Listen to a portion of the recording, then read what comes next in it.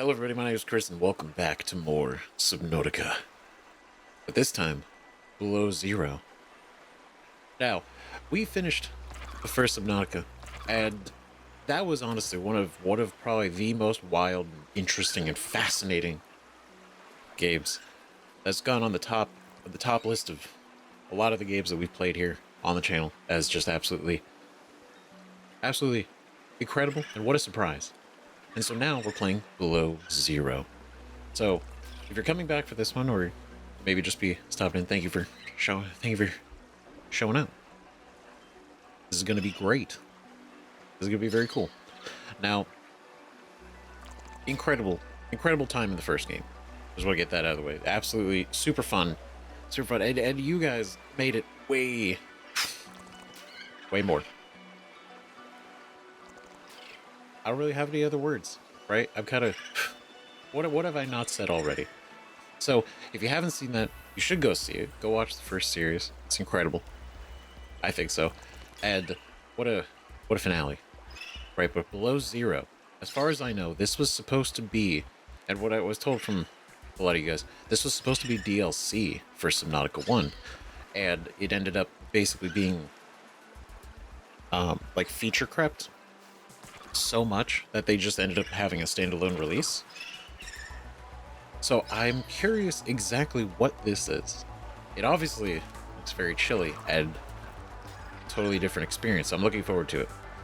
And real quick, because I wanted to make a point, and I'll put a timestamp for this. So if you don't really want to get into all that, like, go ahead and skip to this. But I went back because apparently in the first game there were these sanctuary locations. There was 3 that I didn't find, and a number of people both commented in the Discord, and I appreciate everybody pointing out where I can find those. So real quick, I went back to those locations to read the PDA information for those. So I'm gonna cut over to that now. But again, if you don't really care about that, I'll put a timestamp so you can just skip it. We'll continue Below Zero. Hi everybody, back in Subnautica 1, as if I could stay away. But real quick, just to add this in, because this is going to be during Subnautica Below Zero, because I've already released the ending to Subnautica 1, so I can't tag this anywhere else. But whatever, you guys let me know that there were 2 locations that we didn't get to find, and I didn't really have any information on those, and I thought it was interesting. Right, Sanctuary A, Sanctuary B. We found the offsite lab, and we found the primary containment facility, obviously. But apparently we can actually find these. But there was really no information on them, or information that I found, other than, I guess, just kind of exploring and coming across them. I'm not sure. But a couple of you guys let me know where to find them, and so real quick, we're going to go swim around and go to these, because apparently they have some interesting information. Now, whether that's really huge or not, I still want to do it. And we're going to do it. So we're going to cut over there, and we're going to make this happen. We have to do this without the sea moth, too. So hopefully, it's not too crazy. Because, if you didn't see the finale to Subnautica 1, R.I.P. Bazel. Tragic. True tragedy. So, alright, let's get over there. Okay, so it's in some hole-ish around. Not that deep. I was told it was not a very deep one. Right around the life pod 19. Right. So it's gotta be some. Okay. This is a hole. Something. Now we're doing okay. I brought a bunch of water and food for this journey, so hopefully we can make it for all of them. Okay. Is it all the way down there? Is it here? No, because this just goes back up. So it is deeper.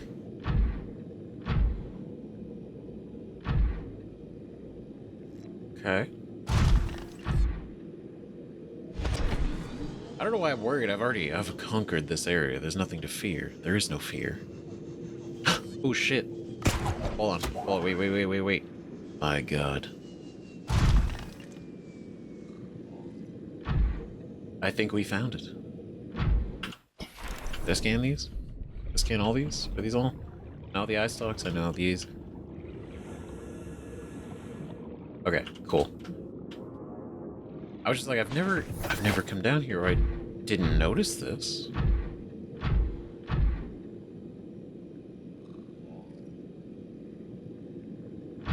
Okay. Not even crazy hidden, but it is here. Okay, cool. Neat.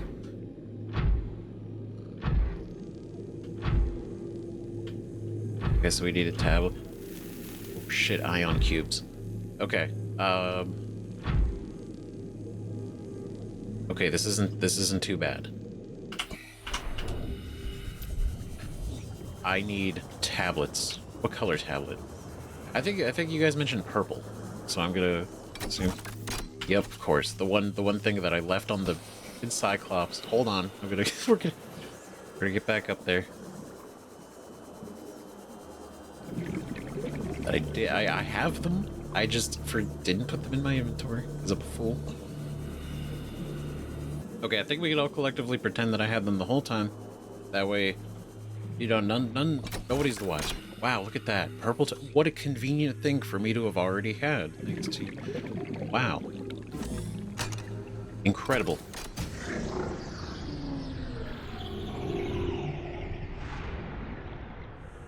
Oh, there's no air in here either. Okay, well, good thing we're ready for that. Yeah, this would have been convenient.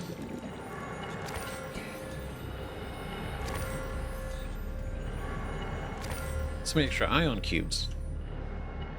I don't really need them anymore, though, which is unfortunate, but everything's ion powered. This is why we're here. This is why we're here. Integrating new PDA data. Alien Sanctuary Alpha.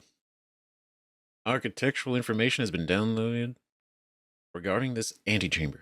Ceiling fixtures, the structures mounted on the ceiling of the cavern cast a low green light over the data hubs below, but they're also regulating the pH level of the surrounding water and emitting a low-frequency sound wave. It is possible the intent was to ensure ideal conditions for a practical end. But this purpose may also have been ceremonial, or even recreational in nature. Aesthetic. Ornate in design, the cubes mounted on the pedestals are not being drained of power, suggesting they serve more symbolic purpose. Similarities to old Earth religious iconography may be coincidental, but they may also indicate some shared and ancient cultural history.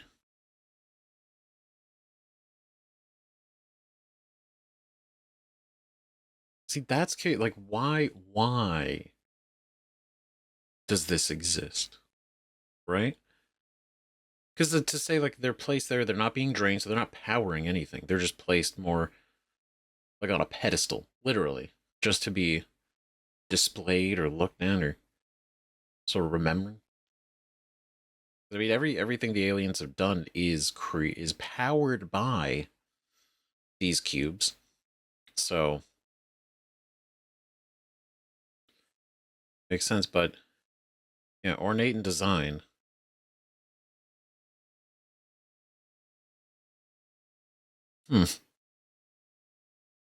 They're regulating the pH of the surrounding water and a low-frequency sound wave. Created ideal conditions in the water.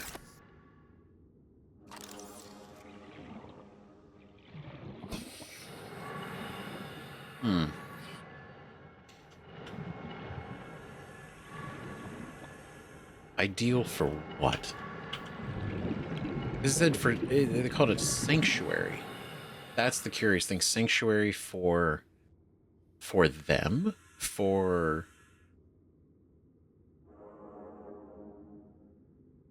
I don't know. I'd have to... Really gotta think on that one.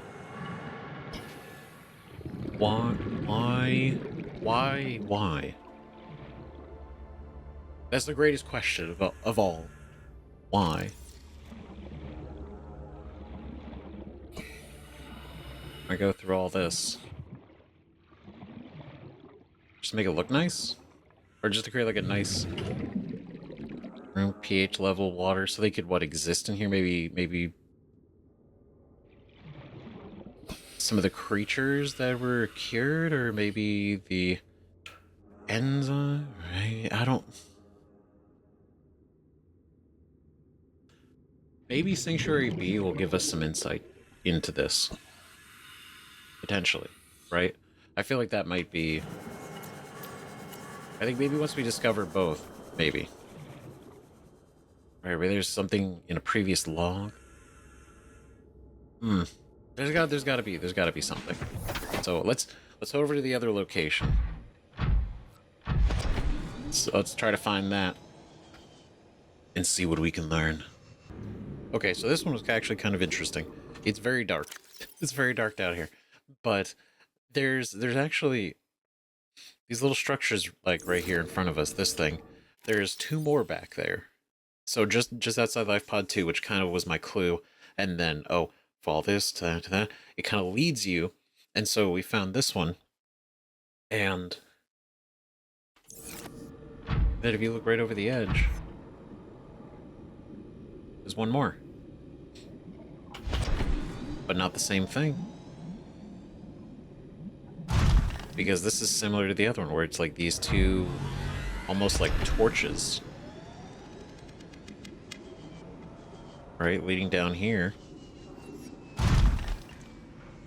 Phenomenal. The way that they've kind of hid this... Not even hidden, like you could literally discover this so early in the game. If you just went around. Right, you couldn't get into it without the tablets. But I guess if you just visit the island first, which I think is kind of crazy. If you just visit the island, you get the purple tablet, you learn how to craft it, you could then go find and enter these. I think that's really cool. Right? And so we got Sanctuary Alpha. This, I don't know which one this is. I mean, I imagine out of the two, this is B. More cubes. And I wonder if it's trying to perform the same task? Or sort of creating a more perfect atmosphere? Like the pH levels and all? Okay, that's not anything. Okay. Integrating new PDA data. Here we go. This antechamber consists of a series of data hubs, each adorned with an ion cube. They are networked up to the main terminal in parallel, presumably to ensure data integrity over time. Unprecedented data complexity. Stored data was scanned into the system at the local terminal. Original data source was organic in nature. Oh. Evidence suggests that this antechamber served as a sanctuary of last resort for the aliens that built it. In the event of catastrophe, they could retreat here and somehow transfer themselves to the data hubs for preservation. Fuck, that makes so much sense. That's why they were making sure in the alpha location, right? These are sanctuaries, not for the creatures, but for themselves, right? If things went south and they, again, as south as releasing the bacteria, that was probably like a worst case, so they bailed. But if anything, between, minor inconvenience to bacterial release, they could retreat in here because the pH balance of the water would be perfect. They could sustain life, and because we know that their bodies were altered, right? They've modified their bodies so much that it would, because they're not purely mechanical, they're kind of like cyborg in a way, it seemed. So the ion cubes could possibly power their own bodies, right? Maybe? So like long-term preservation So if they had to come in here and like wait something out, but then right, they're networked up to the main terminal to data integrity over time. But I'm talking about the other one having 6 cubes, and no real reason for those to be in there, other than maybe pulling them from here to plug into here. But then why would they, considering the ion cubes are, well, they don't really seem to, they're so powerful. Would they count on having to switch them out? Maybe. But the sheer range between Sanctuary Alpha and Beta is so great that it would feel inconvenient to have to go like, okay, go to Alpha, get a cube, bring it all the way back to this one so we can put it in here and replace it. And I'll try not to overthink this. But these clearly are here to power the basically their hard drives. Right? Original data source was organic, so it came from them. And it was scanned at the local terminal. So they essentially uploaded, I don't know what, their consciousness, their information, right? It's unclear whether other members of the alien species ever returned here or how many souls are backed up to the hubs. But the data stored is far too complex to reconstitute with little information available. Okay, so it's literally what they backed up their minds, essentially. So things went south. They backed up their minds, basically all of their information, but then also they themselves, in the event that they had to download themselves again, or maybe access this remotely from somewhere else.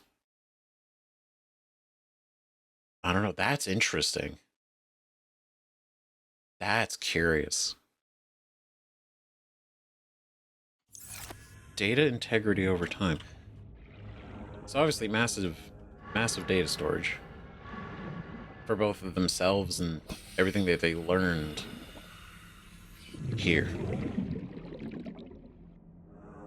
Wild. Now this tying back into everything else we know with all the research they were doing, but then everything went south when Hurrah broke free, so it's like, oh man. Jeez. Shit. God, I think there was one. I think there was one more. I think. I have to verify. But I think there was another location. Oh, I've definitely never been here. That's cool. That seems like where we're going for. So it's told like northwest-ish from... Engine powering down. Oh boy. Right, northwest-ish from Life Pod 13. That was the hint I was given. And this is... that's a lot. Vital signs stabilizing. Not only have I... Yep. Not only have I not been here, he's fucking roaming around. And this is crazy, because this genuinely looks like a meteor impact. Like that's not just a normal cave. Like that looks like it came from space. So that's cool. That's very cool.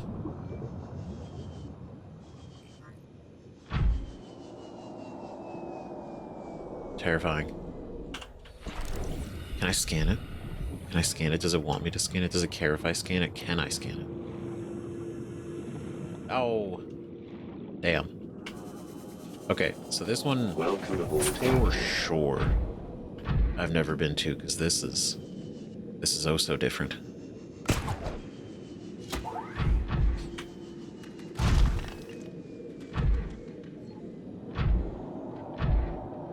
But, you know, in retrospect, knowing that these were, like, navigational posts, it's a cool way to do it. I think even if I'd known, I'd be too scared at the time to even go through this. So, it's all good. We got it now.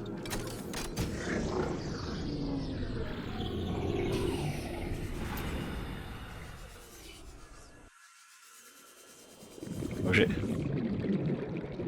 Another one. What is this place? Is that... Wait. Is this...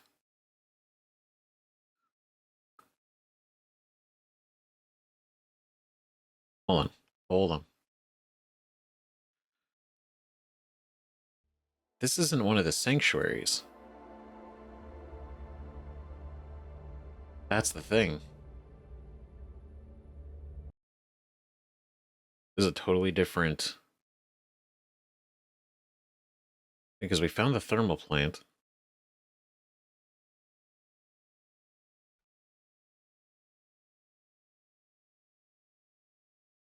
Right, and where we got here, right?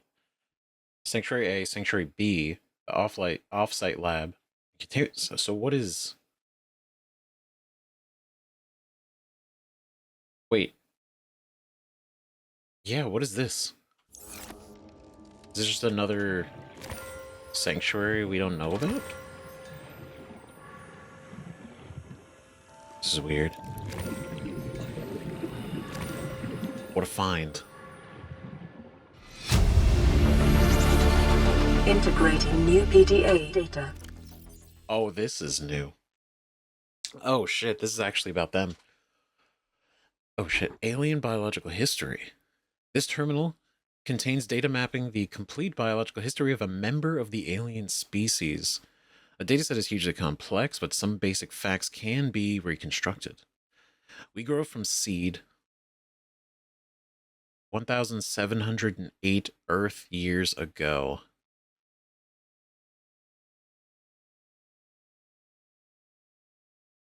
Was grown from seed 1,708 years ago. So that's a long time. Separated from broodlings early for special training, inducted into Temple of Research as the youngest ever initiate, age 96.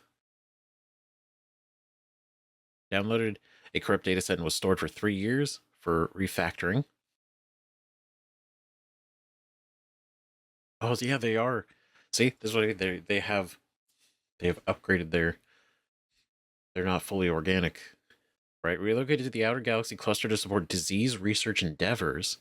Relocated to 4546B for high priority research, disease research. Contracted Carabacterium. Shit. Stored in Sanctuary 3. Corporeal body safely disposed. This is Sanctuary 3. We don't know about Sanctuary 3, but this is Sanctuary 3, right? Because this is the terminal that has these, so this, what I imagine, would be this one. That's so cool. Okay, because what we learned... Where is it?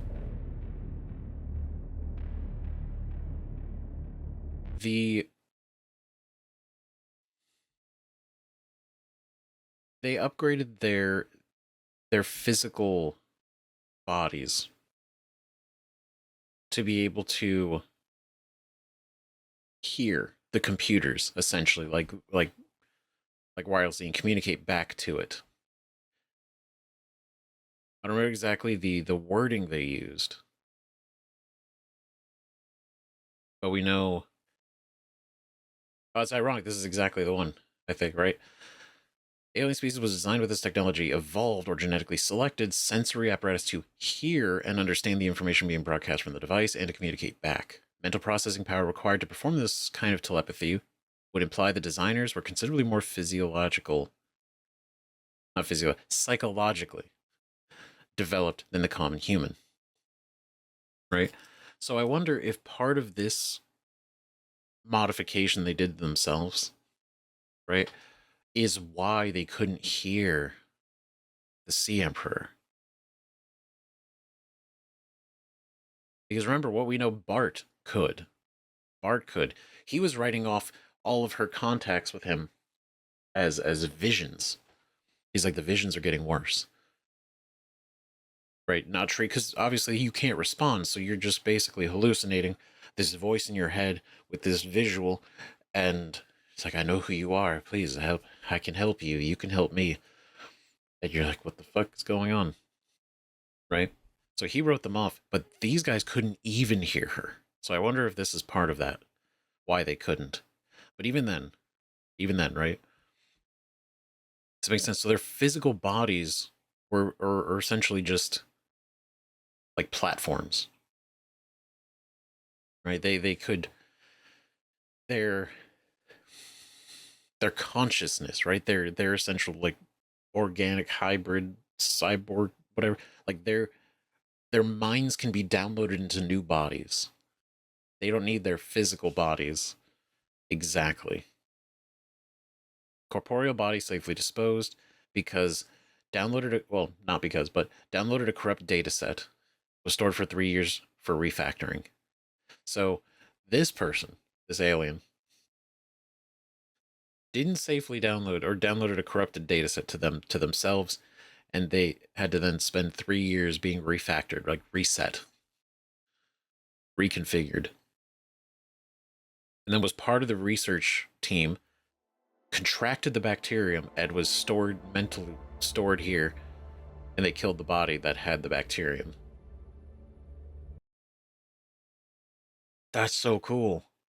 I mean, that sucks for him. Like, it absolutely sucks for them. But I think conceptually, the fact that this is a process for them, that's wild. Right? The ripe young age of 96. Incredible.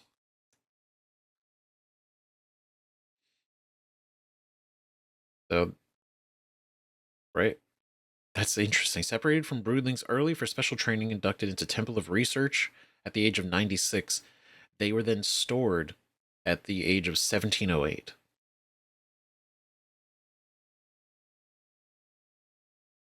Right?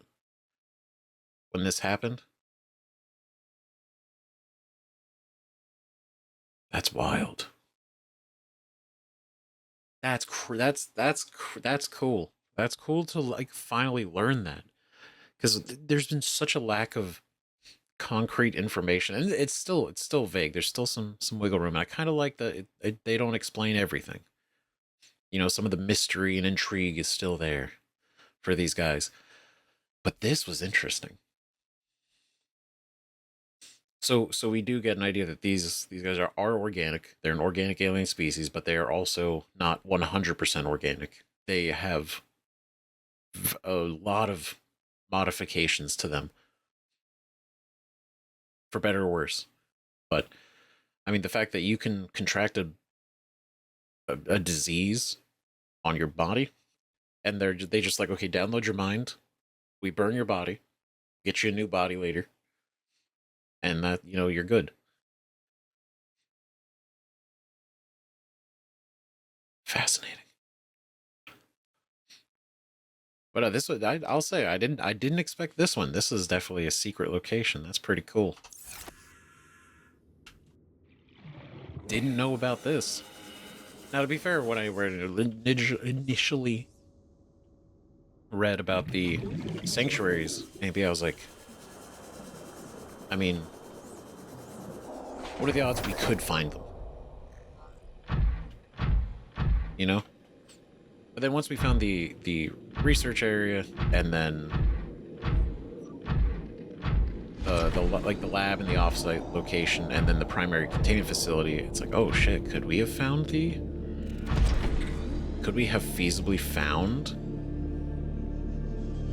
the sanctuary locations? There wasn't really any information on how to find them, where they would even be, right? So it's definitely a thought that I had. I didn't really have any direction. It's like I could wander this entire ocean for hours hoping to maybe find them. I would have never found these by accident.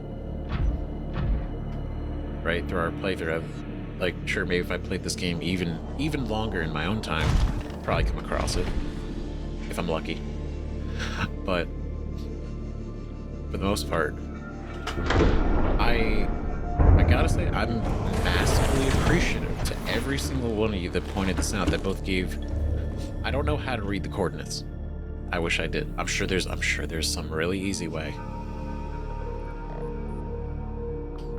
I'm sure there's some super easy way to read coordinates that I'm just not aware of. But I appreciate every single one of you that did, right? That both gave like rough locations, the coordinates, that even mentioned that we could find them, right? All of you, massive appreciation. So this was really cool. This gave us some new insight, and it is, right? So we know kind of a little bit more about them, the fact that they had sanctuary sites for sort of like a panic room moment. It's just when a panic situation had occurred, it was so bad that they had to leave. So there wasn't really a middle ground, unfortunately for them. But damn, what a fucking time. So this is really cool. Now, I will say, we're gonna get back. But if there's anything else, for some reason, that I've missed in this game, let me know. I'll probably look it up. I don't know if I should attach it to Below Zero, but we'll see. Either way, thank you guys so much for watching. Now, let's get back to Below Zero. Alright, cool, right? Pretty neat. Learned a lot of little not a lot, but some interesting insight into Subnautica 1. So obviously spoilers for Subnautica 1 if you're watching this and you haven't seen that. Because we're going in. I'm curious. I'd be shocked if we were playing Riley again. I'd be surprised. But I don't know if we are. New game. Survival, Freedom, Hardcore, Creative. Is there another one? Custom. That's exciting. Obviously, we're going to go full survival. Come on. Survive alone on 4546B while investigating the death of your sister. So this is on 4546B. Obviously, it's DLC. That totally makes sense. But so wait, this is like the north of like the northern pole section of the planet. So this is, oh, that's cool. The death of your sister. Riley didn't have any family. Oh, that's cool. That's a cool rig. What the hell? Okay, so this is like completely... Those meters, there's a planet's back there, so yeah, this is...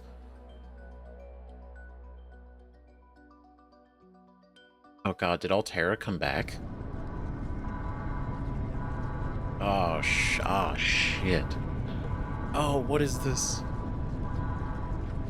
This is the farthest that I can take you on company space bucks, Robin. You sure you want this?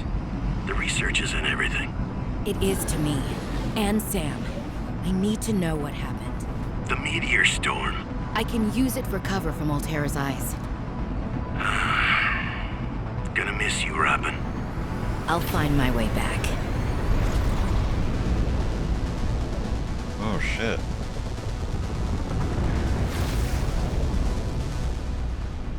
Ooh. So they... Approaching 4546 speed. Surface temperatures. Drop pod deployed. Uh-oh. Not again.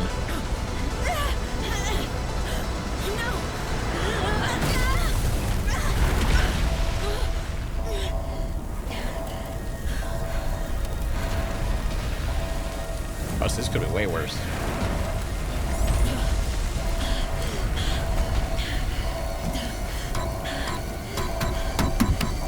Okay, it still might be.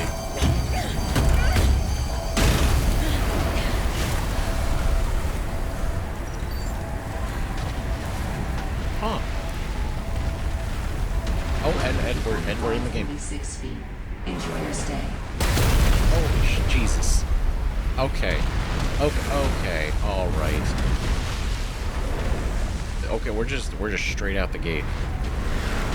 What the fuck? This this nutrient block? Okay, I love those. It's ice. Okay, so there's a shockingly lack of water. The fuck are you? Holy smokes! That did not go as planned. I should find a way into the water and get to the drop pod. Wait, what? Wait, is this radiating heat? Because wait a minute. Hold on.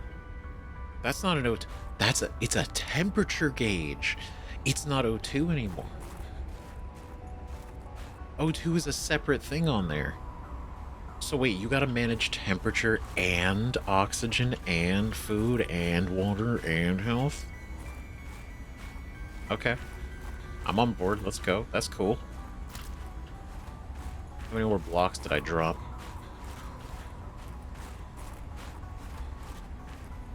Oh, this is gonna be okay. This is gonna be kind of interesting because we're on 4546B. There's already way more narrative than there was in the first game. So we are not Riley. We're investigating the death of our sister, which is going to be a curious thing. So we're Robin, a totally different person. We're out here in a wetsuit. We then use the meteor shower as coverage from Alterra's eyes. So we are working for Alterra, but we're not supposed to be here. Or we're not authorized to be here. Hypothermia imminent. I need to test it. That's cool. Okay, so you're kind of a cool alien plant, but you radiate heat. It's kind of wild. Okay. Oh yeah, look at that. How interesting. Okay, so I might not even need to craft an O2 tank in this one. That'd be great. Damn, this cold management. I mean, obviously it's cold. It looks cold. Start screen was cold. It's cold. I didn't even know the drop pod ended up in the water until she said it. She got good eyes. Notice that. No fucking way. That water is cold as shit.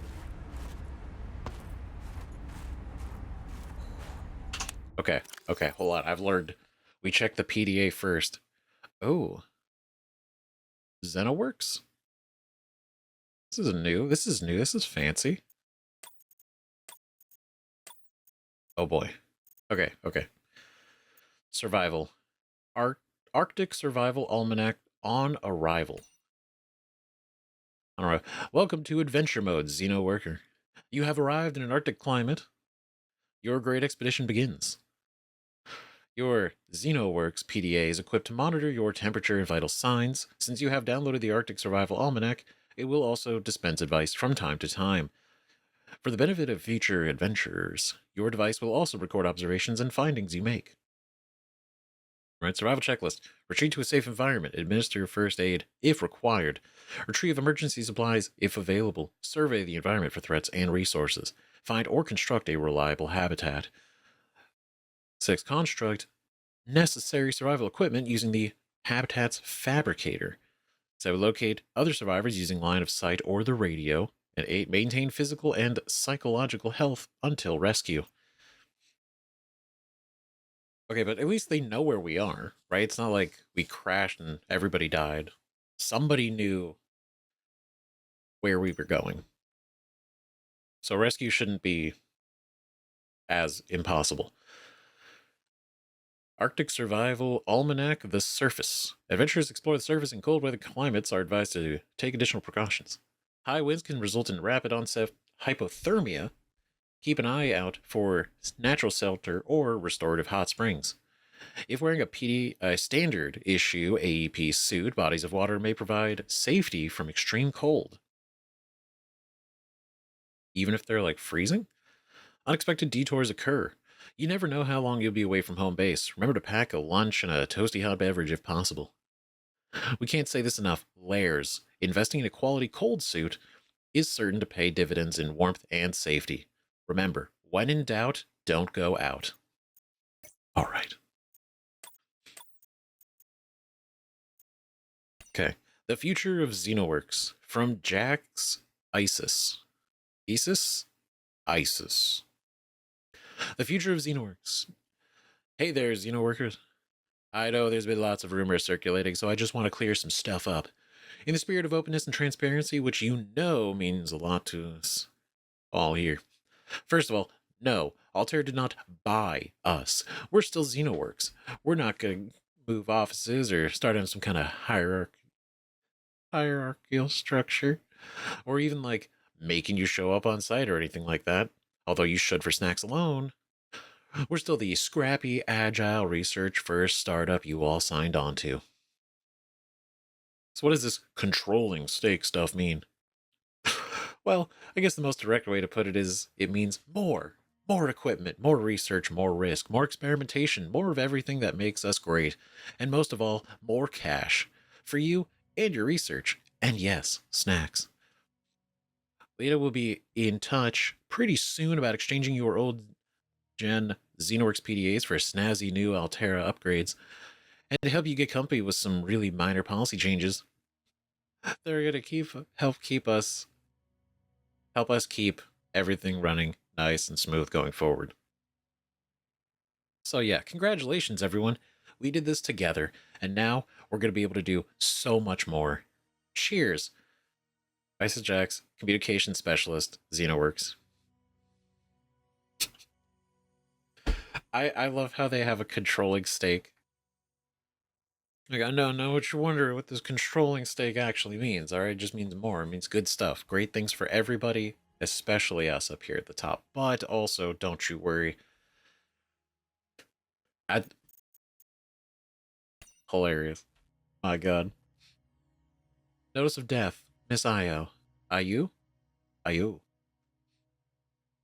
On behalf of Zeta Landon, 4546B Robotics Section Leader, and Indra Cormac, President of Alterra Transgov, I regret to inform you the death of Samantha Ayu. I need her to pronounce it. She died on planet 4546B, regrettably as a result of injuries sustained in an accident arising from her own negligence. Is that right? Please allow me to communicate the most profound condolences for your loss of your sister. While further details are not available at this time, you will receive contact from the Department of Insurance and Recuperation concerning your responsibilities as next of kin with regards to prepayment of damages and legal fees.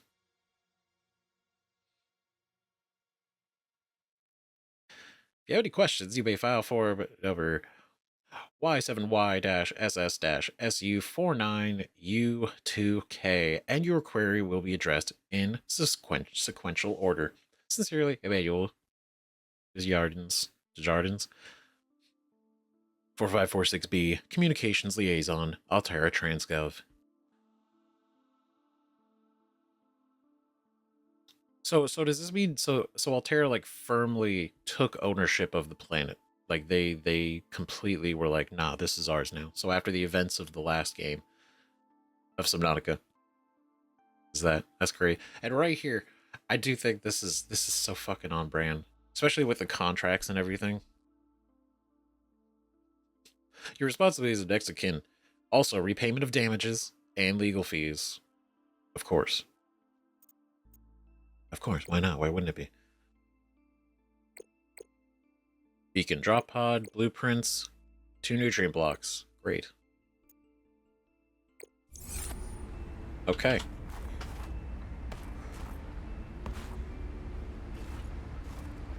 You know what? I think I'm just gonna have to jump in the water.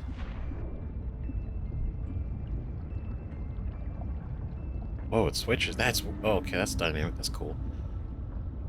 That's weird, though, isn't it? It feels like... Oh, we swim slow. Maybe I'm just used to fins. But this is... It's pretty. Look at you guys. This isn't as scary. Cool. This is... Wow, this looks good. This is very good. Oxygen. Oxygen.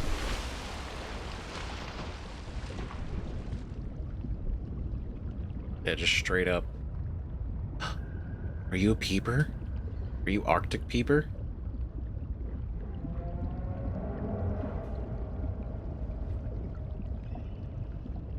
The fuck?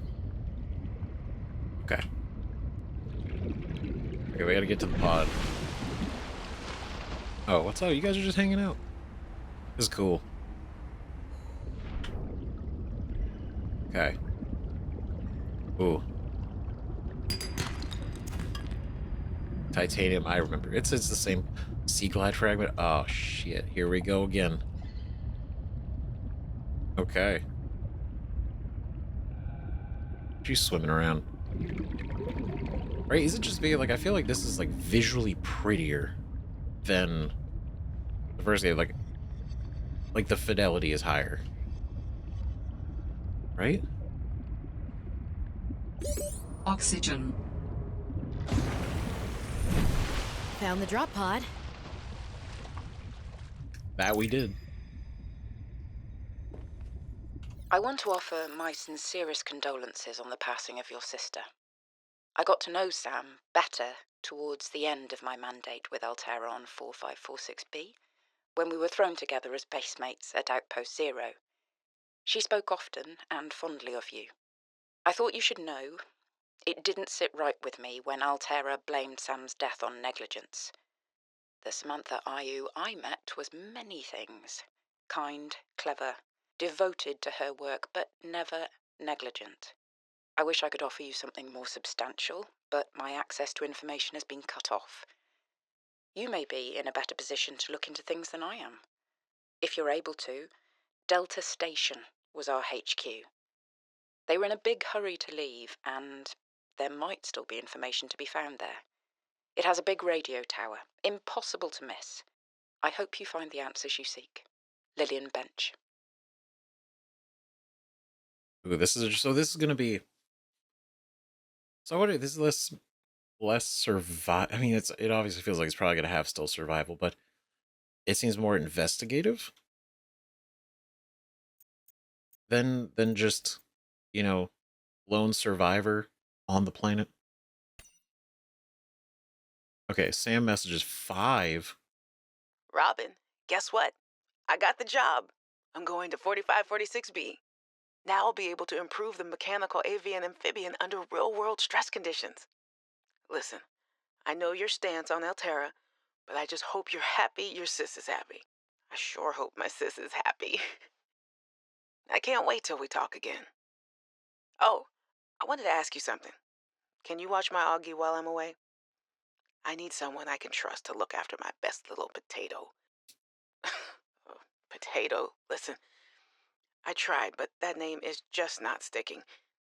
He's my little oxtrabite. Oh my god. I'll leave the starchy tuberous nicknames to you. Anyway, if you say yes, thanks, baby sis. Love you. Sam IU. This is the first one. So when Sam got hired by Alterra, the mechanical avian amphibian.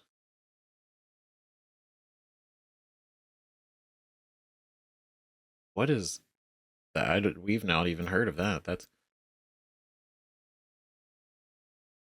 I guess I should have looked up like what the timeline is between this game or the first Subnautica and the DLC. Or it's not DLC. You know what I mean? Below Zero, right? Is Subnautica Below Zero. The difference in development time has clearly been many years, probably. And then in-universe time, clearly, probably some amount of years. 4546B to Robin. Come in, Robin. Remember when we used to play old-timey Space Explorer? This is kind of like that, but it's even harder to communicate. Well, let's see. I got your last message. Alterra is not, as you put it, alterrorizing me. Things are going well. My project has a new name. Say goodbye to the mechanical avian amphibian, and hello to spy penguins. We're training the bots to mimic the creatures. Check out the photo. And Hmm. I think I'm kind of seeing someone. I know it's not like me to just find a date, let alone on a mostly uninhabited water planet, but actually, you know what? Forget I said anything. Yeah, it's probably not even a real thing, but anyway, I'm sorry to hear XenoWorks might be strapped in the revenue department.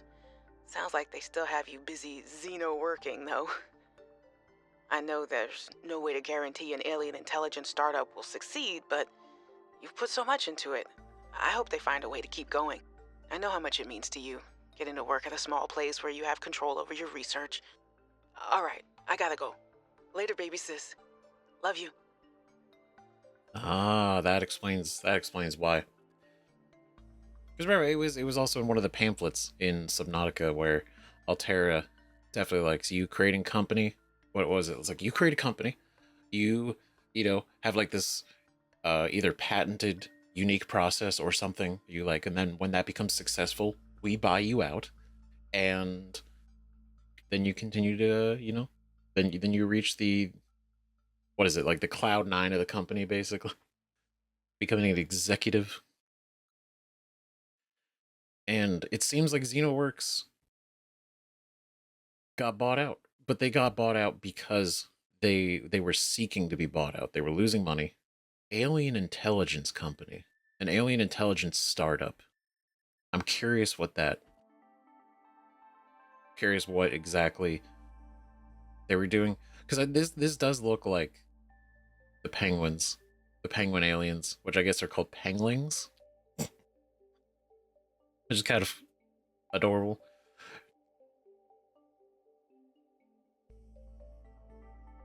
But see, she didn't work for Xenoworks, so that's different. That's different tech. So whatever Xenoworks is doing, they were losing money, wasn't working out. Alterra bought them, but they bought a controlling portion, as they would, of course.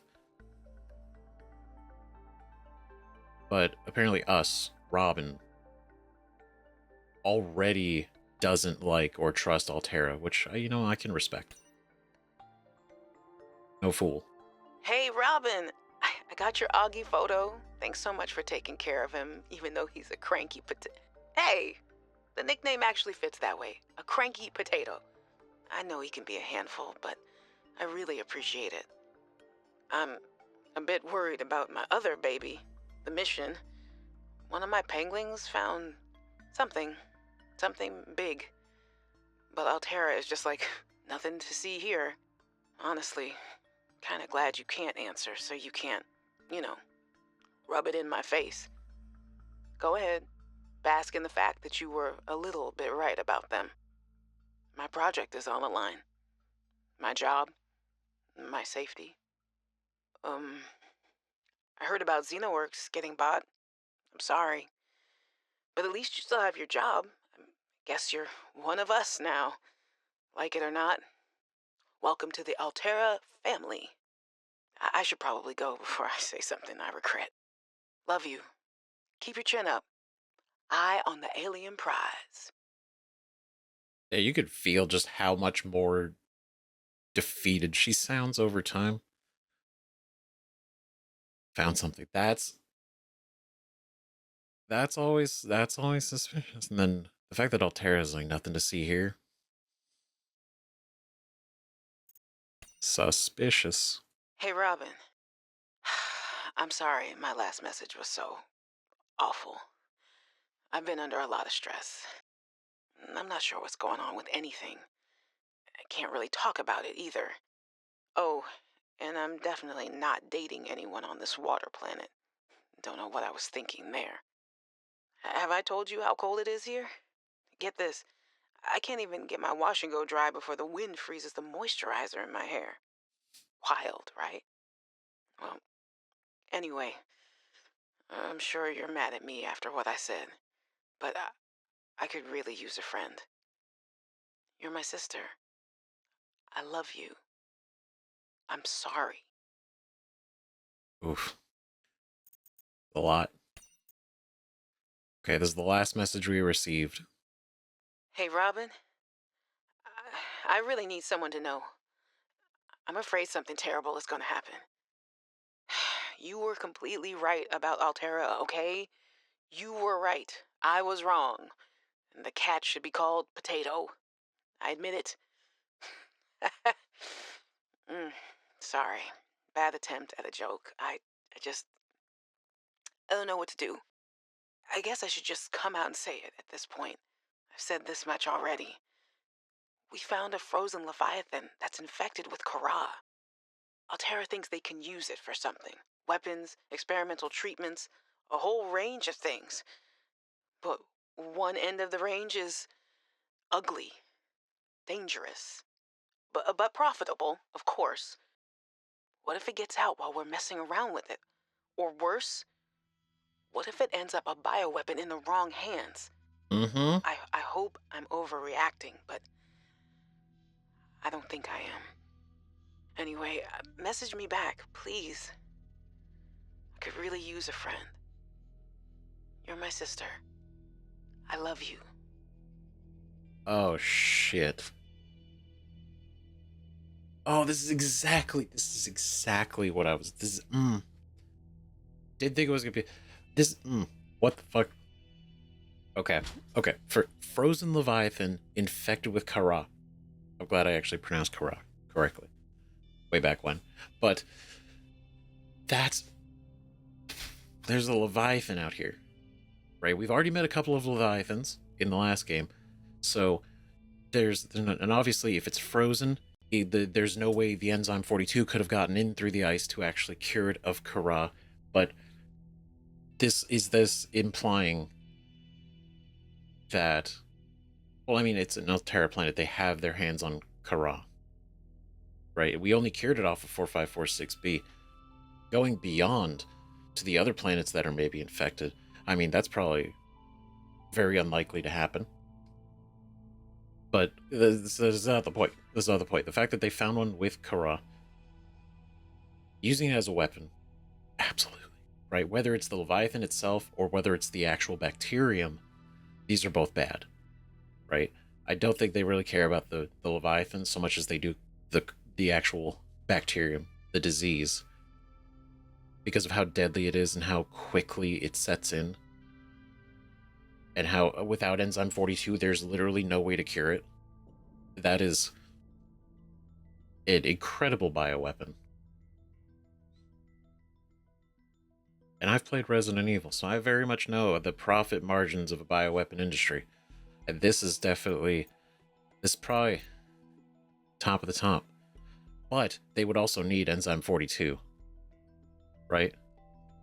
Because if you're going to sell a bioweapon, you also need to be able to stop it from backfiring on you, and you could also sell the cure. So that's not great. So they found a frozen Leviathan, and then the fact that Sam told us about it, I think, could that have led to her death? Could this whole thing, the discovery of it alone, made Sam a liability? Perhaps.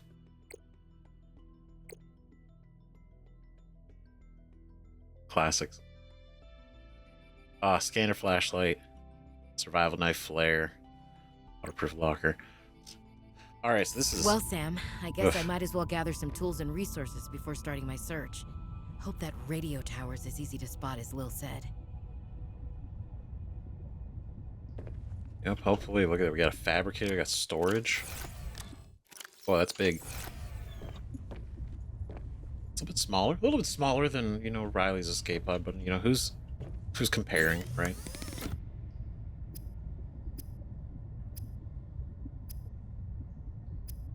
Oh, man. Okay. All right, so we got some stuff to do right out the gate. Let's go. So obviously, scanner, flashlight, knife. Compass is going to be useful. And then, I mean, what do we need? Right? Silicone rubber, which we just got to find some creepvine seed. They're rare. They're red up here. That's interesting. Glass, I still imagine 2 quarts. So that's not too different. Copper ore ribbon plant. That's nice. 6. There we go. Okay, I gotta find a ribbon plant, copper ore. All right, cool. Let's do this. What the hell we're looking for? So I think the priority should be to get the knife because we can then, right? I mean, it's all kind of a priority, but Should be able to use this. oh, I'd say it's not bad so far, but it is a little jarring hearing a voice. It hasn't happened too much, so Oxygen. don't worry. We're not drowning in this entire playthrough. It's not gonna happen. Oh, minerals galore. I was a little nervous about dropping into an unknown area, but luckily, this biome seems to have an abundance of minerals I can use for tools and upgrades. I didn't want another situation like Bazantos 5. When Xenoworks dropped me off, there were barely any resources. I survived off the land for 3 months with just a knife, my lucky PDA, and some rope. I am still kind of proud of that, though. It's definitely meta style. That's for sure. Okay, cool. So there's a personal log too. So we have like our own internal thoughts. That's curious. That's different. Okay, like I feel it is, right? We just played Subnautica 1. Like this is a lot prettier. And the thing is, I think the first Subnautica is fucking gorgeous. You know, but it is a thought. They put the work in. New creature discovered. Great. Oxygen. Oh, bladderfish.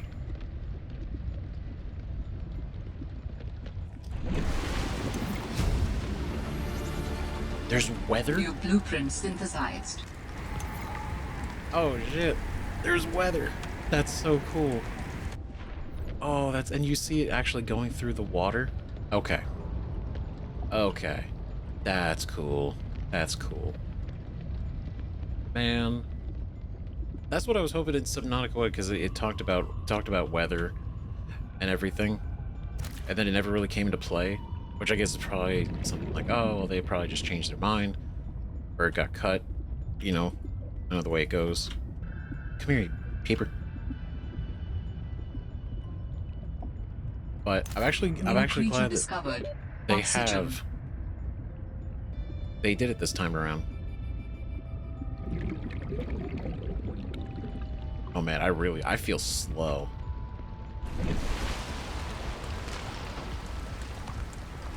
All right.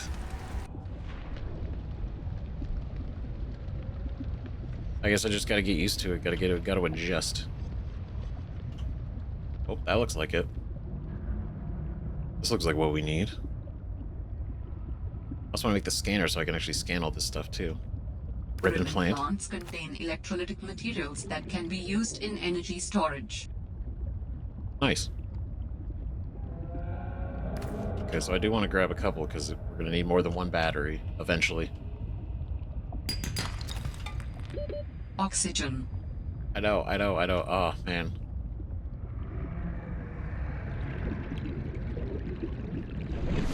Whew. And it's gone. Dangerous weather approaching. Seek shelter. Dangerous weather. Oh, look, the temperature's already going down. Weather is going to be such a big point. I'm so happy. This is cool. This is already really cool. Oh, man. Oh, it's getting dark. Okay. Alright, no, we're cool. We're chilling. It's all good. Alright, let's make that battery. We can make the scanner. Huge. I'm sorry, the fact that there's already weather is pretty rad. Not gonna lie. Equipment, habitats, vehicles. Fabricator, solar panel. Not worried about those right now. The all environment protection suit. Mark III Beta.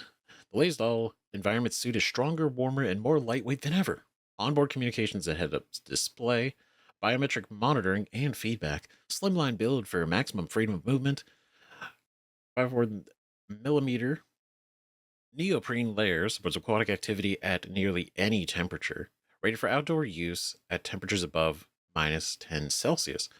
So delightfully comfortable, you'll forget it even exists. Property of XenoWorks must be returned at termination of employment, can be purchased from the company for 1 credit. Accounting reasons. So, aquatic activity at nearly any temperature. So, I'd be surprised if we ran into volcanic activity out here. But theoretically, if we did, we don't need to have...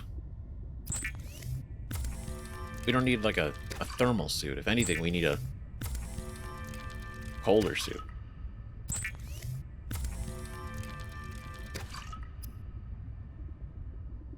Arctic peeper. Very cool.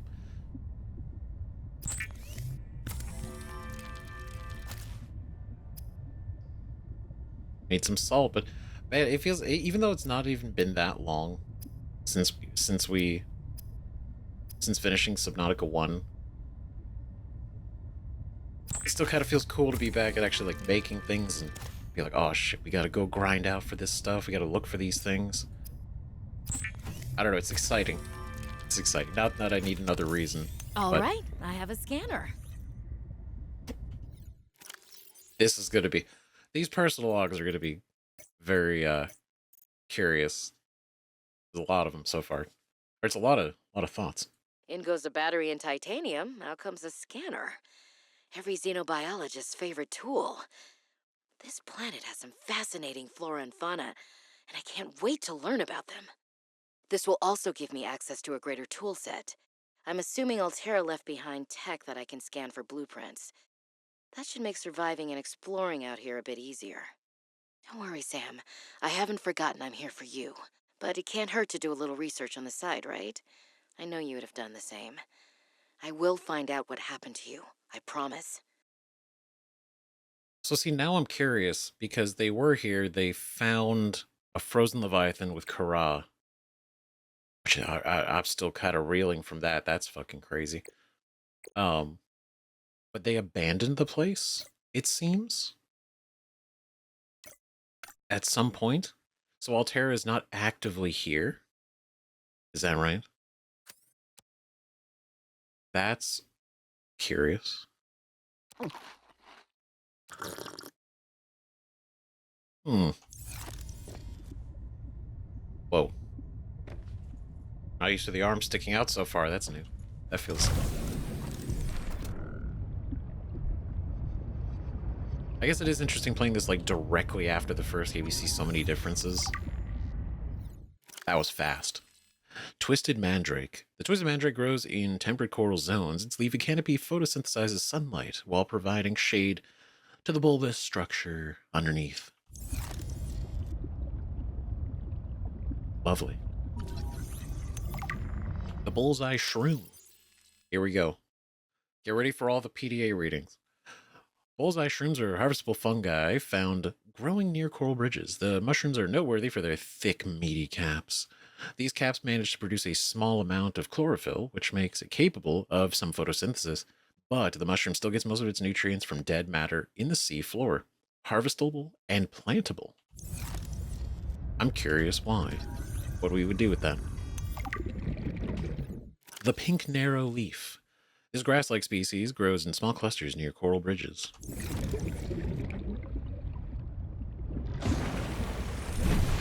Neat. Okay, so definitely we gotta find... What is it we need? We need some quartz. We need some more battery stuff. So we need to make another battery. Oh, wait, come here. There we go. Bladderfish. Is it new? The unusual herbivore appears to be mostly defenseless and bears little resemblance to the other life forms around it. Semi-permeable bladder. The bladderfish is able to filter air and seawater into its body cavity through a unique membrane which supports its spine like a bladder. This allows it to remove and consume organic particulate caught on the way and adjust its buoyancy. Open-ended vascular tubing can be angled and contracted to pump out water and achieve low-velocity guided propulsion. Largely oblivious to threats and practically immobile at night, its only identified defense mechanism is that it's composed most entirely of water, air, and cartilage. Assessment edible, oxygen may be retrieved from the bladder and added to tanks on consumption. Membrane has applications as natural water filter. That's cool. Now, I don't think I ever tried this in the first game, but so oxygen can be retrieved from the bladder. So I can just suck off the fish like right away and just get some air back.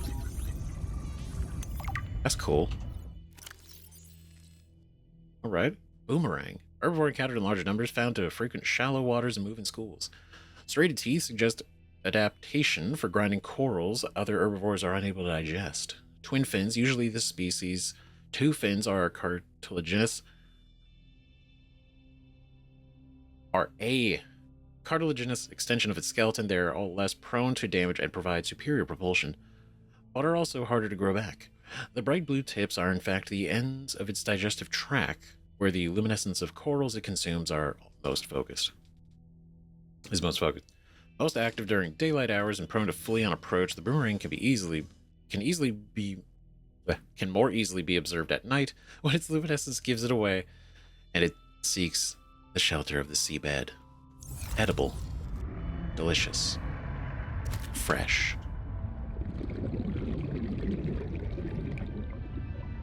See, nothing's happened yet, so it's like this is kind of a safe area. I'm feeling the safety of, this place. Whoa. That's pretty. God damn, look at that. Crazy. Wow. Damn. That's nice. That's real nice. Very nice. Right, I thought those were tentacles, but they're like rocks.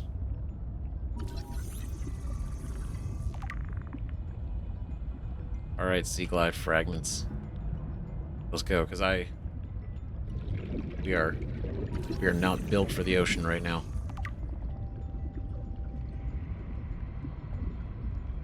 Okay, hold on. Oh, jeez. Limestone chunk. Oh, limestone outcrop. These unusual geological structures often form around titanium and copper deposits and are distinct to this planet. Cluster analysis reveals the stone around the metal had been hardened against erosion, but the mechanism remains unknown. Limestone outcrop, titanium and copper. Oxygen. Classics. Okay, they really said weather. They were like, there it is. You're gonna get all the weather. I can't wait. Ah, the classic hoopfish. Who could forget? Small school mentality prey with a unique method of propulsion and a distant relative of the bladderfish. Instead, rather than swimming, this life form uses the fine green antenna, which encircles its body to alter the composition of the water in front of it, allowing it to sail into the low-density space created. Purple and green coloration may be a camouflage adaptation for mid-range light wavelengths, possibly indicating the hoopfish is more active at dawn and dusk. Behavior: while schools of hoopfish will form periodically and evade predators en masse, this behavior is more social than it is defensive. And lone hoopfish are often found hunting for food and displaying generally curious behavior. Edible. New creature discovered. Well, curiosity got him cooked. To grab you. Nope, I'm so slow right now. I hear sounds in the distance, and the fact that it is the same planet definitely immediately gives me the impression of there is dangerous shit here. There is shit that we don't know about, and I mean, to be fair, we only saw even like a small fraction of the planet, all things considered. Right? Because we were only in that small section. and the area around it was completely was not only dark and like the void, but the massive ghost leviathans being out there. So the rest of the planet is still unexplored by us. Us, right? And there's depths that we don't even know how far it goes. So the fact that we're on the northern side of the planet, or the south, I'm not really. I feel like it might be the northern, but what do I know? Either way, there's totally new stuff up here. Shelf coral, a type of stony coral commonly found growing along rocky ledges. Stony corals have hardened biocomposite exoskeletons. The coral's polyps continuously grow upward and outwards in thin layers, creating the grooved shelf appearance. Lovely. I can't wait. There's so many things we get to scan. There's Oxygen. new things. I really gotta make that sea glide.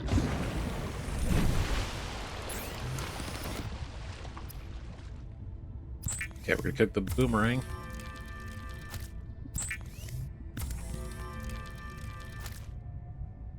Okay, so really need to be able to make the rubbers. Really need more rubbers. More rubber. A lot of rubber.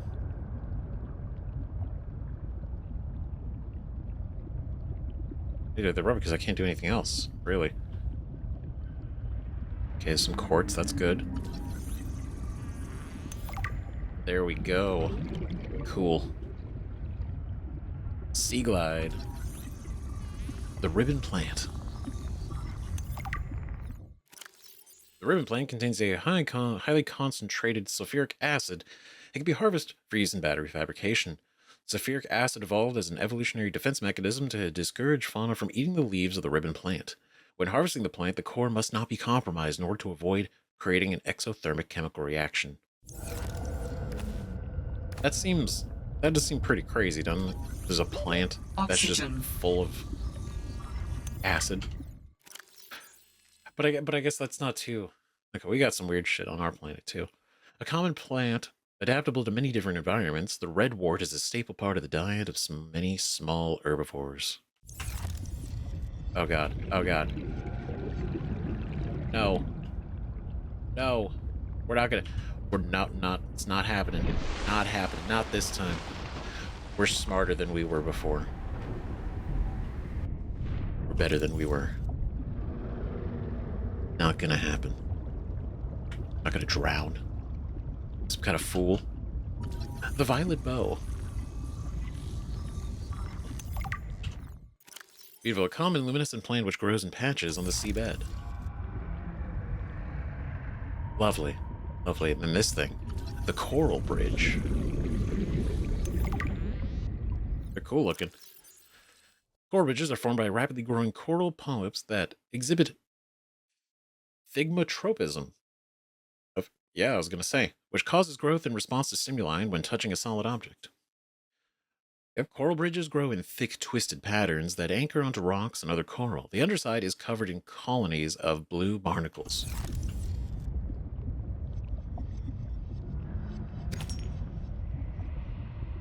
They look cool. They obviously look like tentacles. I love the aesthetic.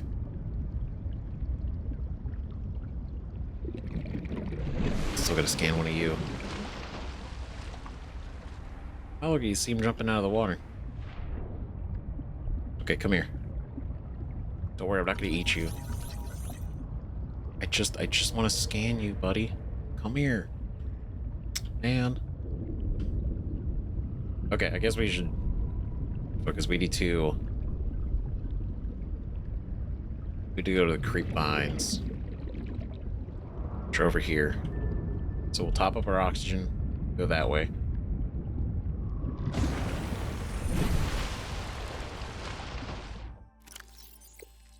Alright, eat you, drink. Let's go.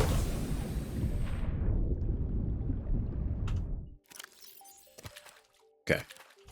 Don't want to accidentally eat that, because I will. Probably.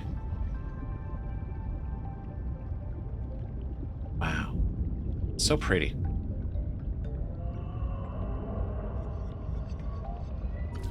Creepvine. Here we go. Creepvine, a kelp species concentrated in large forest in shallow sandy waters. Loose roots anchor the plant to the sea floor, from where it grows steadily toward the surface in pursuit of sunlight. The stem is fibrous and rich in iron, making it both a viable base material for fabrication of textiles as well as a basic foodstuff. Assessment: vital alien resource, edible construction applications. Great. Love that. Where are the seeds? Which one of you has seeds? There. Oh, you got seeds. The Oxygen. thick one. I'll be right back. Ooh. Okay. Okay, you seem chill, though. What are you? Are you like an alien otter? A sea monkey. Whoa. You're fun. They look goofy and adorable. A medium-sized and intelligent herbivore, which shows great interest in other life forms and their possessions. More researchers need to understand this life form and its behavior. Is he gonna steal my stuff? Two finger-like appendages on each forearm are tipped with suction pads for basic object manipulation. Its large turquoise crest is made of rigid bone. It's possibly used as a battering ram, although this has not been observed. Sea monkeys roam the ocean almost playfully, largely fearless of predators. Seen to form small nests where they hoard objects of interest for unknown purposes. I'll investigate with caution. You gonna steal my stuff? I feel like they could be fun, but now I'm cautious. Well, troublemakers, that's what they are. Oh my god, you can't see anything. Jeez. Creepvine seed clusters. Here we go. They're red, so vibrant, so different. Mature creepvine plants have survived the predation of small herbivores, produce this bioluminescent seed clusters, which may be knocked loose by currents or consumed later deposited by predators. The embryo is surrounded by a thick oil and silicone layer, which would disperse into the ground as the outer skin deteriorated. This may provide the seedling with the nutrients it needs to survive the low light conditions on the seabed.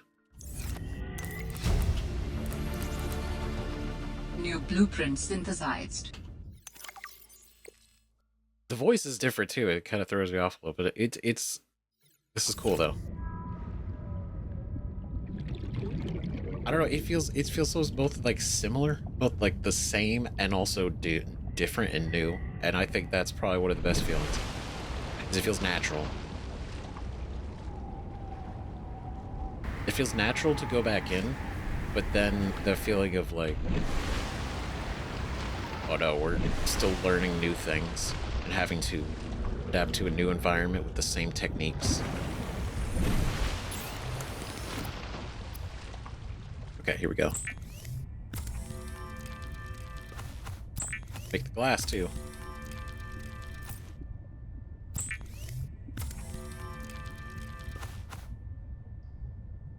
Very cool. Alright, so let's see. Okay, definitely fins. Feeling the fins. Make a knife. Oh.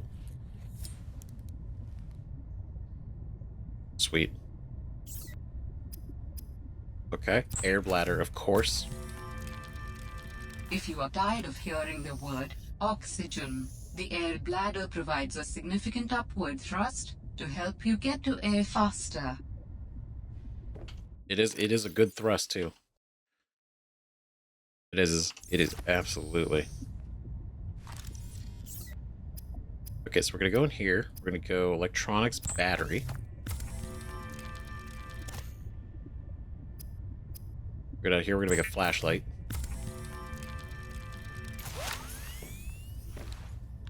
Nice.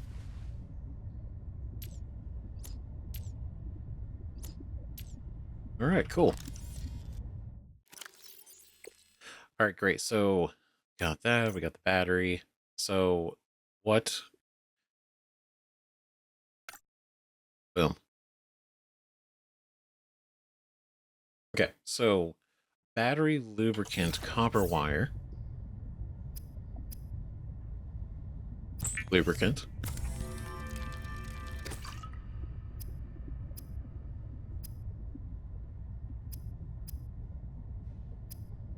All right, so we just got to get more ribbon plants to make a battery, and then more copper.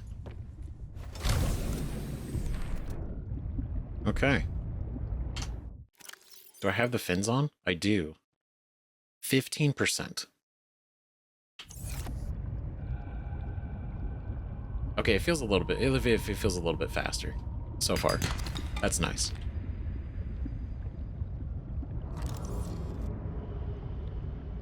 Ooh. Oh, perfect. Great. More quartz just in case, you never know. Now where? Oh, where? Oh. Oxygen. Alterra supply cache nearby. Is it? Oh, that's fun. Those are new. That's new.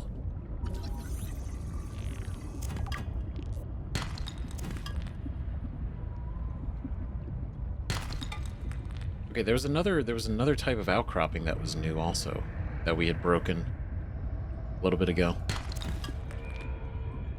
I didn't get to scan it though because I didn't have the scanner yet, but I did recognize it as different.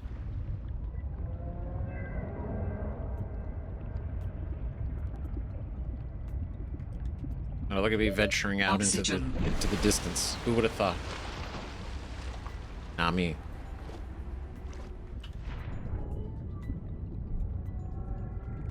Ooh, what are you?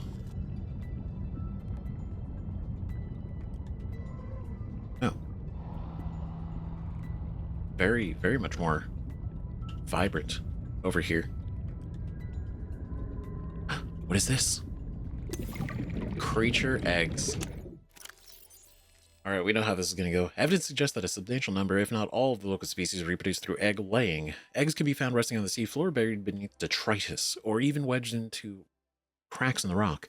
Different species likely favor different biomes as their nesting grounds. Eggs discovered in the wild are in some form of natural stasis, likely awaiting ideal conditions in which to hatch or deliver, or the delivery of some vital enzyme which will kickstart the process. It is impossible to calculate the species of the egg from the exterior. However, it may be possible to stimulate a hatching response if an egg is relocated to a suitable alien containment unit. Now, here's the thing. If we know enough, right?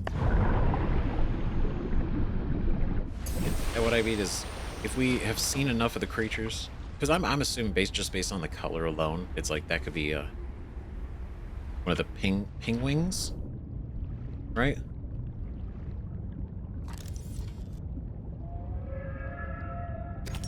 But you know, it's hard to say. You know, I'm no doctor, right? What do I know? Whoa, this is cool.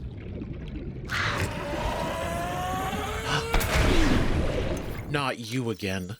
Oh god, not the sulfur guys. Oxygen plant. The oxygen plant produces a harvestable reserve of oxygen in its bioluminescent floating bulb. It is hypothesized that this attracts territorial air-breathing fauna, forming a symbiotic relationship that protects the plant from herbivorous fish. Underwater source of breathable oxygen useful in freediving scenarios. Oh, that's cool. That's way better than just sucking off the bubbles. That's cool. I like that. That's cool. What a new plant. The bane of my existence in the first episode of this game of Subnautica 1. Crystalline sulfur. Sulfur is a highly reactive, non-metallic element, usually found in abundance underground. Common applications include production of acidic compounds and combustibles, essential for advanced fabrication. Yep, that's for sure. The sulfur plant. These plants appear to serve as nests for the explosive organisms which guard them. The outer petals are undamaged by the presence of the inhibiting creatures, suggesting a complex co-development. The plant has evolved to feed on nutrients and minerals deposited within by the fish. Sulfuric deposits on the inner leaves provide an insight into the mechanism by which the creatures explode.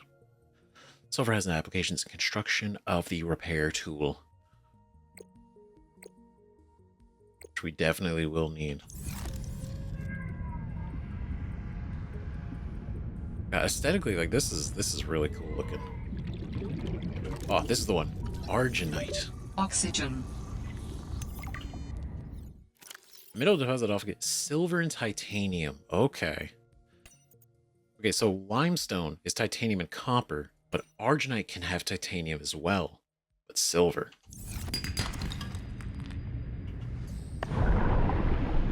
Oh no, oh no, oh no. Okay. Okay, cool. So we gotta go... Like, we already have a bunch of stuff to craft. This is nice.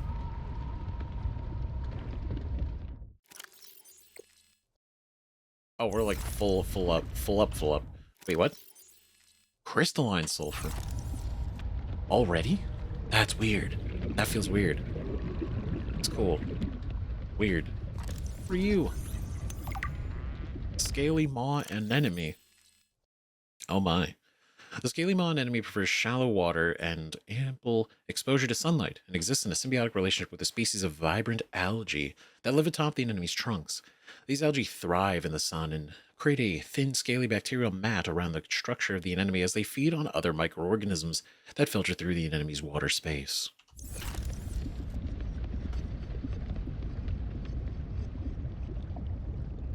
So, I'm so glad. This is so neat. Like, we've barely done anything. But this is already pretty cool. So much to explore, so much to do, so much to see. Right, oh, here, before we do that, we'll go flashlight. We don't need that anymore. Get that out of here. Battery. Copper wire. Go down here. Tools. Wait, not tools. Tools? Deployables. Sea Glide. The Sea Glide is a personal transportation device used for high-speed freediving. Contains a built-in light and map. Oh, that's weird to see. It's weird to see how much we could see ourselves. I'm so used to the camera angle of the other one. This is kind of cool. We actually see the full view of the Sea Glide.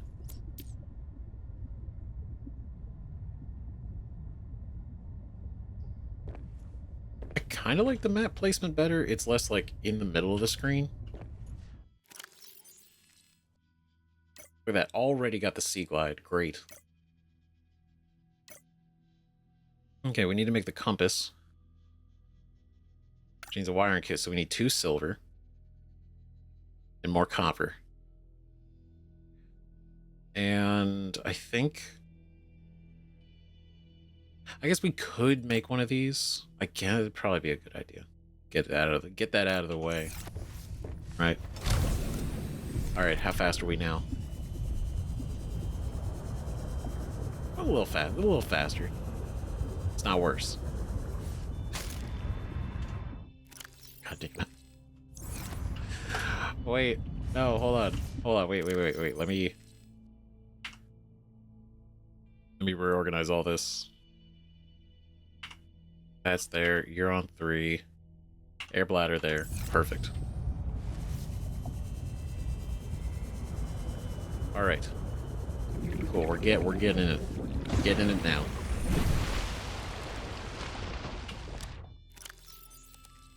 Put those in there, drop all the quartz off. Copper. The titanium and you. Put the egg in here too.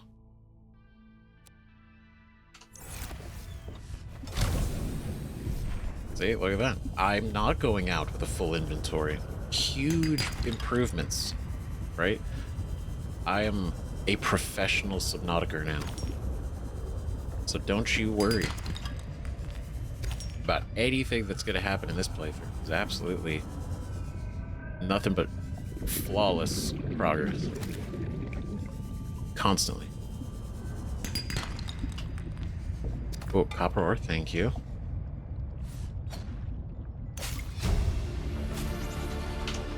New blueprint synthesized. Okay, how many things need mesh? First aid kits need mesh. Probably wouldn't be a bad idea to have. Oxygen. Right, it's just straight that. Hello? Okay. Alright, this is looking good. Let's go. Let's make some meshes. Make some meshes.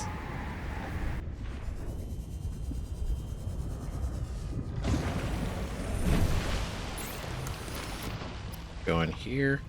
Mesh. Mesh.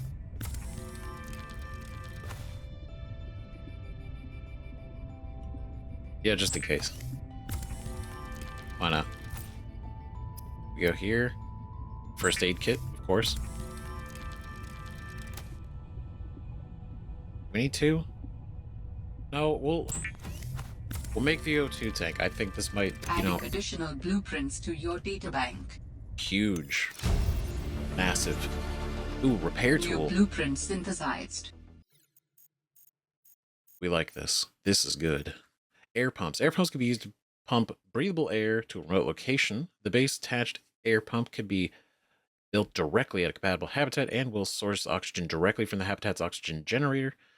Floating air pump must have access to breathable air and be floating on the water's surface. Pumps must be connected to a pipe chain to function. I never really used this in the first game. I'm sure if you're doing this for fun, like spending a ton of time in the game, like you could kind of set these up in a lot of areas and be kind of fun. I see that. I just never. I felt like it was so handled with oxygen, like it was we were good. But repair tool. The repair tool can be targeted at any common device, control panels, habitat modules, radios, etc. to stitch wires and seams back together at the atomic level. All good technicians keep one of these under their pillow. Most people don't care why it works, just that it saved their life that one time. But in case you're curious, it combines scanner and fabricator technologies to determine the proper specifications of the targeted object and then rearranges the available physical material to match the original specs. The Alterra repair tool. Get your fix. Nice. The other thing is a small detail, but the fact that they changed the size of the PDA to like not have this blocked by this, I think is kind of, it's neat. I'm sure I could probably rearrange it, but in Subnautica 1, but based on just like the default settings. The standard oxygen tank can be upgraded for deluxe and VIP breathing. VIP breathing. That's exciting. Is that like a subscription? Do I have to pay for the good air? So go and take that off. Right, but I don't have an upgrade. We don't have a way to upgrade them here. Hoop fish.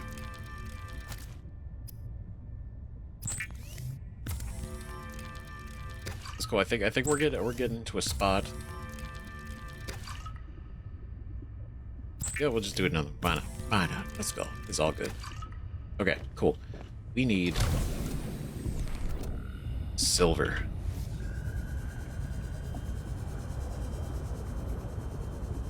We need some silver.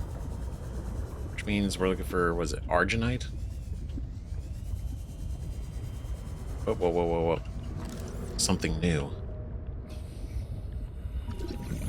Oh, you tucked in here. The Luna plant. Fancy. The Luna plant grows in shallow water. Branches grow off the main stem and create irregular rudimentary chambers. If one branch dies or is destroyed, the other branch chambers will utilize the nutrients left behind. Eventually, a new chamber will grow in the empty space. Wow, so it just kind of, in a way, regenerates, but kind of. Galena outcrop. Okay, so we got two new. galena. Lead and titanium. So everything can have a chance with titanium. And I was like, lead and titanium. Warning. 30 seconds of oxygen remaining. How much does this replenish? Okay, I got a second then. Warning. 30 seconds of oxygen remaining. I know. Titanium, of course. Man, even with the tank, I still feel like I don't have a lot of oxygen.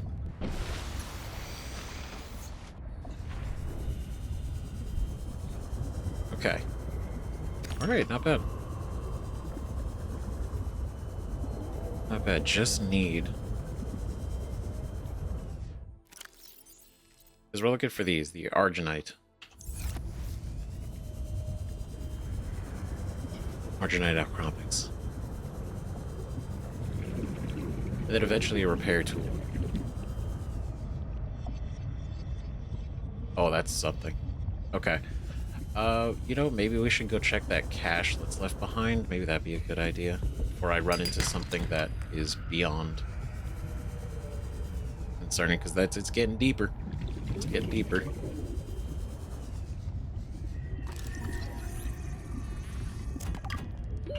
Warning. 30 seconds of oxygen remaining. That's true. Okay. Alright, let's head to the emergency supply cache then. Let's go over here and see what's going on. See what we can find. God, it's pretty. It is pretty.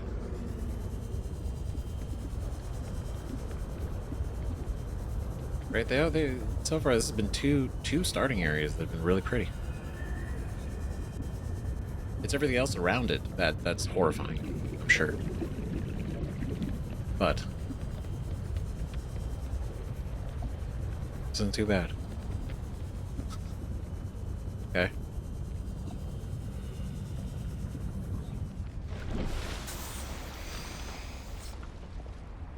Oh boy. Okay. Okay, just getting that up, then we're gonna go, shouldn't be too bad, right? Just under here. Who are you? Rhinewing. Little guy. A medium-sized predator. Medium-sized predator? Known to spit super cooled salt water to freeze its prey from afar. Oh, that's dangerous. A large bladder on the brinewing's underside fills with sea water as it swims. Some water is filtered out through an internal membrane leaving behind a strong saline solution. Two flat, transparent, extendable fins act as radiators, releasing heat and cooling the bladder's contents. The brinewing can then contract its bladder, expelling the supercooled brine and freezing the seawater up to several meters away from it. While warm-blooded life forms may suffer minor injuries on contact with the brine, it is not cold enough to freeze most vertebrates. So it'll just hurt. The real danger is being helplessly encased in a block of ice, sinking ever closer towards the brinewing's jaws. Beware a full bladder.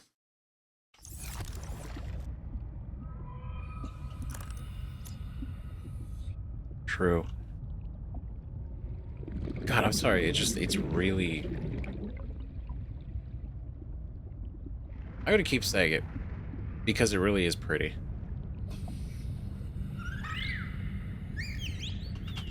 See, I don't trust that you're not gonna pull some nonsense. I'll trust you. Ooh, first aid. Use beacons to mark traverse territory.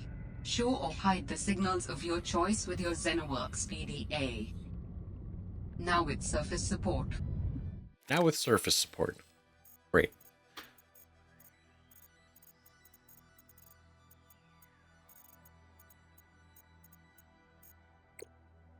Alright, cool. Yeah, we got a free one. Delicious. 75. Ooh. I'm telling you, Sammy, you see some weird things when you spend half your day in a sea truck. More vandalism? Was it the sea monkeys again? I don't think so. I can't shake the feeling this planet is cursed.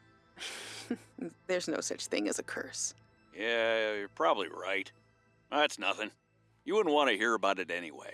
Just a huge creature frozen in ice. What? Where? In a cave, not far from your lab. And here's the extra weird part.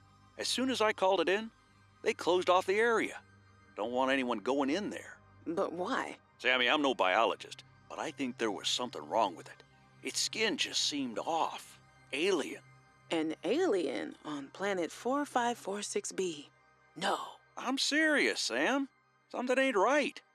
Wish I could show you, but I can't get back in there. You can't. But I might know how to. Whatever you're thinking, we never had this conversation. Oh, Fred, what did you do? So Sam never even knew about this. Fred over here is like, oh, we found this thing that's like super, well, probably shouldn't be talking about it. Just casually drops that info. Its skin just seemed off. Alien. But it's like it's an alien planet to us, right? So is this implying that the Leviathan is not of here? I don't know. Just using the word alien, I think is right. But the skin, definitely imagining the green pustules. Yeah. Not great. Naturally frozen, though? Or artificially frozen? Because the aliens probably traversed more of this planet than we're even aware of. So, who knows? Right? Who knows? And then Sam went and got involved. Which then seems to have, like, cascaded downwards to getting her in trouble. And then dying. Mineral detector. Oxygen. Mineral detector? That's new. New blueprint synthesized. Using a complex blend of electromagnetic field transmissions and beta decay detections, the mineral detector is capable of identifying nearby resources and approximating distances. It's like a portable scanner room. So it's not a scanner room. It's just in our hand. That's great. Two antennae emit an advanced pattern of waves to detect specific materials for mining. An ultra-bright display visually communicates distance to the target resource. Proximity alarms add an extra layer of information for finite spatial positioning. Great. Great. Alright, anything else? Ooh, a flare. Okay, we gotta go. I'm running out of oxygen. Oxygen. Oh, a little air pocket right here. That's nice.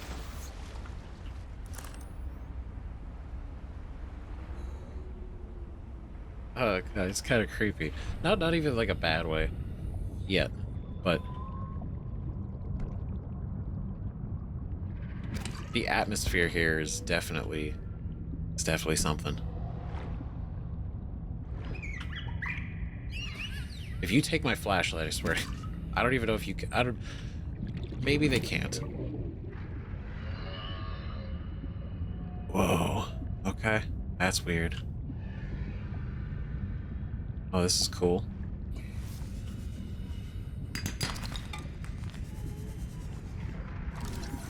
Kelp root. Oh, that goes all the way through here. Kelp root. Contrary to its name, the visible aspect of the kelp root is a thick, twisted stem. The root system anchors deep into the rocky walls of the cave. Some kelp roots grow a pustule along the stem, which are formed by the plant slowly ejecting out toxic materials that are absorbed by the extensive root system. Harvestable for resources, used in fabrication.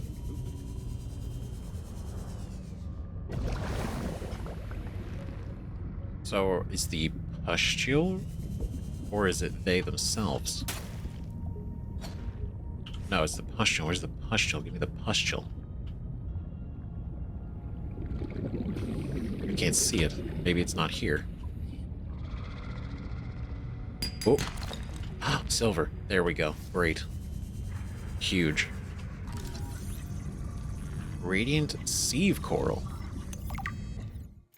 Interesting. A light-emitting plant is reminiscent of a sieve or colander. Colander Warning. plant. 30 seconds of oxygen remaining. Oh, what is this? What is this? Sea monkey nest.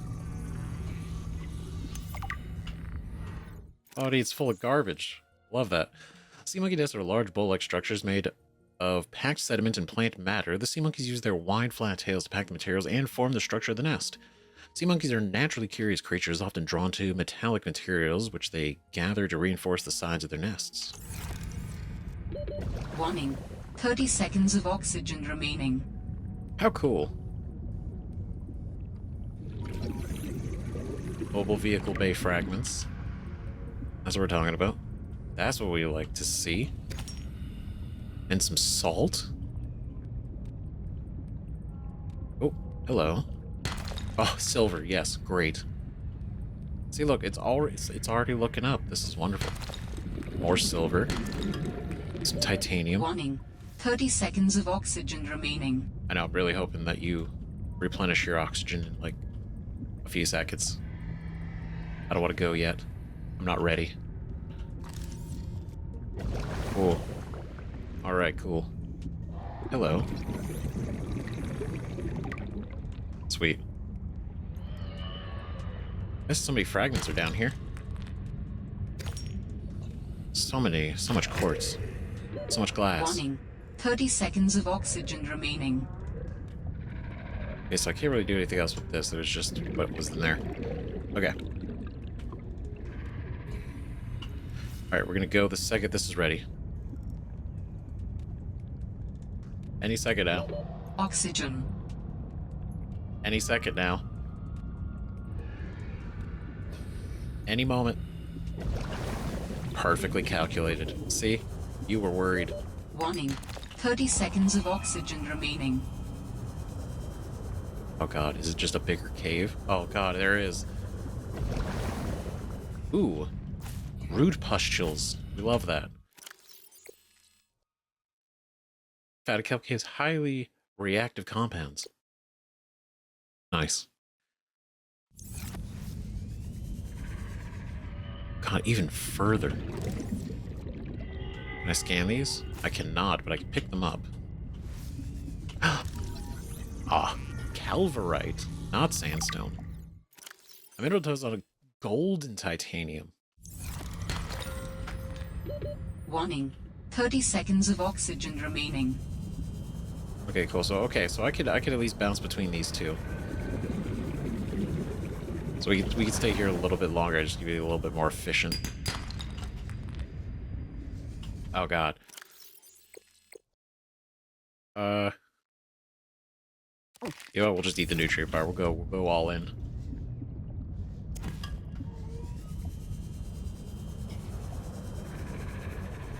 This is neat. This is cool. Cave systems. Excuse me, pardon. It's also scary because, you know, cave systems mean, you know, no air except for these plants. No natural air, at least. I mean, what is natural air? Just oxygen.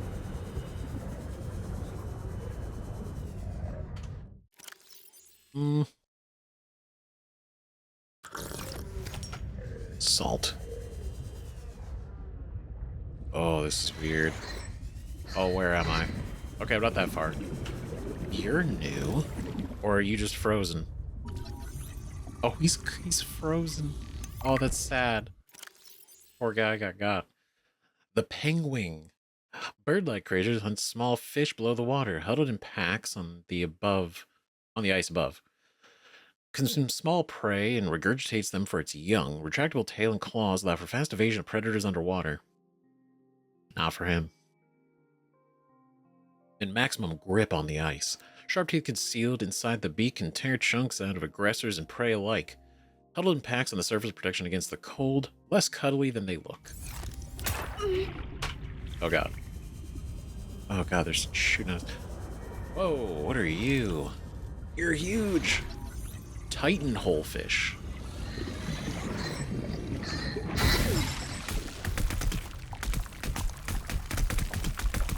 Oh, wow, that's cool. Damn. He actually froze us solid. That's crazy. Titan Holefish. You're big, you're slow, you're chill. A large, docile herbivore which emits oxygen and is defended by the small, aggressive symbiotes which accompany them. Slow, stupid, and delicious. Complex gills line the inside of the hole, drawing cold water in and emitting warm, oxygen-rich water in its place. Attracts symbiotes, which make the holefish their home and fiercely ward off any approaching life form. Wow. Migrates more or less at random, feeding from nutrients deposited by the symbiotes. The Titan holefish has evolved entirely beyond basic survival mechanisms like speed, intelligence, or hunting. It exists in a semi-permanent state of unreflective calm, swimming forward on impulse, fully trusting the complex ecosystem which supports it. Couldn't we all be like that? That would be nice. Valuable oxygen resource, if you can reach it. Oxygen.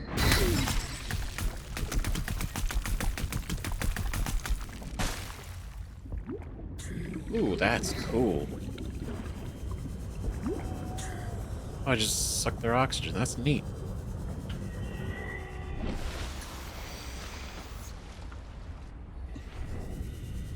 How cool. All right. I mean, we got a lot of resources, so let's go back and start putting stuff together. Pingwing. You're new. Oh, you're the symbiote. Come here. Oh, he's angry. Ooh, little angry guys. A small, fast predator which nests inside the hole of the Titan holefish and defends them at all costs. Symbiotes feed mostly on overconfident predators which attack the Titan holefish. Expending huge energy reserves to move quickly and strike their targets, the symbiote is dependent on receiving additional warmth and oxygen from the Titan holefish. Symbiotes lay their eggs inside the gills of the Titan holefish. That didn't seem pleasant. The waste left behind is absorbed by the Titan, constituting all the nutrients it needs to survive. Catch or neutralize to approach the Titan holefish. He's cool. We'll leave him. We'll leave him alone. It's all good. Let him do his thing. Right? He's vibing. He's in a state of vibe. He's chill.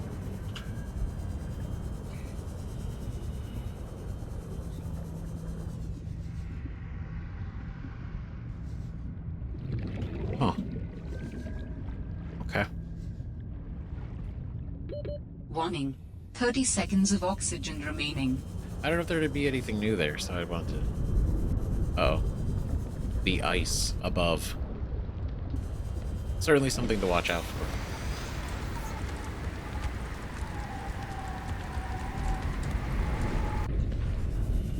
It's pretty rad. We haven't even been back onto the ice yet, but I'm sure it'll only be a matter of time.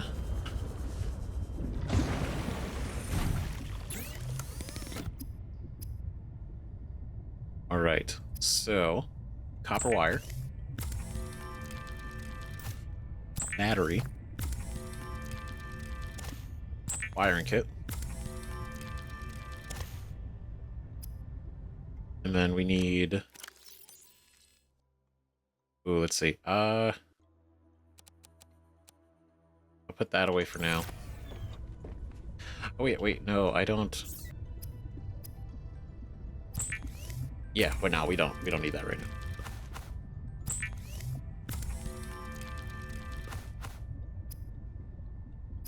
All right, pretty cool. The mineral detector. The mineral detector can sniff out raw materials, potentially saving you hundreds of hours of searching. Yeah, that it truly will. Like air pump fins. All right, so now go in here. Take the copper. I don't really need the gold yet. For the silver, I guess we can make a... We don't really need another wiring kit yet. So we made you, that's great. I want to make the compass, so let's get more... Let's get more copper. But I'll make this too, since we have the stuff.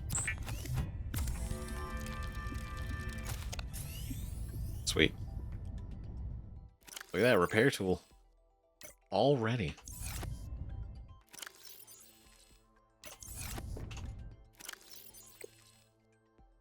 Beautiful. Truly is. I think we're gonna need to make some extra batteries. I'm so used to having so many other batteries.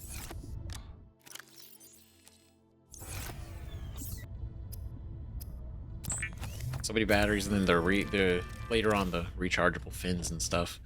But now it's different. We gotta start back at zero.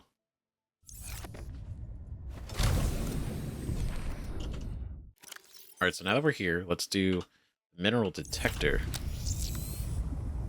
So I don't need silver. Oh, that's cool.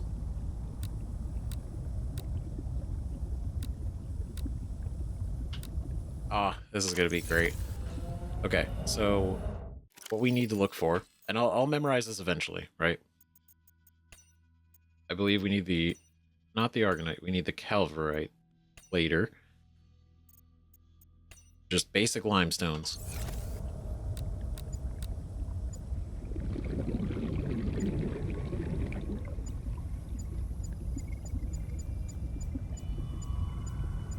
Oh.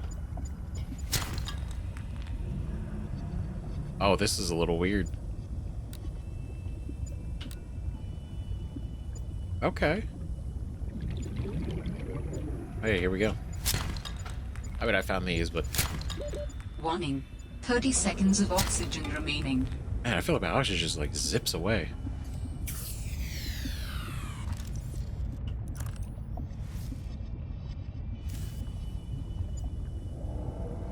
It feels like it goes by really quickly, but that's okay. That's the way it goes.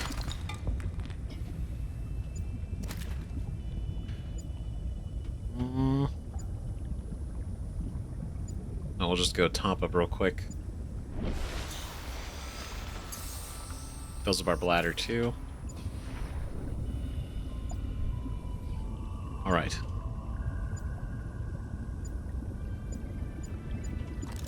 For the sake of getting this, we will need titanium. I know, we always do. Always did. Always will.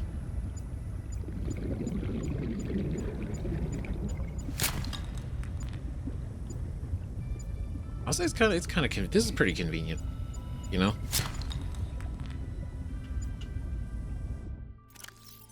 It definitely is.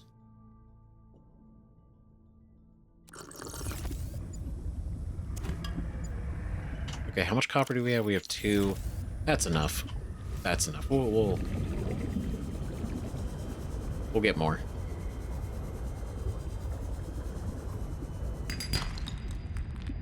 Damn, as I summon it.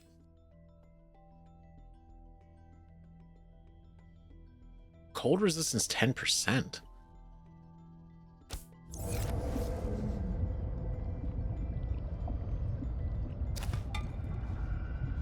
I don't know, but I've been too brave to need those.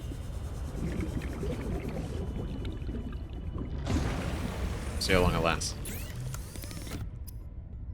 Alright, copper wire.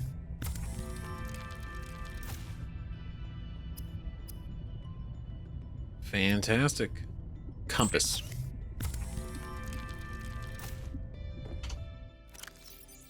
Cool, now we can see which way's north. Nice.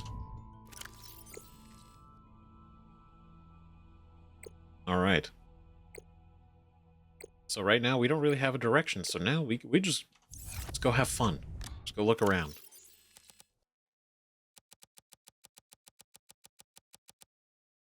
It's nice that we have this much storage this early. It's a good thing.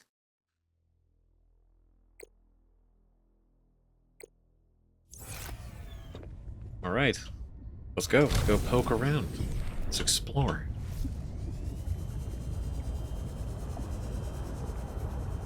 Oh, sorry. I'm going to take that off. All right, we have one singular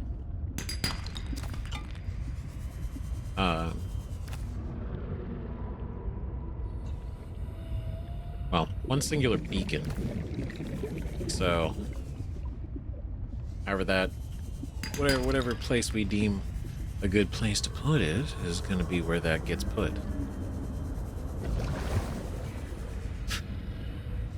Okay, we can see the bottom. It's all right. It's all right. It's all right. It's no big deal. No big deal. It's all good. Warning. Passing 100 meters. Oxygen efficiency decreased. Oh boy. Okay, we're still doing that. That's okay. That's okay. I don't expect it to change. What are you? Sea truck. Unknown. What are you? What's going on? Brood shark. Okay, Sounds like a distress call.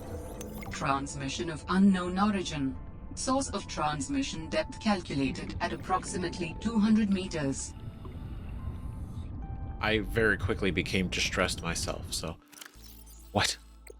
Yeah, like, it was just like this, and it's like, oh shit, is that the... It's not really like, is it the aliens? But I'm assuming this is taking place after Riley cured the Kara, technically. And we know that the Sea Emperor, she is no longer with us. So... And the Warpers are non-hostile to those who don't have the infection. So I actually have no idea what this would be. Which I think is great. I think is really cool. You're terrifying. My god, dude. Brute shark, a common shark-like predator with low intelligence. Relatively streamlined body. Enables fast navigation of tight spaces. Yellow and turquoise coloration provides camouflage in shallow waters.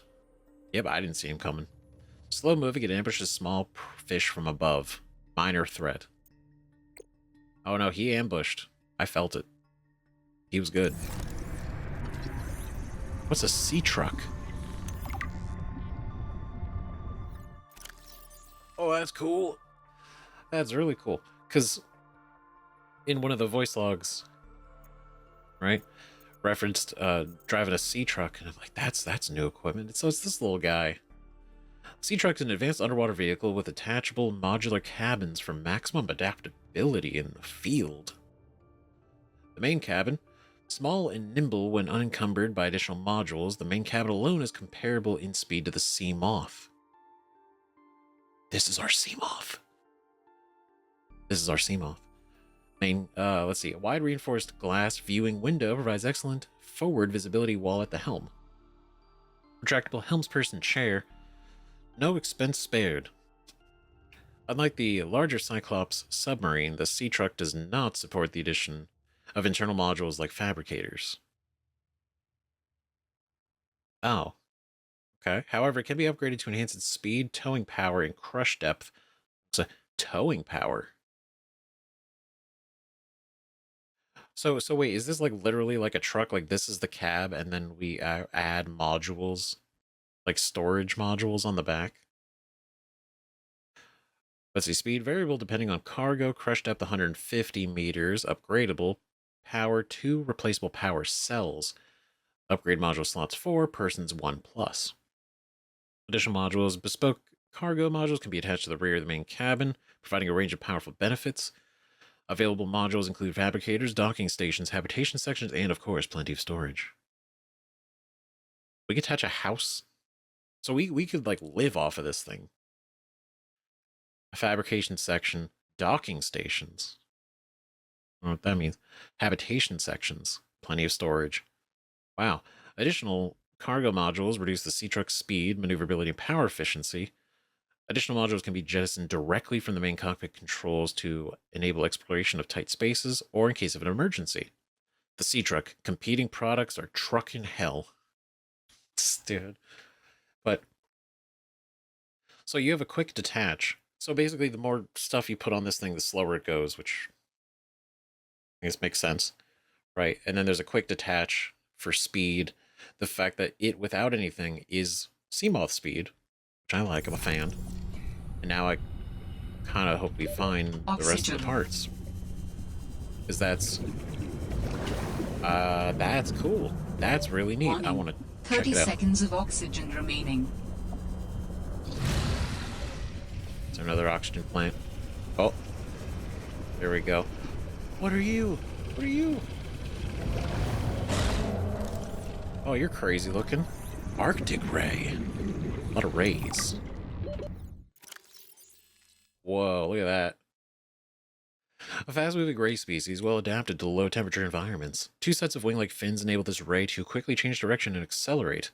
Like other rays, it is exclusively herbivorous. Herbivorous. Harmless. Great. Warning. 30 seconds of oxygen remaining. Oh man, these coral tentacles are crazy. Oh my god, this is pretty and terrifying. Oxygen. How far are we? We're only 200 meters out? I feel so far away. Creepy. Alright. Okay. This is crazy looking. Man, look at us. What are you? Crescent moon coral.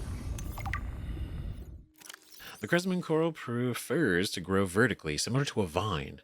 Branching filaments connecting the crescent to the red stem contain tiny flagellum that pull in various microorganisms for nourishment.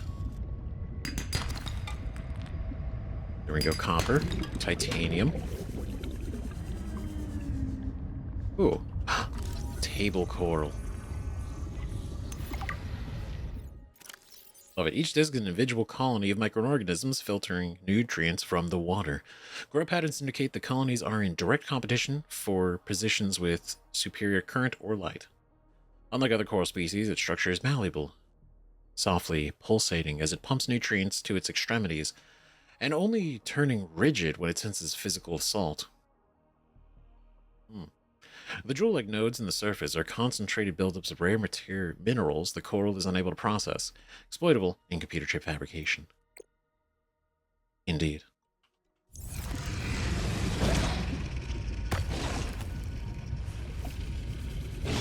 That's so open already.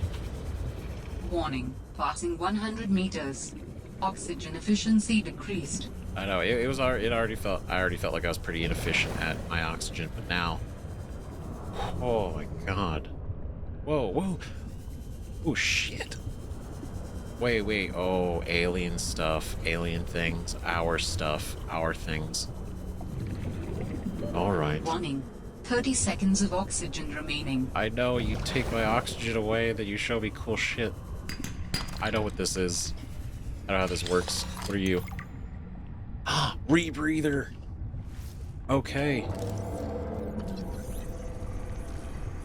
Oh, that's true. I can make a destiny. Okay, wait. We got the rebreather. That is like such a priority. Okay, cool. Nice.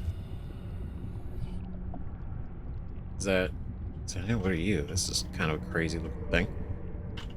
Can I scan the light? I can. Oxygen. I know. Please, plant. Please. Don't do this to me.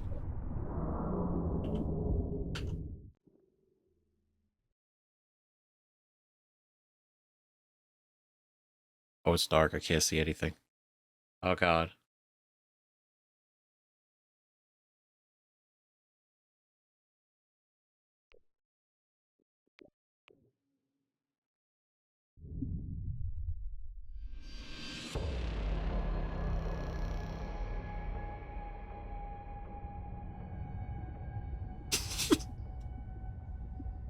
Hey, look, we made it longer than last time. Okay? I should have used the bladder, got the oxygen, but that's, that's the way it goes. That's the way it is. It is what it is. Classic. Okay. Alright, we're going back. Going back. Did I drop the beacon I was holding? Wow, that's convenient. Ooh, that's pretty. That's nice. I mean, if I drop the beacon I was holding, that's actually pretty cool. right? Because that means as long as we're holding one, even if we die, it'll automatically drop it, along with some of our other stuff, but it'll at least automatically drop it. So it's not like, ah, shit, where was I? 100 meters. Oxygen efficiency decreased. I know, I got so anxious. I got too anxious. My curiosity was my own demise. Led to my demise. Of course. There's all my stuff. Alright, cool. Oh. Thank you, Beacon. Okay, because now we got all this shit. This is crazy. So these are damaged though.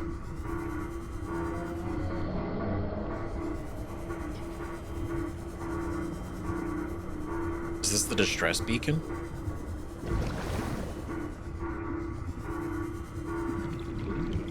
No, I'm good.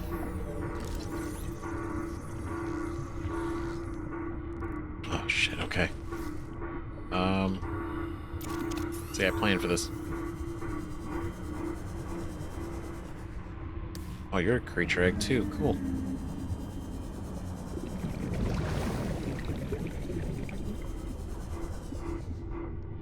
Okay, so I imagine if these all seem to be leading in a way.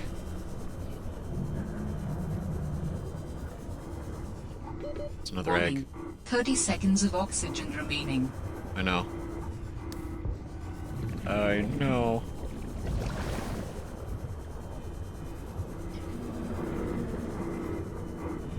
Holy shit, okay. Warning. Passing 200 meters. Oxygen efficiency greatly decreased. Yeah, I'm feeling that.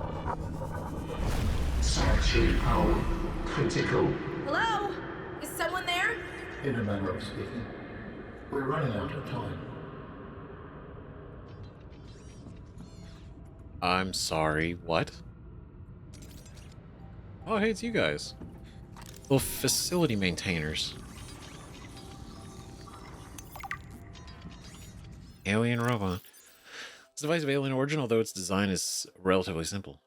Purpose, its low threat level, is at odds with the advanced technology apparent available to its designers, suggesting it was intended for more to patrol alien facilities and repair damaged infrastructure than to deter invaders. Design. Despite its simple design, its construction is quite elegant in its minimalism. 4 electromagnetic legs allow it to traverse floors, walls, and ceilings with reasonable speed and appear to be replaceable. Internally, there are fewer moving parts, rendering this construct energy efficient and resistant to wear over time. A rechargeable ion-based power reserve ensures it continues to operate. Right. Oh, I didn't. Picked up what sounds like a distress call. Who or what is out here calling for help? It didn't sound human. Maybe it's from a remnant of architect technology. In her message, Sam's colleague did say there was something important here. Even if it's just a mimic from one of the more intelligent aquatic specimens, that could be a major find. Or if it's from Alterra, it could have bearing on what happened to Sam. I should definitely check it out. No, I definitely felt that was alien.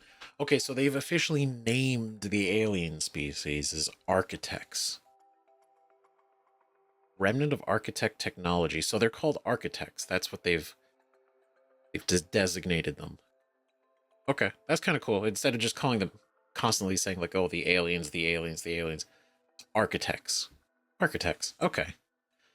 Cool. Okay, so Robin had the same thoughts I did. Who is this? What is this? Where can they be? Light stick. Cool. I'm sorry. In a matter of speaking, we're running out of time. We got a response. So wait, there's an alien here. That's interesting. That could be cool. Oh, we're so close. We need one more of these, one more of those. Got the light stick. More eggs. Okay. Shit. Okay, hold on. Be right back. Okay, sorry about that. Had to take the dog out. So we are... Oh my god, we are in this. I think this is the fastest we've ever found. I didn't even know there were gonna be the architects or like aliens. in the first game. I thought it was literally just going to be like be in the ocean, right? I didn't even know there were islands. So the fact that we found this so quickly is kind of wild. A distress beacon. What is all this? Seeking emergency storage medium. I can help you better if you show yourself. If we could show ourselves, we would not need storage. You mean you don't have a physical presence? Are you one of them? An architect? Storage medium identified. We will be lost unless we find a new host. Can you help? Can you use my PDA for storage? You are not with the group from before. Your cybernetic components bear their signal. Alterra? No, my equipment is, borrowed. It will have to do. Oh wow, that happened so fast. So we just quickly, like, we need somewhere else to go. Can you go into my PDA? Like, yeah, sure. All right, great. Not a lot of questions asked. Just straight up like, do you want to be? Wow.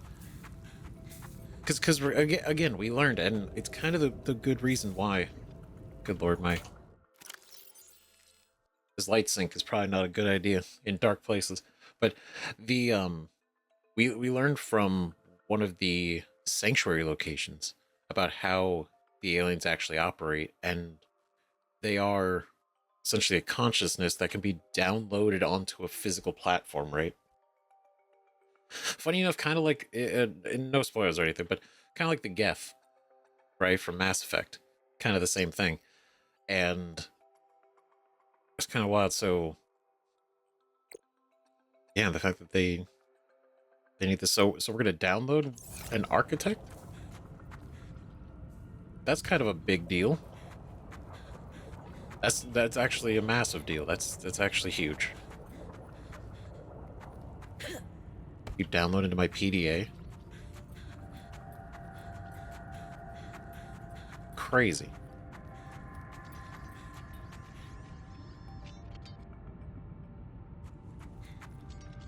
Ooh. Hello, ion cubes.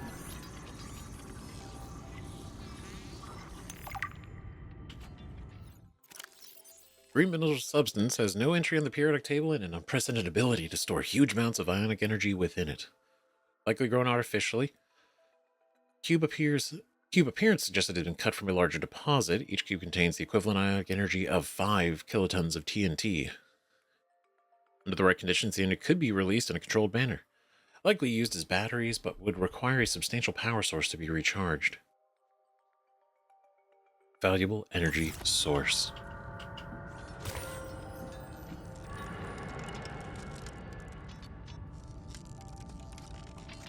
Oh. Oh, man.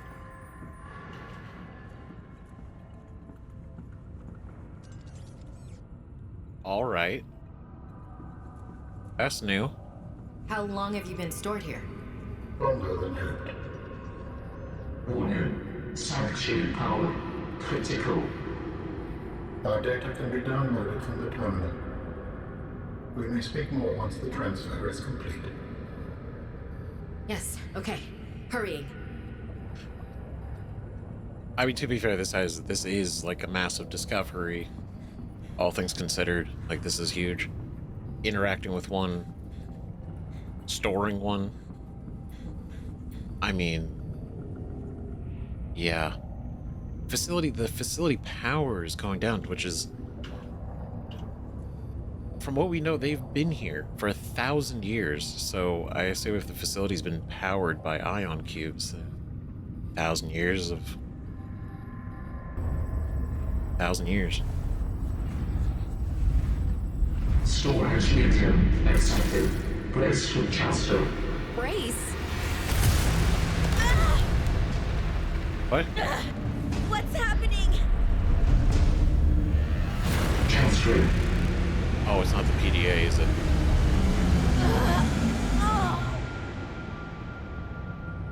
I don't think it was the PDA. Transfer complete. Shut up. How do No. you feel? Why do you sound like you're inside my head? Oh, The that's... facility identified hospitable capacity within your cerebral cortex. You are in my head? I offered you my PDA! Get out! Oh no. Does your kind perceive a boundary between cybernetic and organic components? My mind is not a component! You sound angry. We will allow you a moment to process. Don't you go silent on me. Hello? This is not happening. That's the explanation. It's not happening. What the fuck? Holy shit.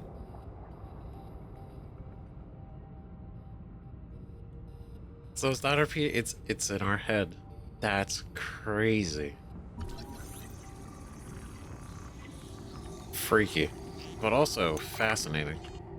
Architect Containment Cube. While advanced human civilization has attempted for centuries to develop successful whole brain emulation techniques, it appears that the architect race has built a platform for accomplishing this holy grail of life extension technology. Physically, the containment cube appears to be comprised of a redundant array of quantum holographic storage layers supporting a hyperdense capacity of 35 bits per electron. The energy field that feeds a suspended animated cube also serves to power the operating software, allowing the intelligence in storage to maintain consciousness throughout the storage period. Wait, so not only was it stored here, but it was conscious the whole... Would that not drive you crazy? I mean, even if you're just a... If you're a I mean, you still have awareness.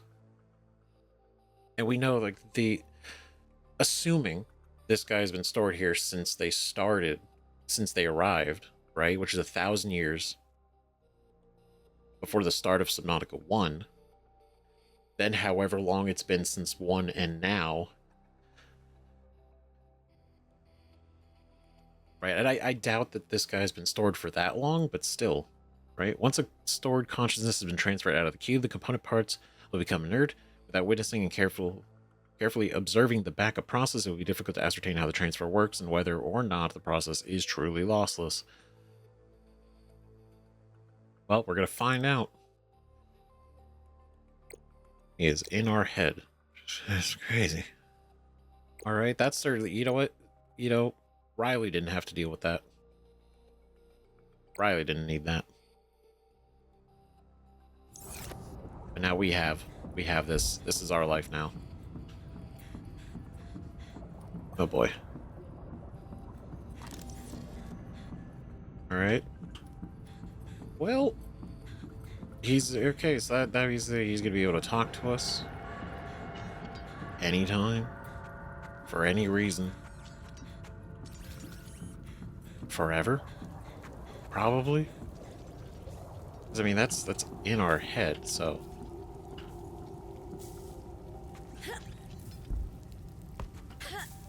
I mean, until we can find a place to put him afterwards, this is just what it is.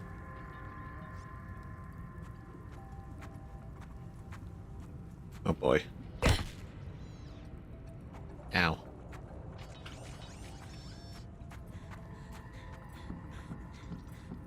Alright, well, you know what? If he could talk, that'd be kind of cool. Warning. Give us some Passing information. 200 meters.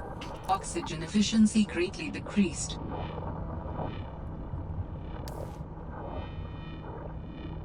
Did have a little stun. You want us to transfer you, but not really sure where. It's probably another facility he's aware of. It's piggybacking on us now. I mean, again, like on the bright side, this could be an entire wealth of knowledge and information from not just 4546B, but beyond, that we now essentially have direct access to.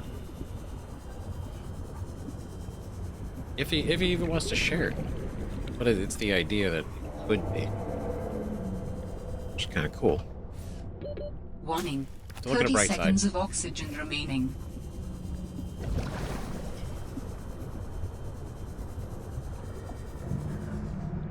I don't want to go down there, but I also feel like we got to. Because I need to find... Oh, God. Warning. 30 seconds of oxygen remaining. Holy shit, that's deep. Okay, I feel like we might need the rebreather. You know? Warning. 30 seconds of oxygen remaining. No, not the lead. Just in case. I don't want to lose you. Oxygen. Oh god. No, we're not doing this again. Not again. Not twice in the same Warning. episode. 30 seconds of oxygen remaining.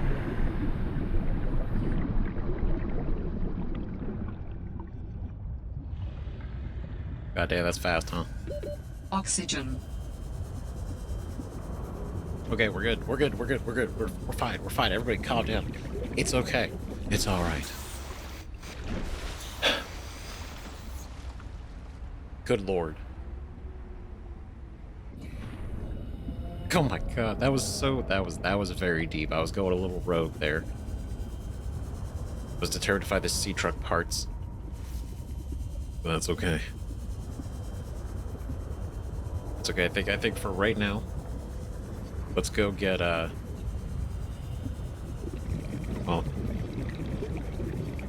let's see if we can make, let's get the rebreather, right? So we can be a lot more efficient down there.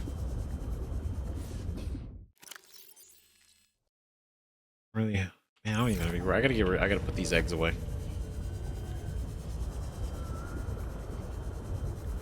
Then I'll get the kill. Because I think it's... Wait, no, actually, wait. No, wait a minute. Well, yeah. Because I have to actually get the thing itself, not the seeds. Yeah. Alright. Pardon? We understand this arrangement is undesirable to you. You're not real. Go away. To go, we require a suitable body for transfer. Why do you keep saying we? How many of you are there? One of us and all of us. We do not think of ourselves as individual, distinct. Why don't you start by telling me who you are? You may append your seed code to my species designation. Please call me Al-An.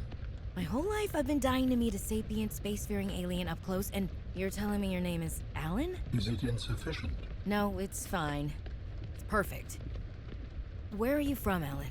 Your kind calls us architects. The precursor race? But what are you doing here? That is a long story. Perhaps you would prefer to focus on the construction of a new storage medium to which I may transfer. Yes. Fine, absolutely. How do we get you out of my head? I have added the information to your databank. You will need to find the necessary components. Any idea where I can find them? It is unclear. I have been disconnected from my network for so long I cannot locate the coordinates.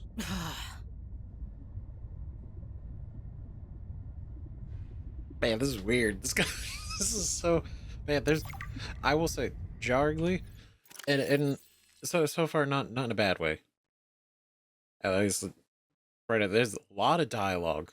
A lot more dialogue in this first, like, hour and a half than I think we saw most of Subnautica 1. So that's... They went in with more dialogue and more, like, verbal storytelling. Architect Storage Media. While we have evolved beyond physical attachment, it is traditional to navigate space-time in conjunction with mobile, biomechanical storage media, altered and evolved over time to serve the inhabitants' needs. While it is possible to transfer between media at will, there is some comfort and prestige in improving a body over time.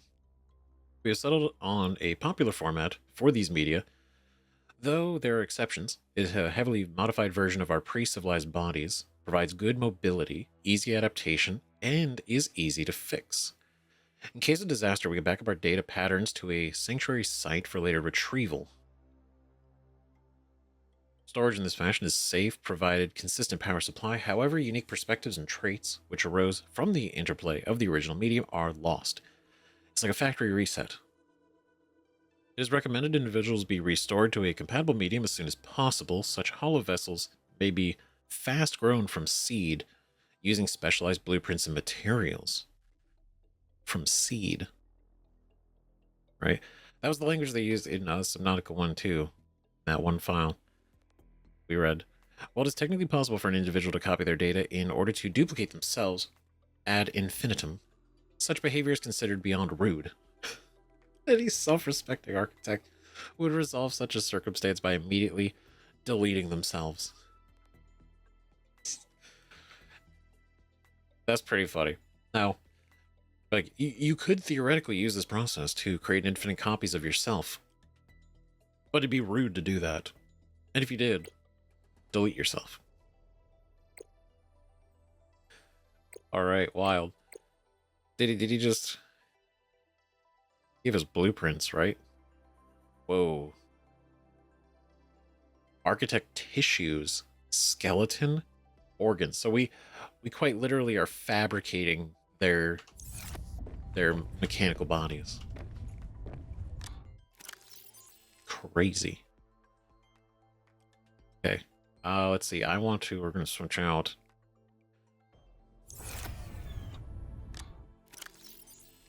Because I got the 2 silver, so let's go do that real quick.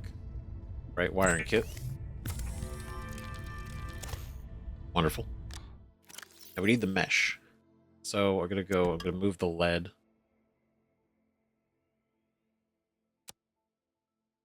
Over here. Switch out.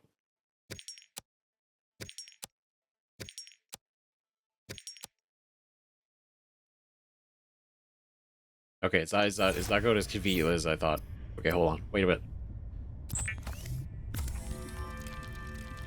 Okay, turn these into glass. Just to create this space.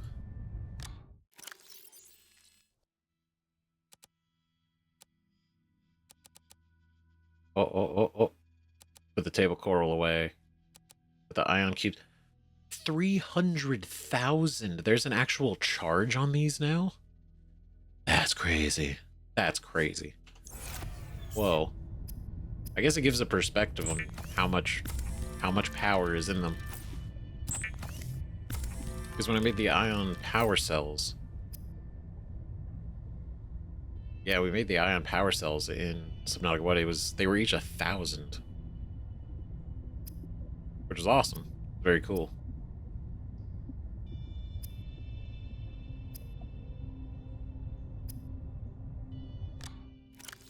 Might actually need to make some of those lockers.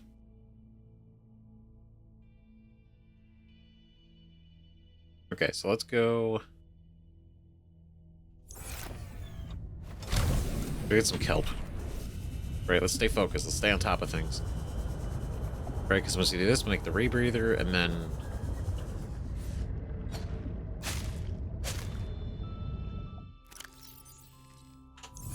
But actually... For the safety... I'll tuck them right here. We'll tuck them right here. We'll go ahead and drop you guys until I have a place to put you safely. So you can thrive.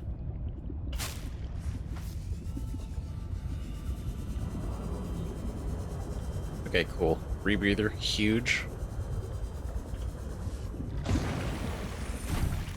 So go in here, make these.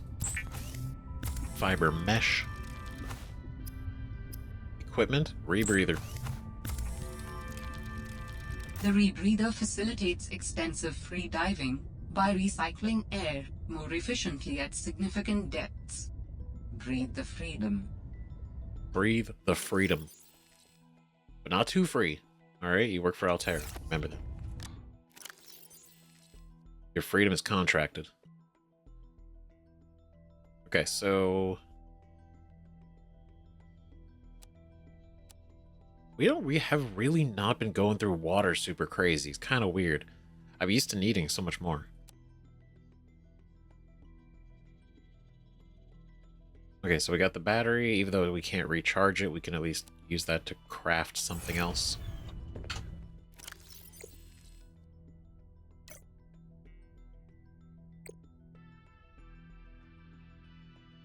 God, that was a big one. So Alan.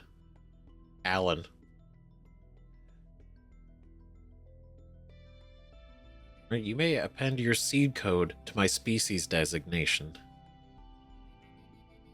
Please call me Alan. Alright, Alan. So your seed code... Or... I gotta get used to, like, the terminology they're using. So seed code. I don't know, all we know is he's in our mind. It's part of us now. He is part of us.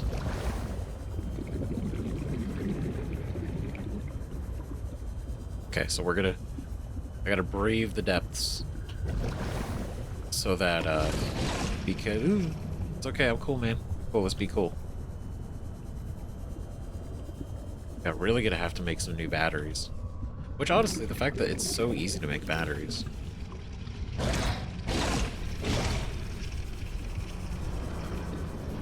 We're just gonna go down here and just look. I'm gonna hope and I'm gonna pray we find a Alterra beacon signature detected. Unique identifier. Delta Station dock. Ooh. That's Delta cool. Station. This is the place Lil mentioned in her message. That's the third fragment, baby. Let's go. Hell yeah. How hard is it to make a sea truck? Is it some kind of like crazy advanced wiring kit? Of course. Plasteel ingots, titanium ingots. Great. We can now do these power cells. Beautiful. New technology acquired. Ooh.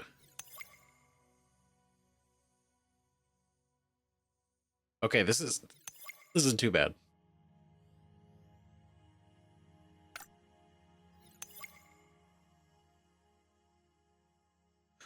Oh wow, just straight up.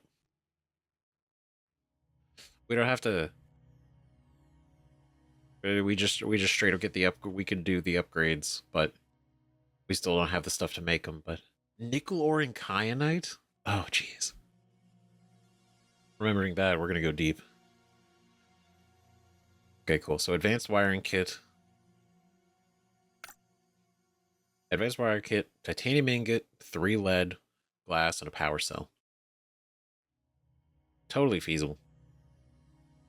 I think I have enough titanium anyway to make the ingot. I got lead. I think we need 1 more lead. And then...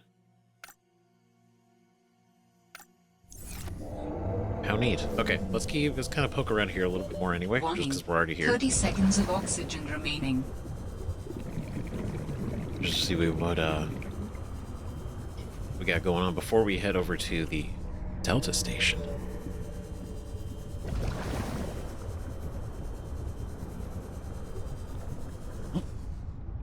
Okay. Okay, so it was a good idea to come back anyway, just to explore for that last sea truck part.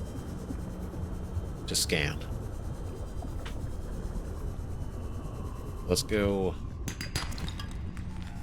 through all these.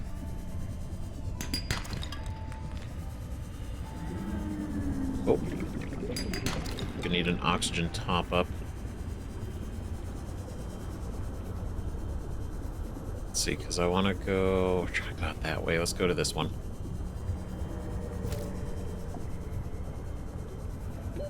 Warning. I know. 30 seconds of oxygen remaining. Ugh. I'm pushing it. I am pushing it.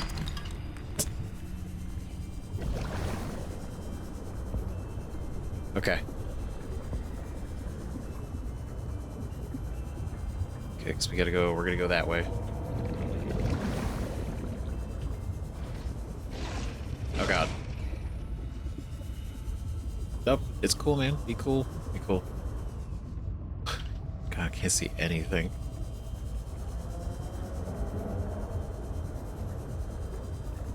I hear like these groans in the distance, and it's a bit unsettling, but I don't know what it is. Could be anything. Could be something cool. Could be something chill. You know? Trinity Barnacle. Trinity barnacles can be found near sea vents and geothermal hotspots, often in clusters. They feature a thick capitulum shell casing that allows them to survive in very warm water temperatures. Mature barnacles develop a triad of ocelli, which are rudimentary photoreceptors.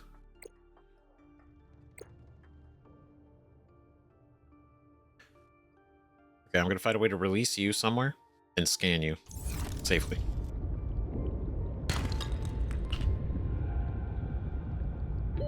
Warning. 30 seconds of oxygen remaining. Yep. Cool.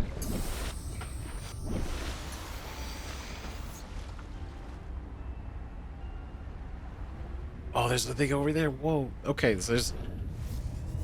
how cool.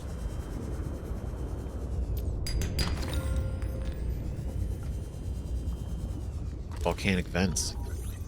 Hydrothermal spire. Hydrothermal spire. These chimney-shaped structures are formed from dissolved minerals pushed up through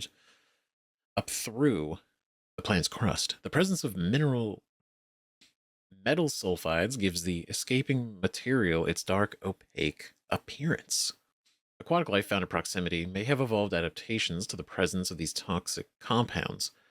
Long-term exposure to geothermal emissions may pose a risk to human health. That's right. That makes sense. Don't inhale it. Don't do it. Oh boy, it's getting dark. Okay. We got a little bit of water. That lead.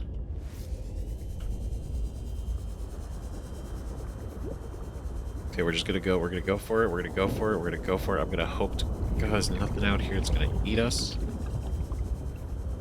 It's just that it's good. Oh, this is like a whole thing. I was expecting it to be in ruins.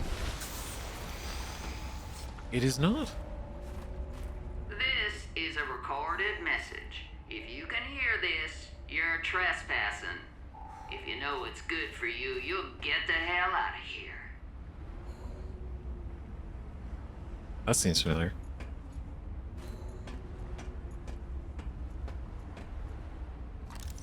Wow. This is a hell of a fish. This is... Wow. Ooh. Fred, I'm not blaming you. But what do you mean it's gone?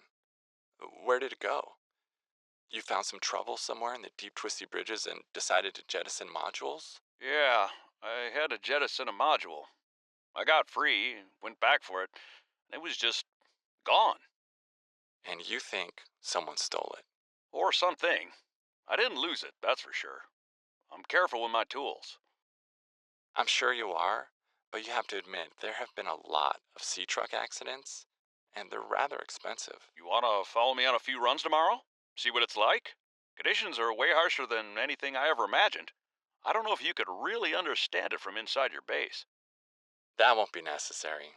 Thanks for your time. I'll write it up as an accident. Oh, that's weird. Unidentified boy. You hear this? You're trespassing. She sounds familiar, but I don't think we've heard her voice. This is a recorded message. If you can hear this, you're trespassing. If you know what's good for you, you'll get the hell out of here. Trespassing on Alterra property?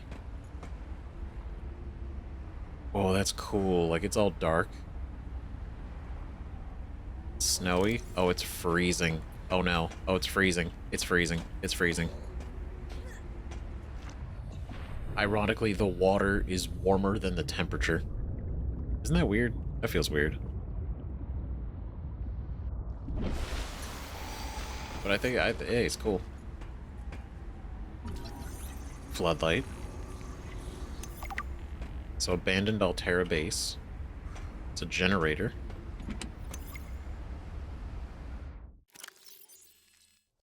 Oh boy.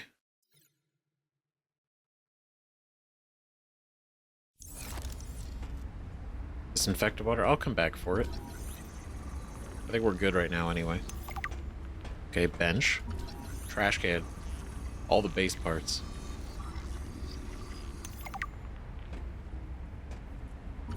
The coffee machine, of course.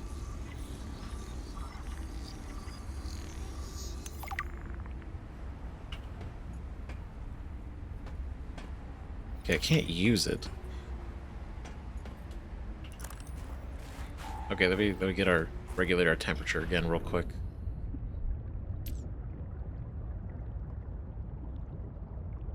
Okay. Oh yeah, there it is. Okay. Ooh. Is this safe?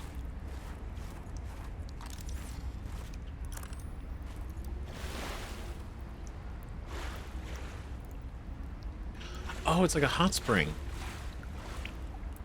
Neat. And it doesn't burn us. We like that. Crystalline sulfur.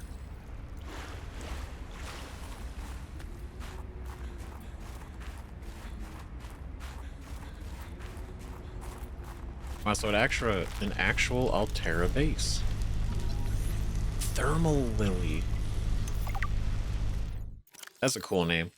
The thermal lily is an unusual terrestrial plant typically found on cave walls. During the day, it points its face toward the sun, absorbing thermal radiation and storing it internally. At night, the thermal lily's petals close to reduce the heat loss, and it relies on its internal heat stores to survive the harsh Arctic conditions. Be like a big old radiator.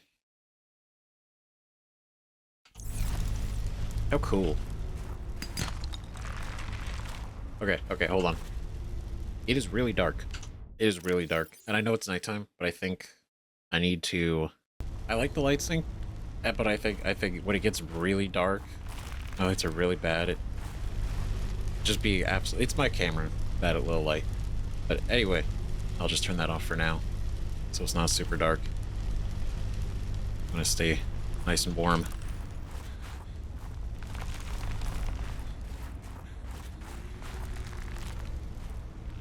That was weird, right? That he mentioned, like, it was gone, it was, like, stolen, so did, like, some kind of sea creature just steal part of his sea truck? Because it wasn't broken. That's the thing that's interesting. Like, you didn't find it damaged, it was gone. This hardy fungus erupts through the thick ice shelf. It sends a collection of hyphae, filaments that collect nutrients and moisture, deep into the ice shelf until it hits permafrost. From there, the hyphae intertwine into a thick root-like system called mycelicords. These mycelia efficiently pull nutrients from the soil. Wow. Pick up snow. Pick up snow. I can pick up snow. Like, why would I? Would I need snow? Scrub brush. The blue scrub brush. A blue scrub brush is an unusual plant for this climate. Unlike other plants that manage to thrive in extreme cold, which typically grow close to the ground and lack leaves to prevent moisture loss, the blue scrub brush is tall with a fur-like leaf. Within the hollow leaves are chambered pores, which capture and store the sun's heat.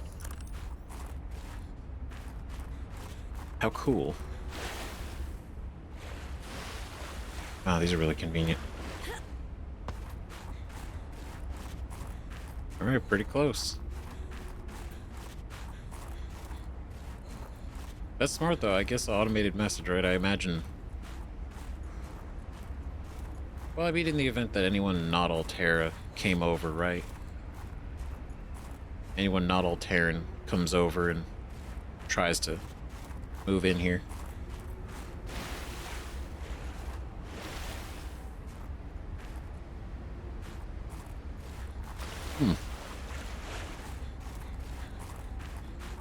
That's always a good thing to get the flashlight first. I learned that.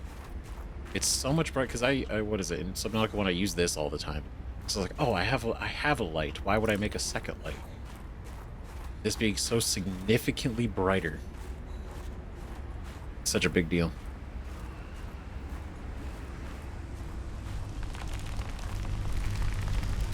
Oh wow. This is nice. That probably feels so good. What the hell's going on here?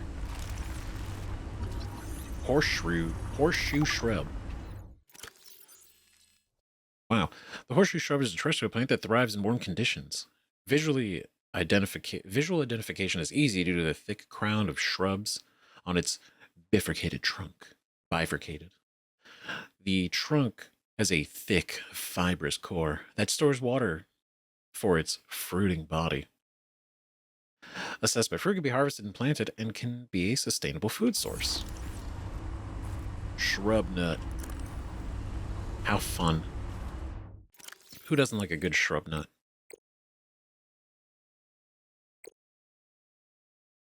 Thermos. Insulated storage receptacle for beverages? Huh. Okay. Fascinating. Alright, noted. Okay, so definitely want to come back here for the some nuts. Probably plant them, right? Find something to plant them in. Oh.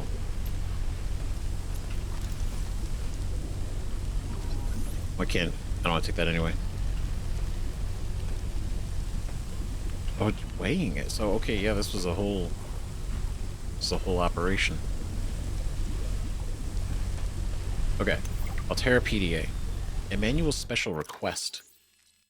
Emmanuel gave me this jailbroken scanner tool thing and said, I need more shower heads. This should lead you to the necessary minerals. What? He also told me to keep it on the down low. I guess this is what a master's certificate in applied geology gets you these days. A job as a glorified construction worker. Ugh. Should have studied interstellar law like Dad said. I have to hand it to Emmanuel, though. I don't know what he did to the scanner, but it does a great job at zeroing in on specific minerals. It's better than hoping I stumble across the right outcroppings. True. So this is actually... So this isn't even official. This is a jailbroken scanner tool, that Emmanuel made. You know what? I respect it. That's pretty cool. That's pretty rad.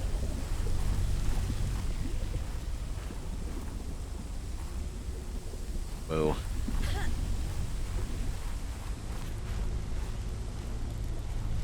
A lot of crevices.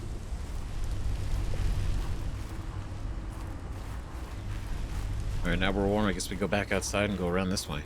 Ah, daylight. I love to see it.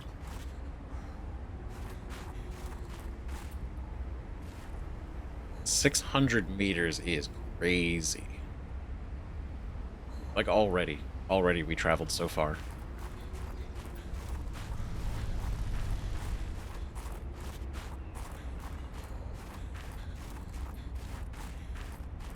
Okay, seem to be going back down. Because we need to go up. We need to go vertical.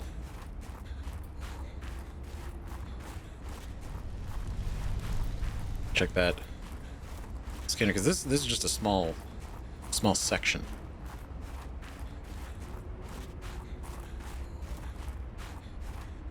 Okay, that's not too cold right now. We should be alright to be able to push it a little more.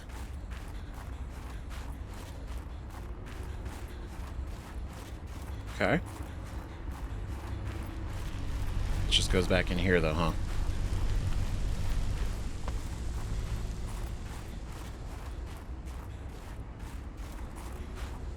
Yeah, this is the same. This is the same cave. Oh my god. Jesus. Stop right there, Alterra. You're out of bounds. I'm not with Alterra. Then your position is doubly precarious. What do you mean? If you're telling the truth, you're out of your mind. If you're lying, there'll be hell to pay. Wait! Who are you? Stay off my land. What? What? I'm sorry. The woman in the exosuit has been traced as far as my technology will allow. In the future, I hope you will avoid contact with the woman in the exosuit. I am among the last of a dying civilization. If you were to compromise your well-being, the species could go extinct. What makes you think she's hostile anyway? A little grumpy maybe, but who wouldn't be, stranded out here alone? She did not respond to my distress call, and she is well armed. Maybe she's afraid of us. I have no desire to find out. Yeah, Signal location uploaded to PDA. I'm pretty sure the fucking post-apocalyptic fucking prawn suit, I'm sure she's afraid of us. I'm sure that's what it is. Good lord. Okay, so she's it definitely seems obviously not Alterra, enemy of Alterra, if anything. Or just somebody who doesn't like Alterra, which is probably a lot of people. But she's just been existing here, so because that's the same voice. So did she took over the base. So this used to belong to Alterra. Or it does belong to Alterra, but it's not been used. So she just straight up commandeered it. Ooh. Bioreactor. Habitat builder. New blueprint synthesized. But for real, is that not, that's fucking crazy. It looks so cool.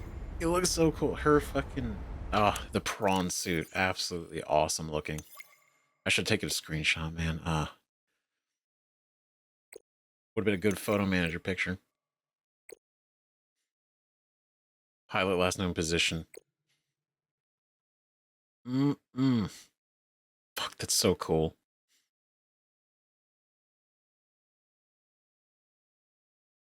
Okay, cool. I was worried for a bit. I don't know why, but I was worried that we might lose base building. Because I'm not really sure why. But it's just nice to have the reinforcement. Of knowing, like, no, it's gonna be okay. There's bases. Base, it's okay. Scan a room. Integrating new PDA data.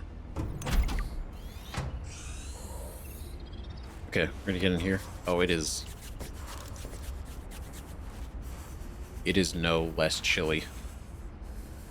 Never mind, it's actually good. The multi-purpose room. Okay, cool. We're gonna be alright. We're gonna make a base. Eventually.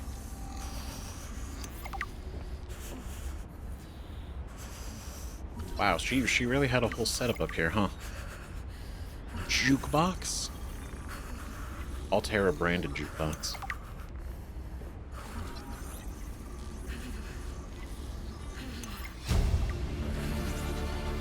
I'm sorry, I'm still kind of reeling for the fact that that just happened.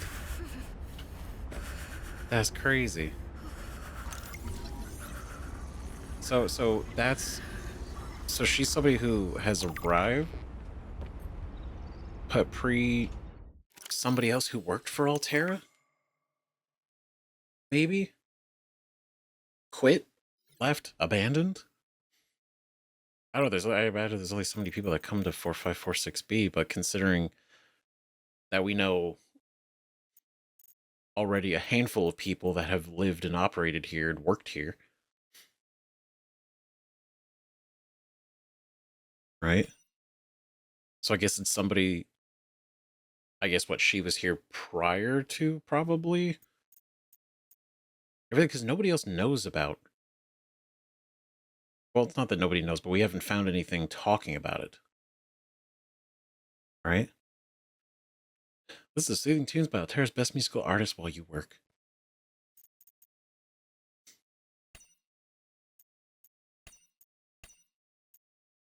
Right, solar panel, scanner room. Classic stuff. Bioreactor, also classic stuff. Very nice. Okay, but no, for real, right? So, and then it makes me think back to the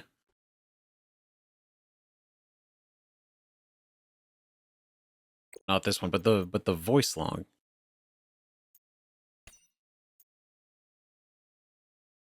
Right? I got free, went back for it, and it was just gone. You think someone stole it? Or something? Right? It's like, okay, well, maybe there are creatures, right, that could possibly move the items. But now I'm like, did this person, this lady went down there and stole it while he was gone?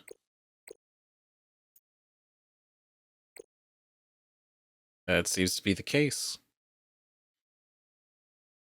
So she's just been living here for who knows how long. I don't want to say thriving, but I mean more or less. Seemed. For the last time, I'm not cheating. Then what's your theory? What's going on? If you ask me, Zeta's been blinking a lot. I think it's a tell. He does have a point there. It's allergies. Allergies? Oh, is something in bloom in this frozen sector? Thermal lilies. And if you gang up on me, I swear you're all fired. You're not even my boss. Oh, you're all so gullible. You're fighting each other. Meanwhile, look at Parvin. Just look at him. What am I doing? I'm not doing anything. Let's just take this to a vote. All those who think Zeta's allergies are a bad case of alienitis, say intruder. Intruder. Intruder. Intruder. Danny? Oh, I'm just an observer here. I'm going to use my pass. Is there some kind of scientist conspiracy going on here? Zeta, Sam, Danielle? You three are suddenly very aligned. Or, like I said, Parvin is cheating. I'm starting to wish I was cheating. Oh my god. Are the alien intruder more like alien cheater?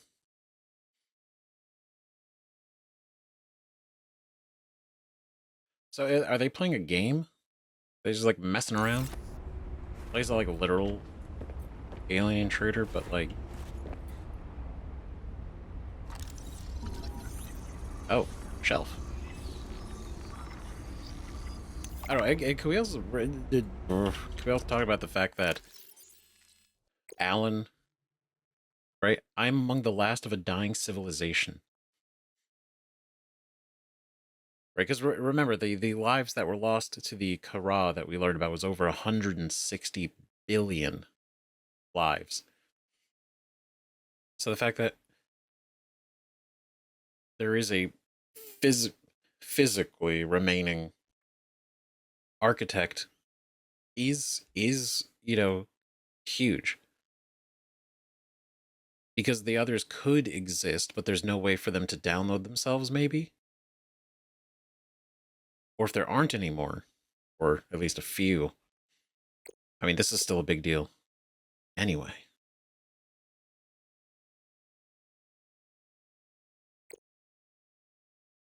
Okay, go away. Go away, marker.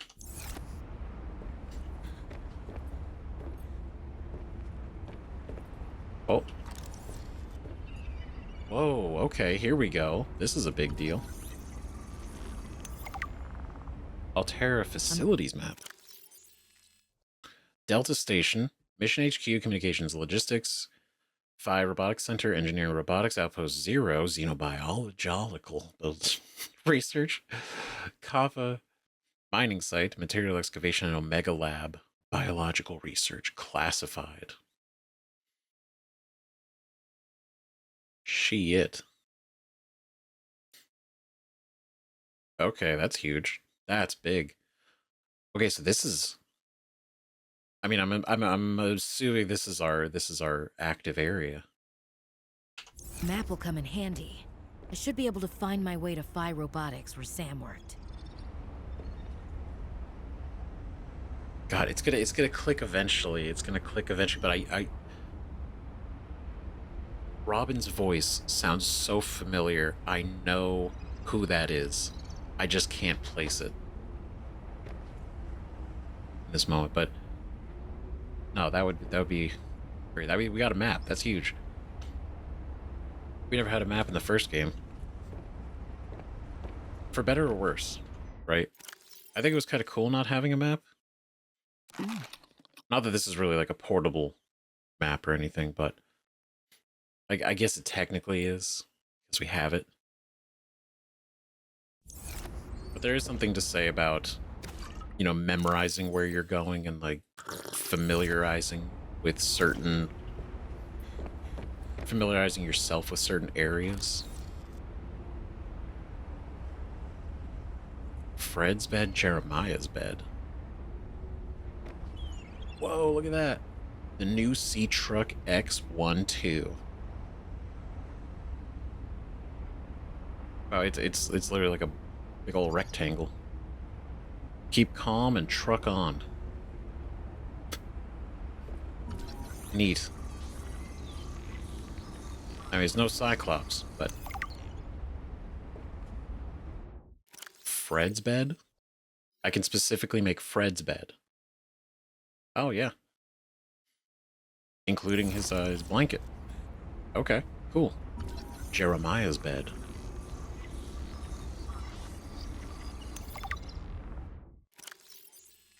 In Jeremiah's bed. Oh, just in case we want to get real fancy. The Avian Curse. Communications tower maintenance log. Another day, another slight by the winged furies. As usual, I got an interference alert. As usual, I went out to see what the problem was. As usual, it was frozen stalagmites of feathered bird excrement. I fear the career impact of saying this officially, if you can even call what I have a career. But I could swear they're targeting me personally. The week I was out with the flu, I came back to find the tower spotless. Parvin laughed at me when I asked him how he cleaned it. Silly me. As if Parvin would ever clean anything. There's nothing left for me to do but quit. But I know that's what the birds want me to do. Oh, and I got the tower up and running. Maintenance complete. Oh, Jeremiah, you're out here doing the real work.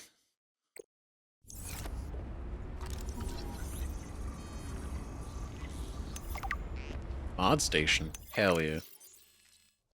Look at that. Where the standard fabricator automatically rearranges raw materials to form complex devices, the mod station is able to combine complex devices to enhance their function. That's right, we'll be able to use that to upgrade our creations. Swivel chair.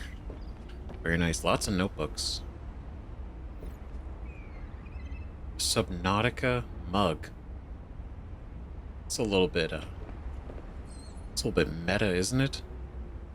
Jeremiah? If that is your real name. Say no to sky rays. Aw. Great picture. Sam's spy penguin drawing. Thanks for everything, Fred. Sam. Oh. Wholesome.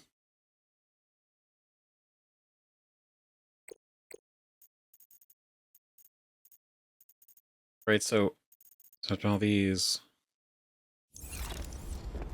Fred knew. Shaving kit. Fred's shaving kit.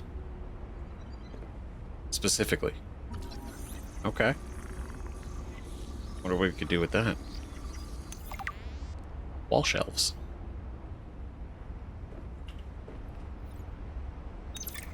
Okay, here we go. Having a great time. Jenny, you wouldn't believe the adventure I'm having. It's just like when we were kids and we used to play Underwater City, only the sea monsters aren't pretend, and I don't need to hide behind you when one swims by, because I'm safe in my sea truck. Safe and very, very brave. Please tell Dad for me. Thanks so much for the mustache kit, by the way. Be honest, I wasn't sure if it was a gag gift at first. Personal grooming is something of a challenge here, and as you know, I'm a pretty low-maintenance guy to begin with. But you'd be surprised how handy mustache wax is in an emergency. There have been some close scrapes. For a while there, someone was sabotaging my truck, and I thought I was seeing things.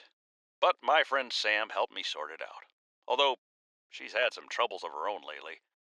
To be honest, I get a little worried out here sometimes. but I guess that's normal under the circumstances. Gotta expect a little risk, right? I should be happy. I have great friends and a good paycheck. Anyway, love you, Jenny and Dad. Please find a way to tell him that he won't find embarrassing. And don't worry, I'm looking for the perfect fish to bring back as a gift. Your favorite.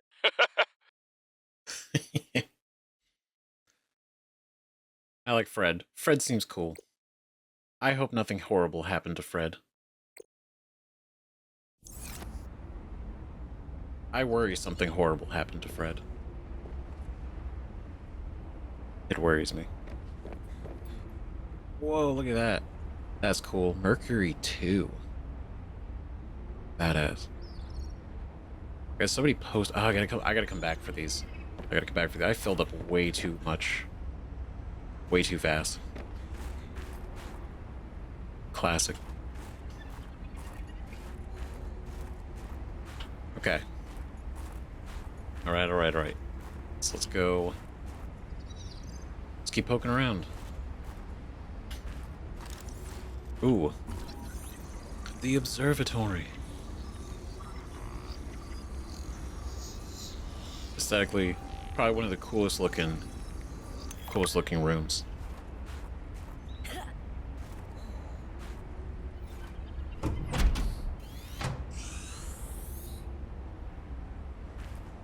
I was gotta say something about Alterra creation. Cushy setup. Must belong to one of those higher-uppers. Yeah, Maybe I can find clues about Sam here.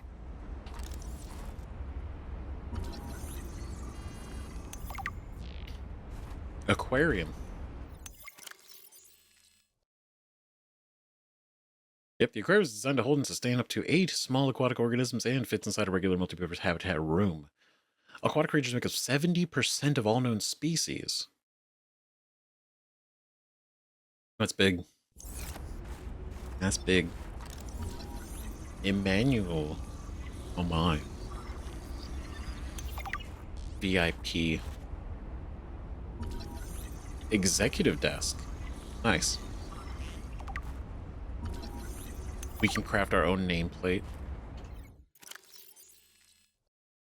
Emmanuel Desjardins. Desjardins. Human Resources and Communications Liaison. Reports to Alterra HQ.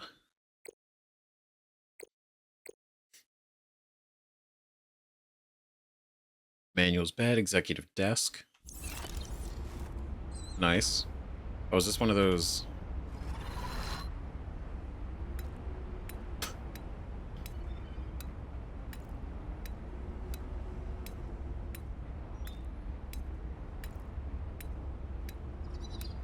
I mean, I guess the physics of it is less impressive if it's, you know, some like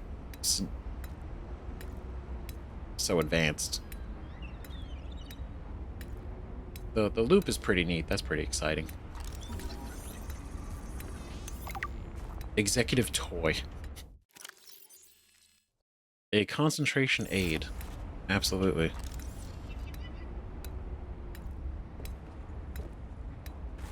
Ooh. You would have a chic pod, huh? That totally checks out. There we go. Interior planters come in a variety of configurations and allow for small plant species to grow in small numbers for decorative or botanical use. Oh, few updates. Good morning, Frostpack. Just a quick update to inform you of some key achievements and priority shifts we need you all to get behind. The Spy Pangling project was a resounding success. Please join me in congratulating Samantha IU, who is now reassigned to Outpost Zero, helping us dream of future initiatives.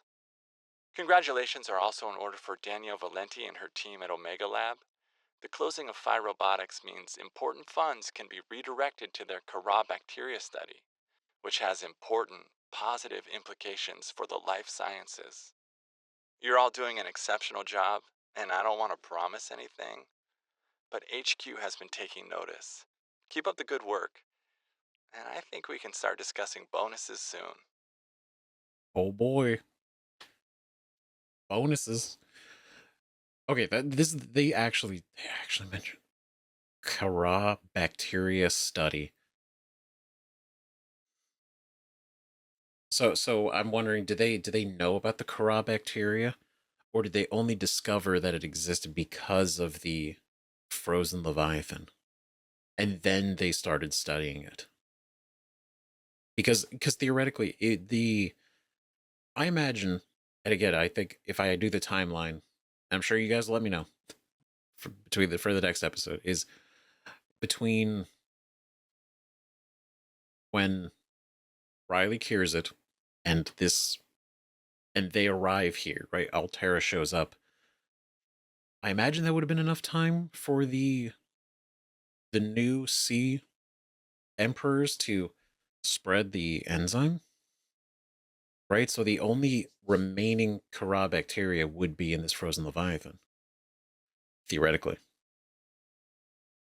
But now they're actively studying it. It's not a... Sam really got under management's skin. I didn't know she had it in her.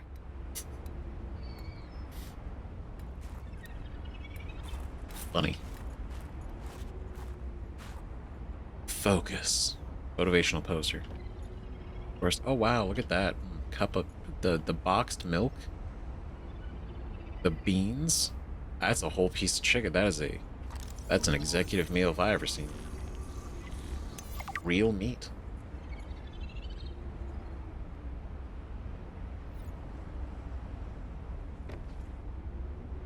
Yeah, I imagine if it was clear, this is kind of nice. Nice.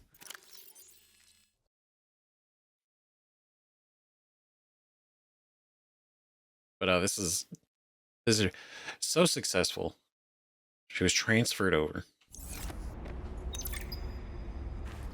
David, you'll be happy to know the Frost Pack is making excellent progress. I must say, my management style appears to be uniquely well suited to isolated planets. I miss you, of course, but I wonder if you feel it too. As great as we are together, we're almost better apart. Just look at how well Prosperina did in her last show. I'm sorry I couldn't be there to see it, but I'm sure if I'd been around, I'd only have made her nervous. Once this mission is over, I'll come home for a few good months. And then, what do you think if we look at reorganizing our expectations to facilitate longer-term separation success? I really think this could be a great model for us going forward, romantically and otherwise. Don't forget, I love you from the depths of my heart. Keep on succeeding in your projects. You know there's nothing I find more attractive. Weird. That's a weird mentality of like, we're so much better apart. How about we're going to come back, or we're going to talk, and we're going to see if we can spend even less time together. Right? Kind of cool. Isn't it? Like, I think, honestly, I love you so much that I think the less time we spend together, the better. Right? And prosper. You know, wow. Phenomenal. The fact that I'm an absent parent is honestly is just clearly so much better for them. Clearly. Keep on succeeding in your projects. You know, there's nothing I find more attractive than distance. It's success. Incredible. Wow. Wow, wow, wow. Emmanuel. Something else. Right? You can tell, like, it's not even attached. He's got his own separate building. Doesn't he have to breathe the same air as the rest of them? Okay.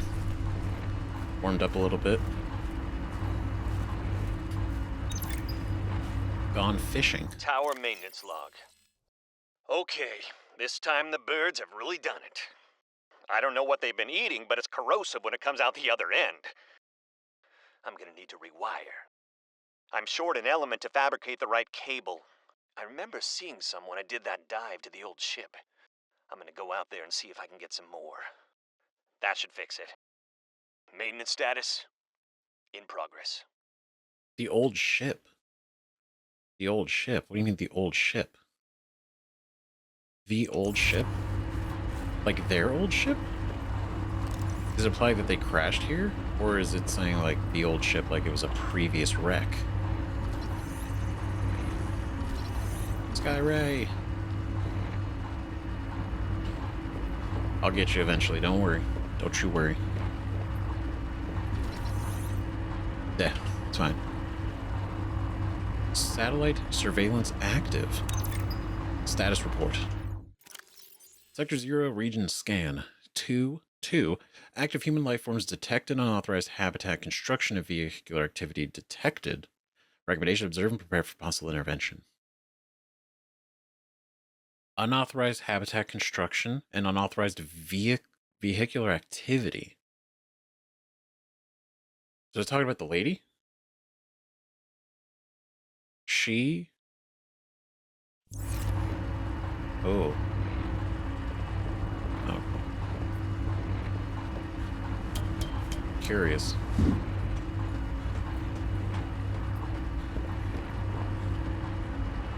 Test override module port. Operating manual.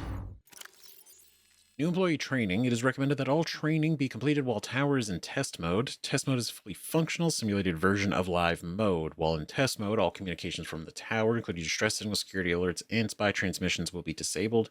To initiate test mode, insert the test override module into the diagnostic port as depicted in the diagram to the left. The activate test mode command may be entered via the terminal once the test override module has been inserted.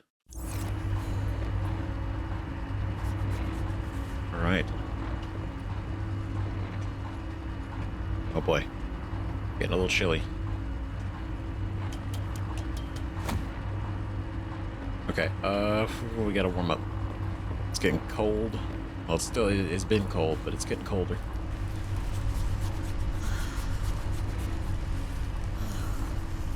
Okay, curious. Delta Station Dock, we gotta go back there. We gotta also go over there. We should also probably build the sea truck, which, I mean, we basically have everything for, right? Does Plasteel still need lithium? It does. Okay.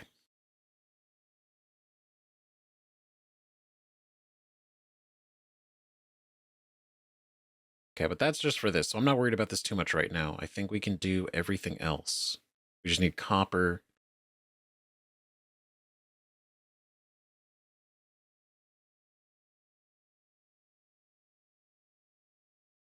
Yeah, I think we can pull this off.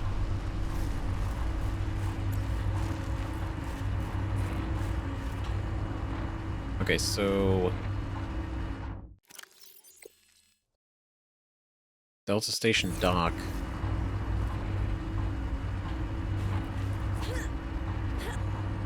It's all the way down there. So if I don't have to remove it, so we'll actually be able to find our way back here pretty easily.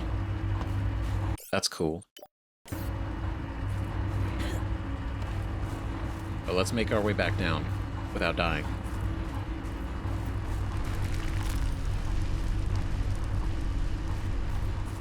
Right, because I mean, we found a lot here. We have to go chase after whoever that was. And then, I mean, questions, right? Plenty of questions. A lot of questions, actually. Like, who are you? How did you get here? Do you... I mean, like, are you... I'd say friend or foe, but, you know, honestly, the fact that she was pretty upset that we might be Alterra. It's already like, okay. Not like the greatest impression. But we should be alright. Her Bronson looked fucking cool, though. Not gonna lie, that shit was badass. That shit was cool as hell. Yeah, I kinda wish we could make one like that. Or we could have. Right, but the barnacles on it, the bones. It's pretty rad. Pretty sick.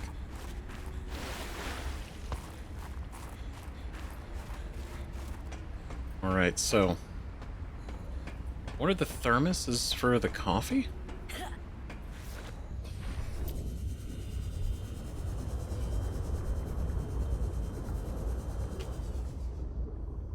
There's okay. No, okay. There are Whoa. There are active zones. How cool. Very cool. Very cool.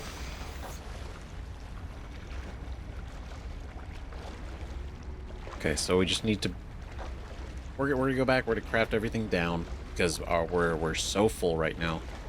It's not worth trying to look for stuff.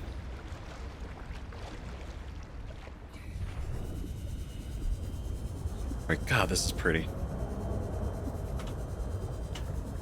It's a shot for the eventual base. And that's curious. We didn't get to look in this yet. Ooh.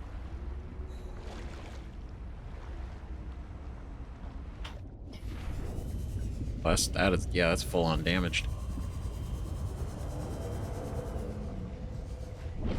Was it like an observation post? They were like a shark cage, but for, well, everything else here. Oh, okay, so we got one of those. We actually got that really fast, considering where we're finding everything. Okay, that's a flare. It is coming down. God. Okay, well, we don't need to scan those. So we already have it. Which is nice. Okay, but we will be back. No, those will all stay there. They'll stay there. That'll be fine. It'll be fine. Be all good.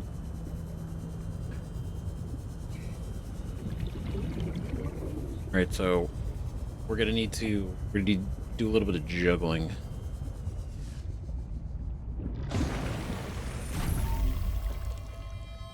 It's like a phone call. You do not trust Alterra. No, neither do you. But your sister was Alterran. My sister was my sister. She worked for Alterra. My people do not perceive a difference. We are what we work for. Well, Sam wasn't. I should have guessed Alterra would find a way to clip Sam's wings, like I knew they'd do to mine. I tried to warn her, and she was stubborn, just like me. Ever since I was a kid, I always wanted to be so different from her. Scrappier, faster, way less play by the rules. Was Sam working in the best interest of Alterra? Yes, but they definitely didn't think so. We believe that individuals may operate in the best interest of the collective or against the best interest of the collective. There is no in-between to us. So you always saw eye to eye on absolutely everything with your network? No. I sense there's more to this story. And more to your sister's story as well. That's fine. Change the subject. We'll come back to it later.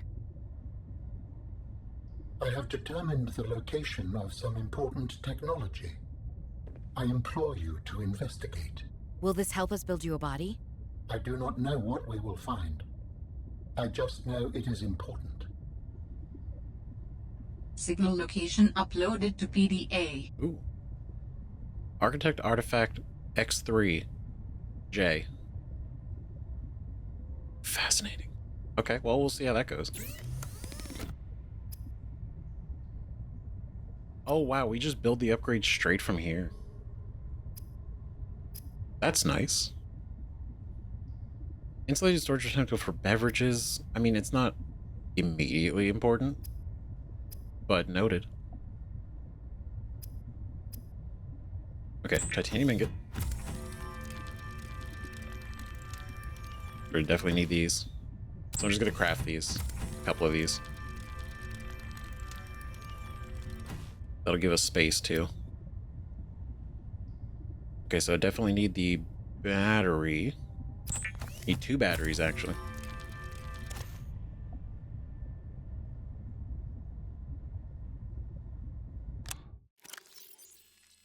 Let's see, let's go and pull more titanium.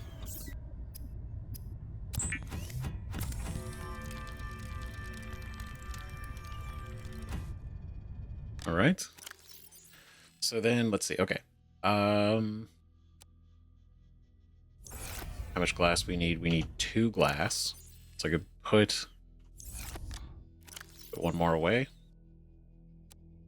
Ingot away. First aid kits I'll put away. Then we got the beacon, silver, gold. Because we need that, 2 shelf coral, and the copper wire for the computer chip. We need the computer chip to build the advanced wiring kit. So... oh wait, I could use that battery. Use that battery. Technically. Because even though it's dead, it's still useful.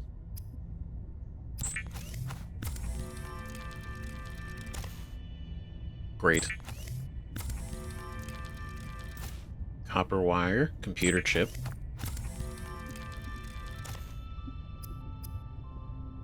Right, I need to get 1 more silver. I need to get 1 more silver, and then...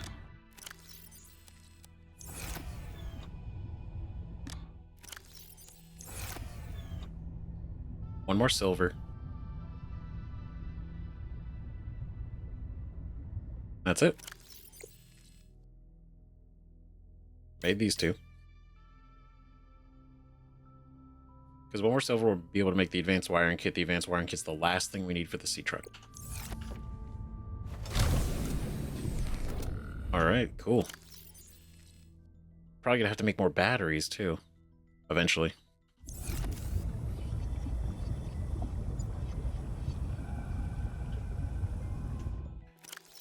Right, because silver was... the... no, that was the arginite. Yeah. Arginite. Here we go. Uh-oh. That's not good. Well, there was a lot more of it over this way.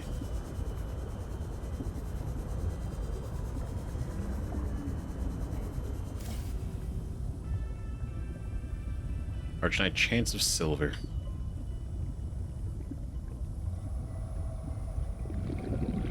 Should use the... oh. Should use the Sea Glide with this. Warning. 30 seconds of oxygen remaining. I know, it's okay. I'm being ambitious.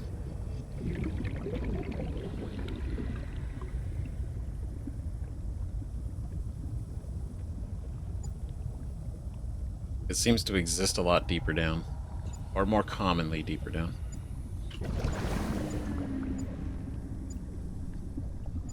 Oh. Great. That was it. That was all we needed. We got the sea truck. But we technically can't even make it because we need the vehicle bay. Of course. But that's okay. That's okay. You know what? It's all good. It's all good. I'll find the vehicle bay. We'll find the vehicle bay. But at least we know once we do that and we craft the vehicle bay, then we can immediately slap a sea truck out of that. And it's all good. Right? Super easy. But then real quick, we gotta make... a couple batteries. Definitely make a couple batteries. So let's go in here real quick, break down the ingredients we have. Right, go in here, wiring kit. Advanced wiring kit.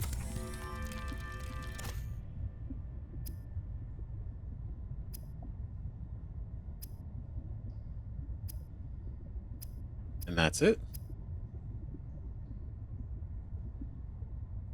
Synthetic fibers. Alright, so we technically have all the stuff. Which is pretty cool. So let's go... I'm going to leave all of that behind. And then, for sure, gold. The rest of these. And then let's go find battery stuff. Right, because the sea glide's almost out again. The scanner we've definitely used a lot. Son of a bitch. My god. Faster than we would have thought. Okay, titanium ingot, lubricant, and another computer chip. That's great. That's great. We could totally put that together. Hold on. Wait a second. Right, so we got enough for the lube. We got the lube. We got the ingot. We just need to make a computer chip, right? Which is just got the gold. Technically could sacrifice the copper for this. Just need the table coral samples. Which might actually be a good thing right now.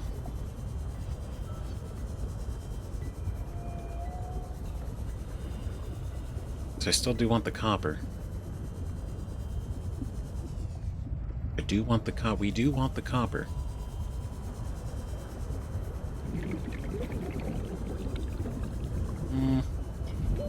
Oxygen.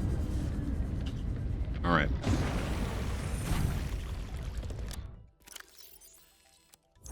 Okay, so let's go in here. Oh, here, base materials, lubricant. Ingot. Wait, let's see. I need the shelf coral, and I think that's it. Yeah. Go here, make that.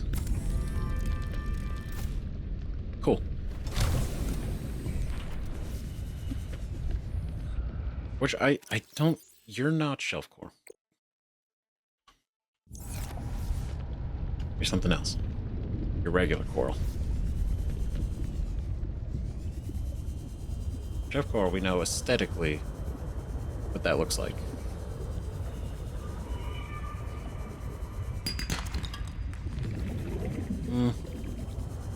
I am hoping to gather some more copper while we're out. At the same time.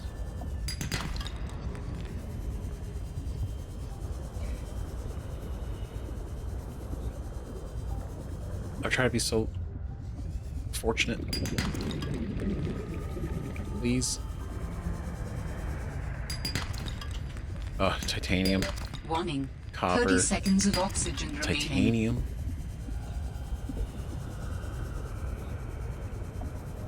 I know, there's the plants over here. And the shelf coral. Great. The table coral. I keep calling it shelf, but I know what I mean. Oh, sea truck fragment. Ooh. The damn ugly thing followed me into the shallows. I didn't think something that big would follow me up here. Had to jettison the sea truck. Again. I guess I could try to go back for the parts when it leaves. If it leaves. I really don't want to sit in another meeting with Emmanuel. Manu, as he likes to be called. I just want to drive around and deliver cargo in peace. Fucking Manu. I like how he picks the middle of his name. Interesting. But I feel you, Fred. I just want to deliver. I just want to cruise around, man. I don't want to deal with none of this. I feel for you. Warning. 30 seconds of oxygen remaining. However, I very much worry what you mean. Oh shit, there's something going on here. Oh god. Warning. Okay, wait a 30 minute. seconds of oxygen remaining. There's a whole ass facility over here. And I'm going to imagine there's no oxygen plants. What is this? High capacity. Nice. New blueprint synthesized. Oxygen. Oh, God.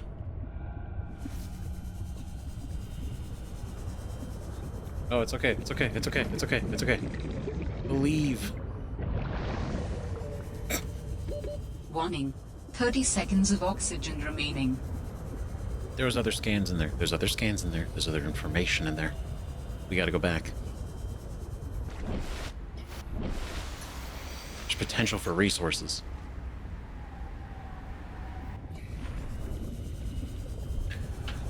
Also, that didn't fill me with confidence. It's like, it followed me here, something as big as that. And then, all the way to the safe shallows. Like, pardon me? Fred, great to see you. Come on in. You don't mind if I record this, do you? Am I in trouble? No. You know me. Just a fanatic for details. And my memory's not what it used to be. I know what that's like. Yes. Is that why you've been running so many personal errands for your colleagues? We asked you to limit them. So I am in trouble. That's not how I want you to look at it. Here's what I see. You're a team player. You want to get the job done. I think I have a pretty good record there. You want people to like you. Has anyone complained? Fred, the trouble is, not everyone is as reliable as you are. Sometimes people need help being where they need to be and concentrating on their work. All the trips were work-related. It appears you transported tech for Lil, rather far out from her base. Well, it needed to go deep, and she needed a sea truck. Her work is currently on surface installations. She shouldn't be anywhere near the water. No more favors to friends, agreed? Yes, sir. I keep telling you. Call me Manu.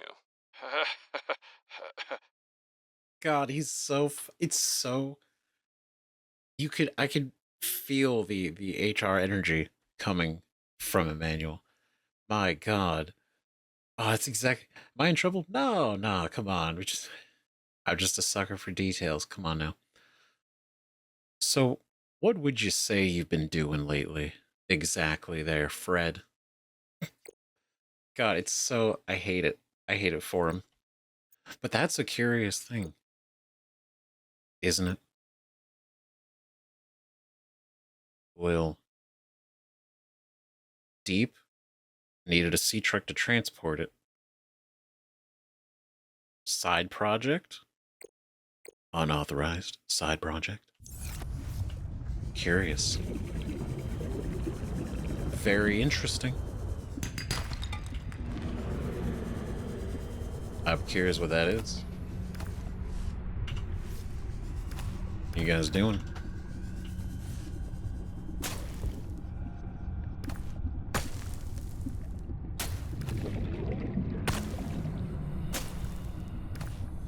I don't think I'll probably need more.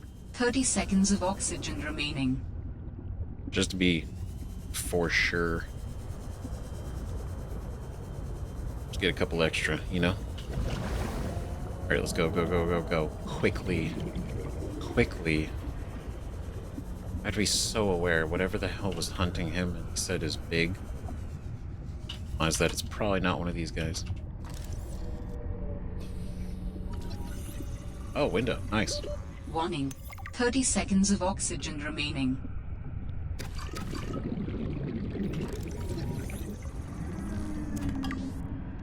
Yeah. Oh. Uh-oh. Oh, boy. Oxygen. It's okay, we ascend. I have never felt this is more useful than it has been in Below Zero right now. Like, I definitely used it a handful of times in Subnautica 1, but for sure, this is very useful. Should try to be very thorough before we head back up, right? Because we got... thirsty. Vital signs stabilizing. Right, but I think, I mean, I just want to be sure that we've completely checked this out.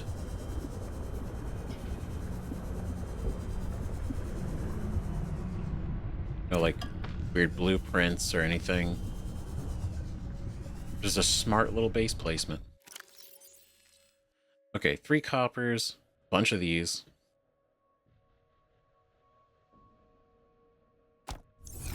I'll drop the quartz, hopefully. I'm lucky. Warning. 30 seconds of oxygen remaining. Yeah, yes. Really hope for one more copper. Oh. Oh, embarrassing. Oxygen. Alright, cool. Now let's go back. Now let's go back. Now we have enough. We have enough. We could build some extra batteries. We got the rest to make the computer chip. We've gained a little bit more lore. This is pretty great.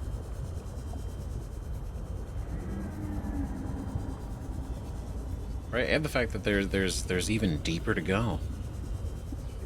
Even deeper.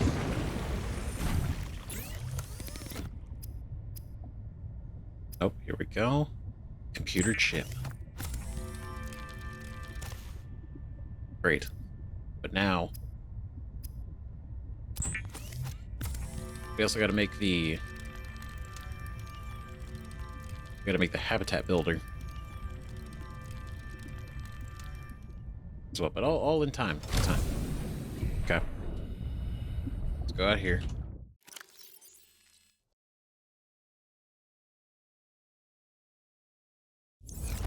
Did I not pick it up? God damn it.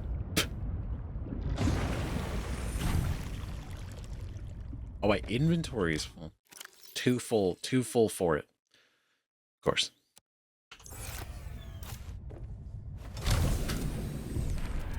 Okay. Okay. Now.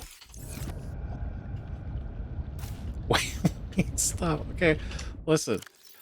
Okay.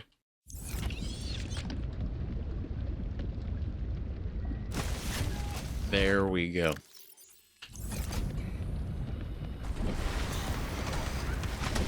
She is beautiful, fancy.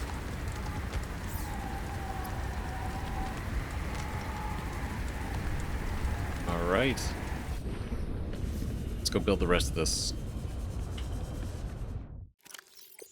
Let's go here. Oh, then grab all the goods. We got this power cell advanced wiring kit and the 3 lead. Sea truck. Let's go. Huge.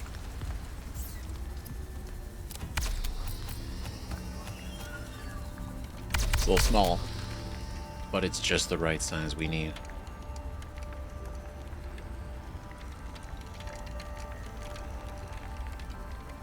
It's kind of cool zipping around in that little thing. Sea truck. Hell yeah.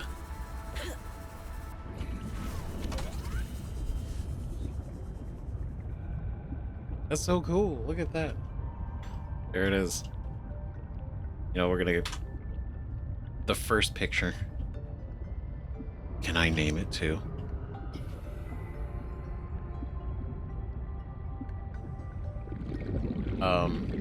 How do I...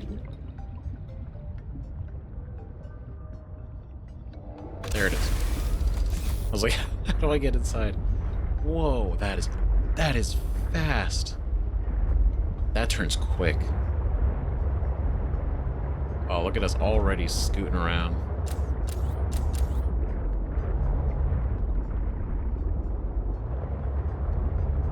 Pretty cool.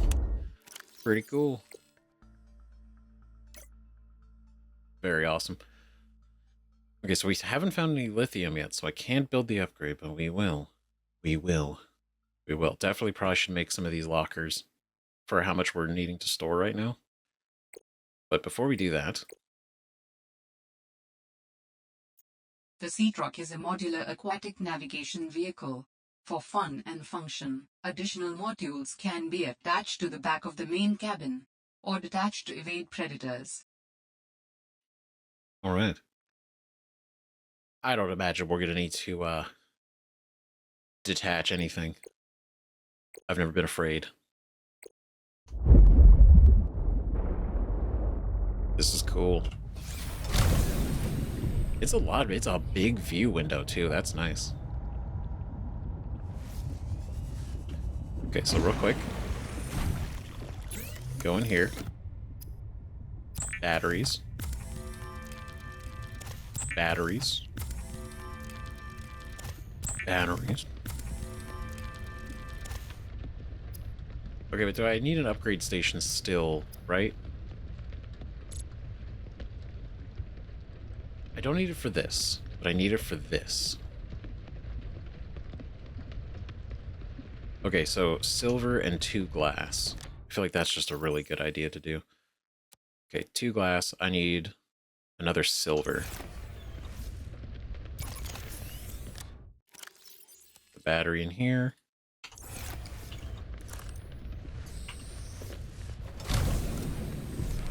Okay, so we need another silver. One more silver. Of course, silver. Silver, silver, silver.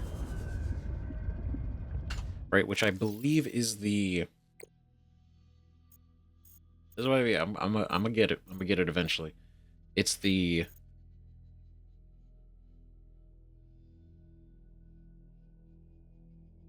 We just needed this, right? It's the Architect.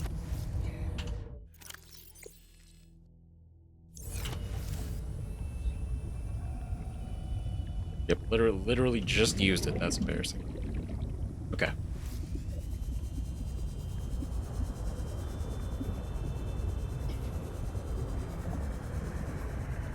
Oh.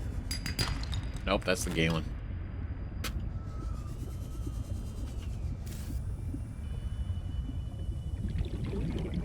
I do like that they still give you the scanner room. I appreciate that, because even though this kind of, on a smaller scale, replaces the scanner room, it doesn't truly replace the scanner room. And it never could truly replace the scanner room. There's a lot of you guys here. Oxygen. I know. Cool. Alright. This is also Elena. Okay, you know what? Let's take the sea truck. Let's take the sea truck and go look for some silver. Because I feel like that oxygen tank upgrade is just gonna be such a big deal.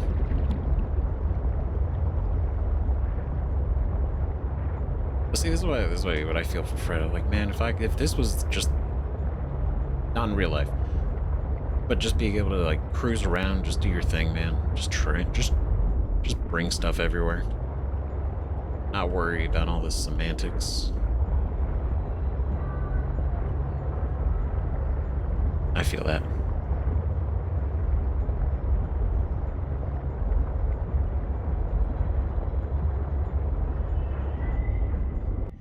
Oh. Boom, that's it. That's it. We're done. We got it. Let's get the upgrade. It's not technically an upgrade because we're crafting a larger version.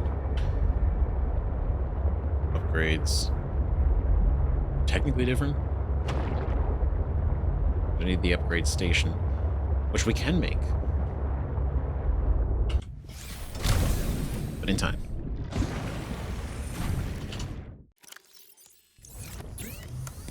Oh. High capacity O2 tank.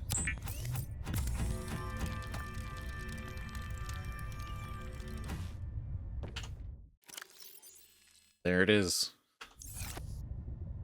Beautiful. What are we looking at?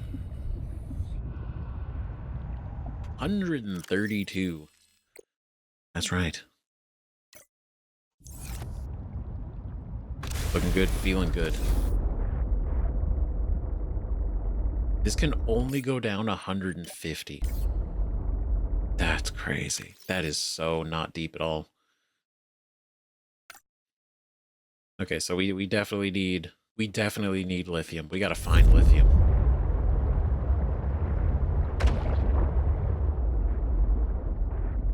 Okay, let's see. Do we want to go? We want to chase her down? Go to this. I guess we should go. Let's go to this first. Maybe we'll be lucky enough and find some lithium along the way. So we have not ventured out this direction yet. So there's probably some new shit.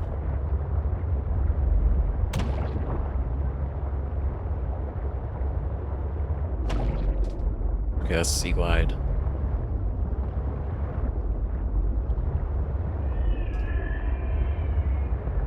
Boy, okay. Well, it's, I mean, this isn't that scary yet. It's just dark and unknown.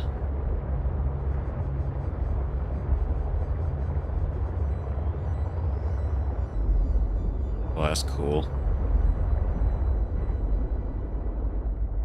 Weird. In a cool way. Frost anemone. Frost anemone. The frost anemone grows on the underside of ice, floes, and icebergs. The anemone's tendrils are covered in thin, stinging hairs that paralyze small fish and plankton that are broken down for nutrients. These tendrils should be trimmed to effectively harvest the edible heart. Assessment: carefully harvest for high nutritional value. Is that...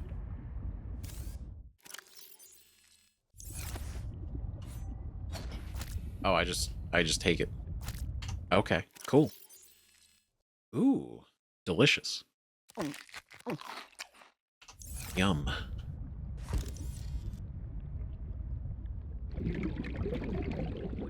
That's a little dark. It's really dark, but it's not weird yet. We're still all right. We're still okay. It's quiet.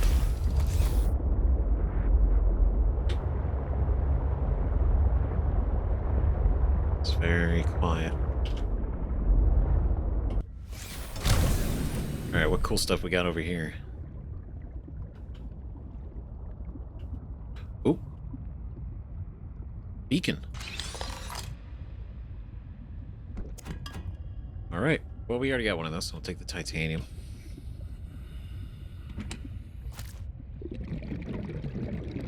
And another flare. We'll take it. Oh.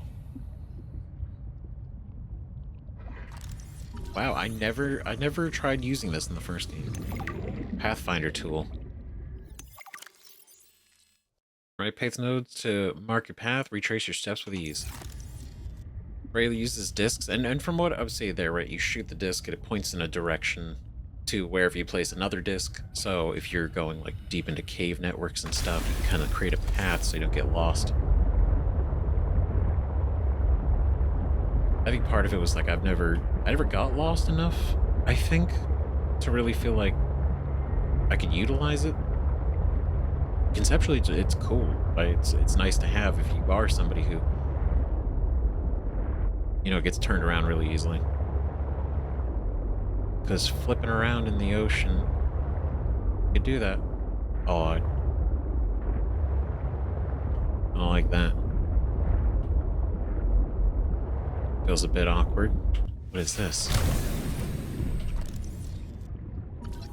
Oh, mobile vehicle bay. The grav trap. Nice. One of two. Now, the funny thing is I had scanned enough pieces to make the grav trap in Subnautica.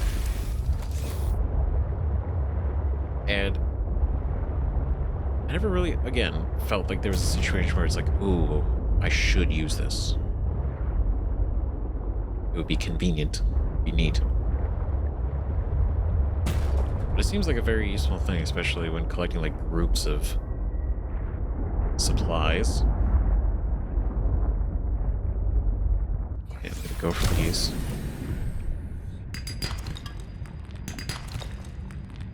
Okay, silver, great. I like the sea truck so far. I like this. This is nice. This is kind of cool. Okay. Look, that was me. That was driver error. Oh god, he's coming. Oh no. Okay. Great.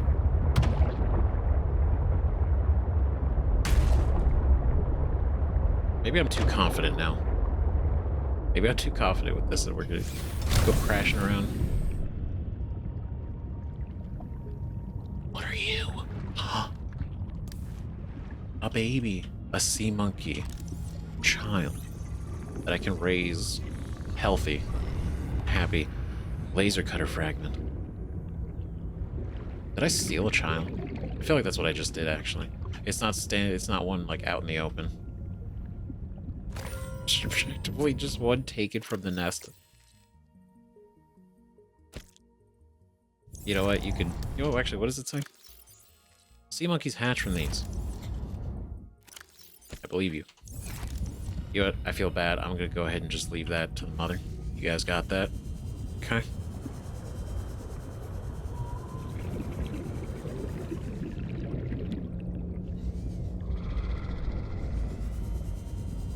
Okay, let's get back in here.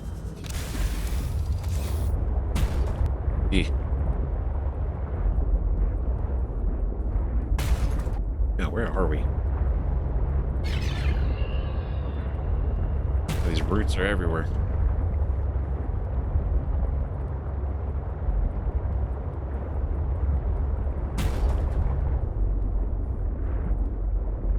Was there anything here?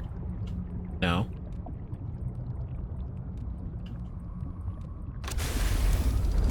All right.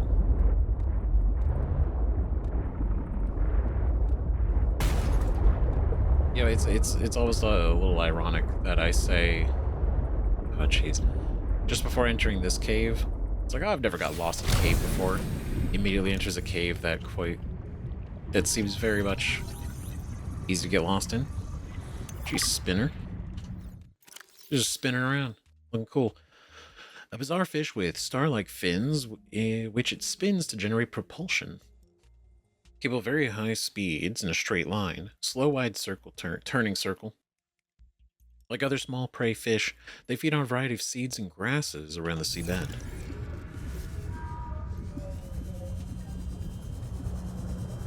Neat.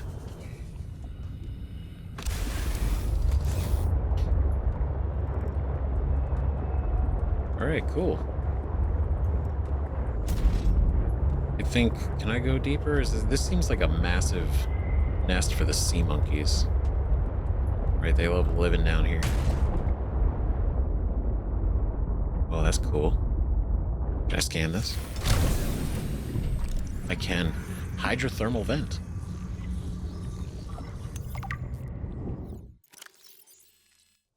Yeah, that's how cool looking.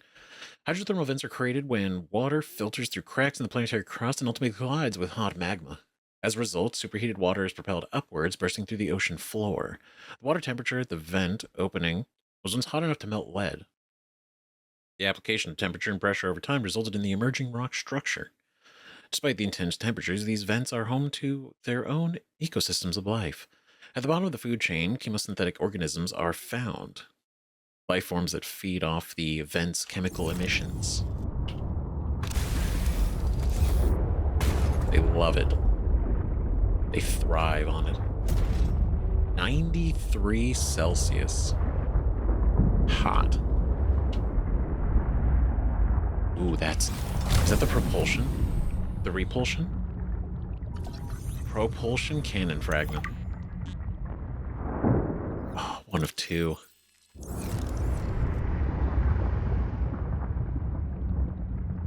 It's kind of a cool way to do some of it, right? The sea monkeys have grabbed a bunch of tech. They're hiding it.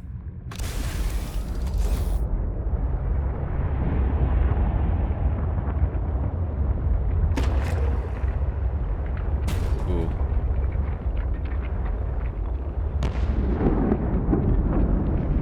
Okay, so it's another fragment. Oof. Excuse me, pardon. Let's get through here. What do we got in here? Another vent. Oh, more stuff. Laser cutter fragment. Hell yeah. 2 of 3.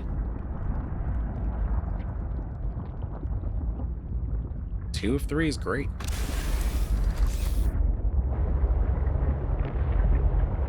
So you see, no, this overall was it was a good idea to come down here. No, no, no, no. Oh God. Had to get out of here. Does that go up? That's just this. I'm getting dizzy. Oh boy. Okay.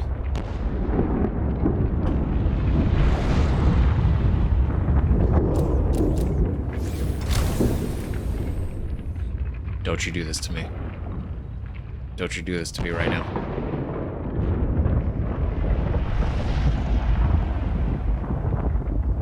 Oh God. Access upgrades. I don't have any upgrades. Okay, cool. Crisis averted. I gotta get the hell out of here. I don't think I can fit through here, can I? No. Get myself stuck.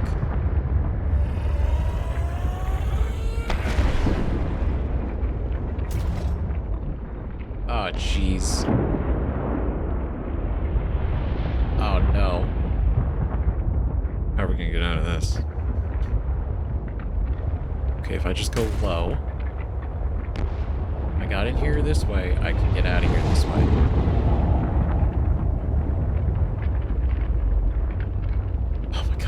Okay. See, all it takes is a professional navigator, professional driver. Not just anybody can drive like this. Okay? Not just anybody.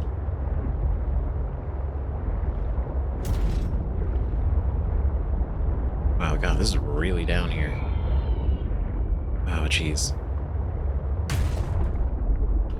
Ooh. Oh, is that another laser cutter fragment? That is phenomenal. Well, whatever we need that, we'll have it. New blueprint synthesized. Great.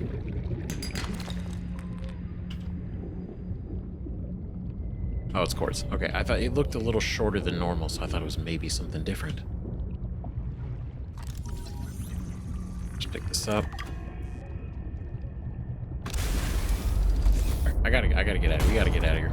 This is... We're stuck.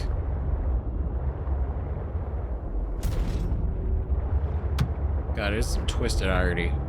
The second of, like, I've never gotten lost before. Proceeds to...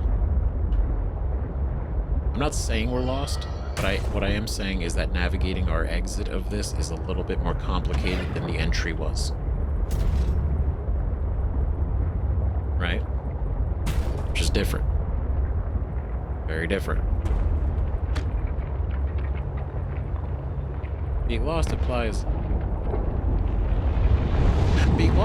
I don't know where we're going. Which is not true. It just means where we are going is different than where I thought we came from.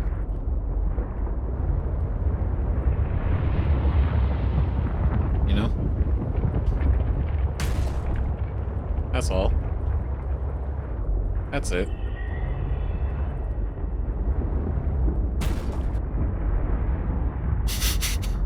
Oh, God. That's fine. Yeah, they really made these caves crazy. Like, the architects clearly did this. This is not natural.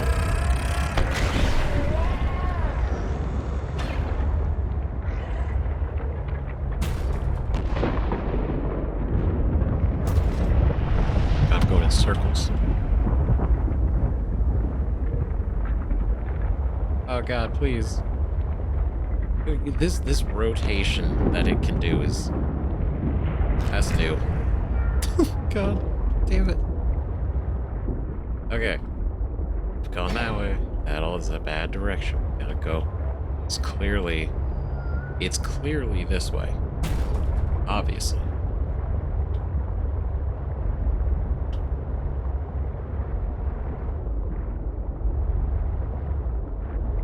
Now, I know what you're thinking. Am I gonna destroy this thing before we leave? The answer's no. Yeah. Of course not.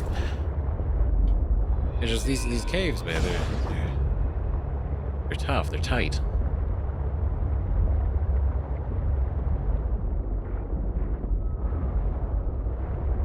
It's a real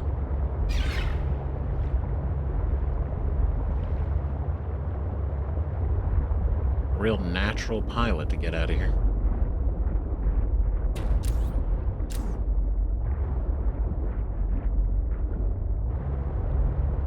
See?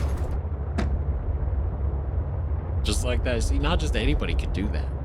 Alright, that takes talent. That takes skill. That takes the force of will to do what we did there. That's right. And my god, we did it. We did it. How much is the repair tool? How much is it asking for the repair tool?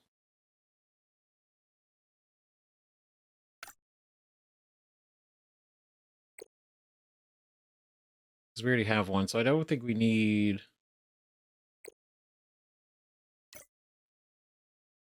I was thinking the laser cutter we just got. We don't have that yet. I'm not worried about crafting that. So let's go...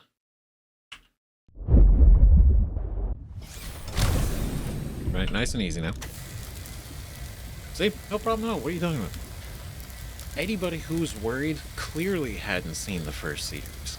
Right, clearly didn't see how we handled Subnautica the first time. 4546B.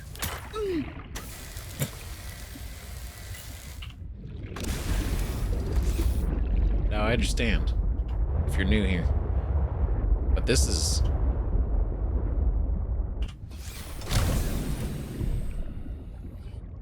easy peasy.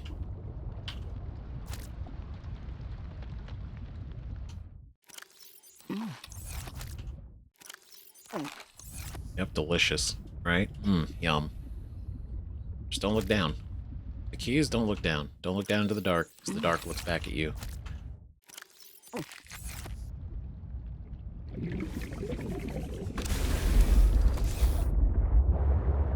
Beautiful. Alright, let's carry on.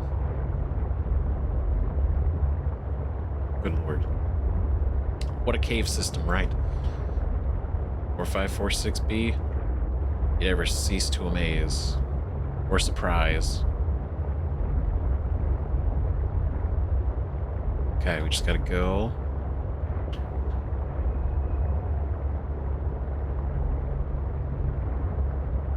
Okay, it's a little shallower here.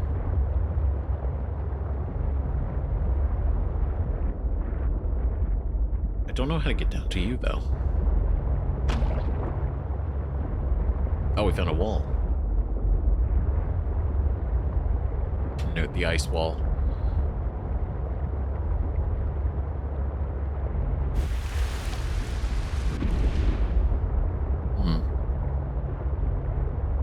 What's over here? Anything interesting?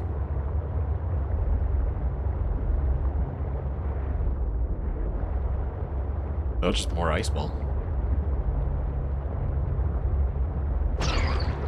Oh.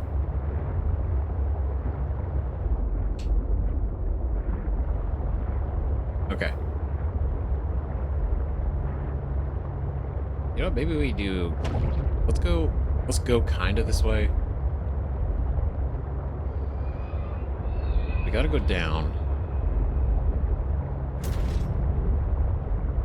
Ooh, wait. No, I'm not gonna fall for that again. I mean, we're gonna explore that at a future time. Again. You know, we just gotta go this way first. For priority reasons.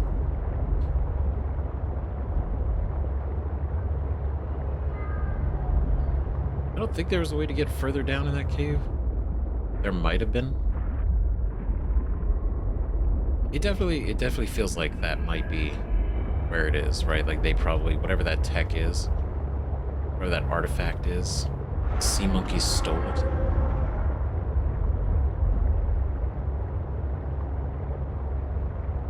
Okay, we're getting a little deeper. Okay.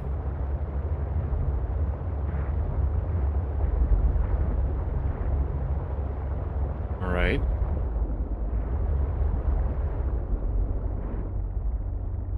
I'm not like a big fan of when there's less fish. But I'm aware that there's less fish. You know? Oh, that's cool.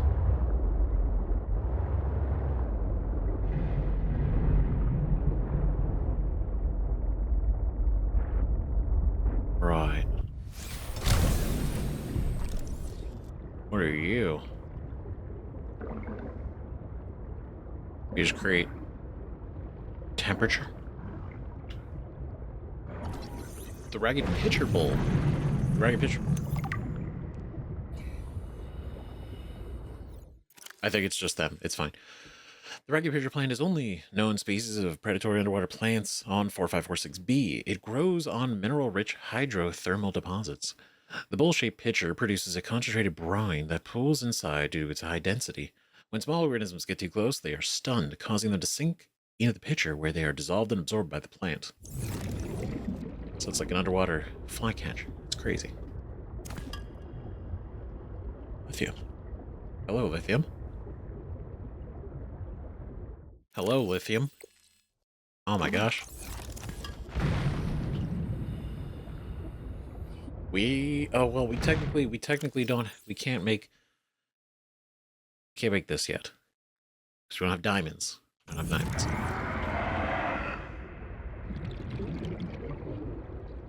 I'm sorry. Oh. Fuck. Oh, yes, of course there are. Outer Bay one. That was something.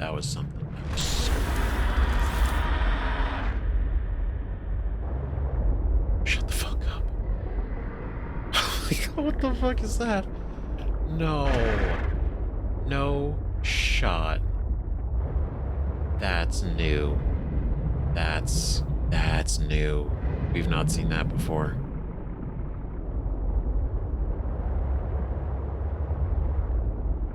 Oh god.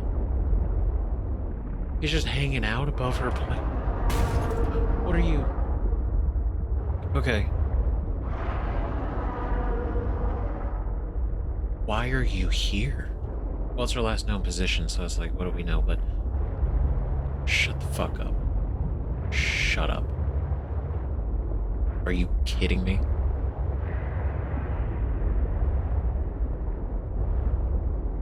That is, that's a new Leviathan. That's an icy Leviathan. That's an ice water Leviathan.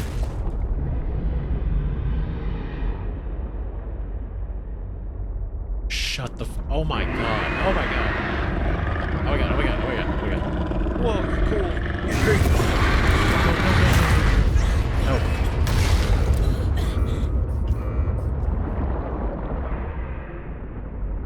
Oh, wow, he showed up fast. Holy shit, he actually grabbed on too. Okay. Alright. Well, I was trying to get a closer look, and that's what I get. That's what I get for being bold.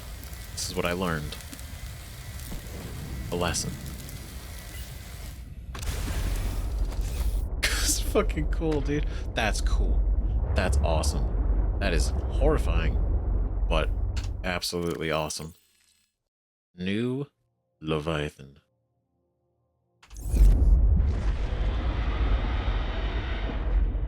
Definitely need the stasis rifle if we can get that. Because I would love to scan everything. Even at the risk of my own health. And these guys...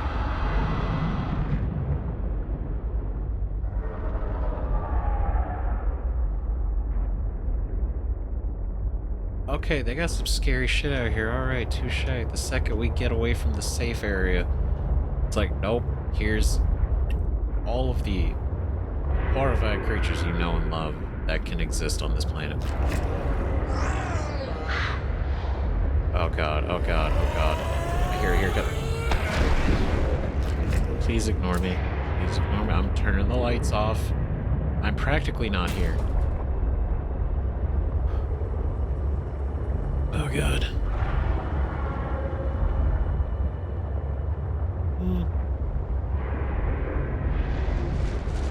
Oh god. What are you doing? Go away. God, lithium.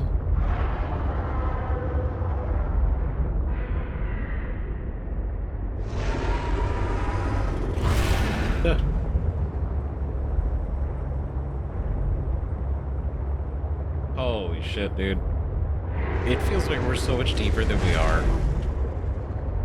We're not really that deep. We're not. We're 90 meters. We're 90 meters, man. Like, fucking Riley was out here going down, like, fucking 500. Oh, wait.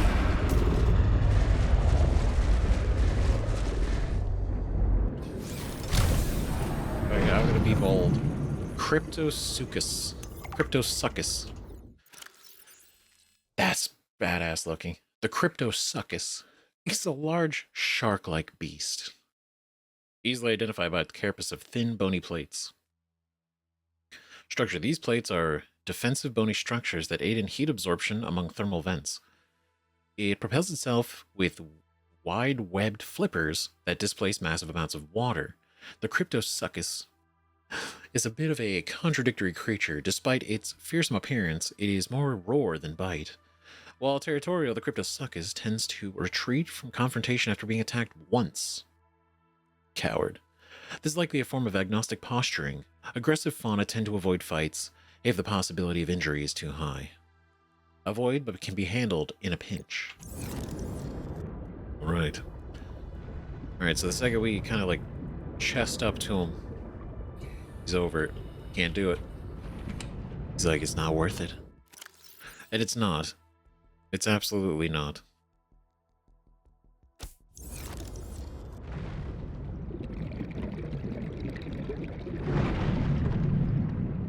Hold on, if I take the flare, and let's see, I do this.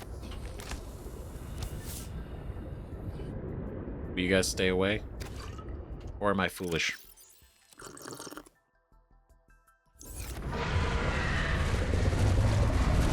away. What are we looking at? Sea Truck Fabricator Module Fragment? Oh. Contains one wall-mounted unique fabricator and a small amount of additional storage space. The fabricator module allows operators to craft everything available on a standard fabricator while additionally offering the ability to construct sea truck modules. Failure to attach this module for trips lasts longer than 8 hours absolves the manufacturer of fault in all incidents regarding caloric energy intake deficiencies. And B, this module is powered by the sea truck's main cabin. Okay, cool. So we can slap this bad boy on the back. We get a fabricator and storage space, and we can make additional modules. Noted. Cool. Neat. Command chair. Ooh. Jukebox disc, first sun, die peacefully. Alright. Go from music for our our habitat control room. Operational hub for observing and managing habitat power, structural integrity, and aesthetic design. That's new. The control room is an essential part of an outpost engineering created in response to environments with limited power generation options. Let's see, a centrally located 3D console provides an overview of current base layout. Interactive projection toggles power in individual rooms for finite energy control. That's neat.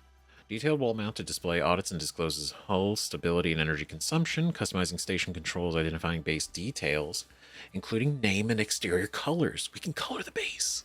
That's neat. Atomic clock reports pinpoint accurate local time. That's cool. So you, quite literally, you could see what rooms are taking what power, how much of it. You can turn those rooms on and off to conserve power if that's an issue. And you can also name the base and change colors.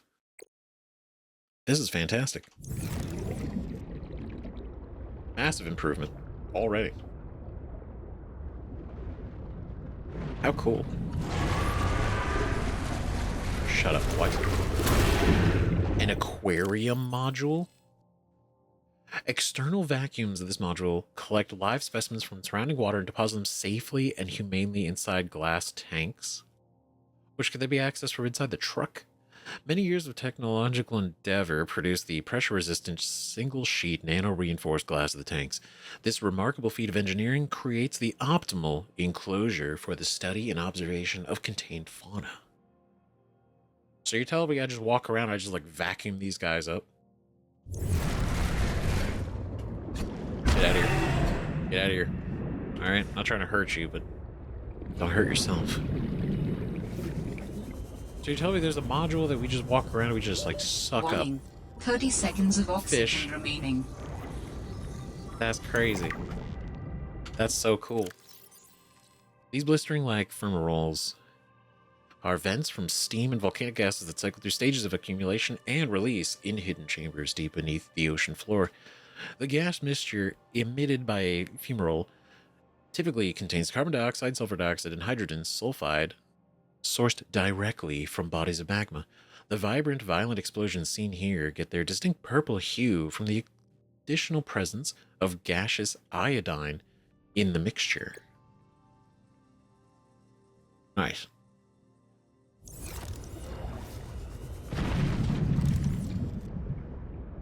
Okay, that's just a regular fragment.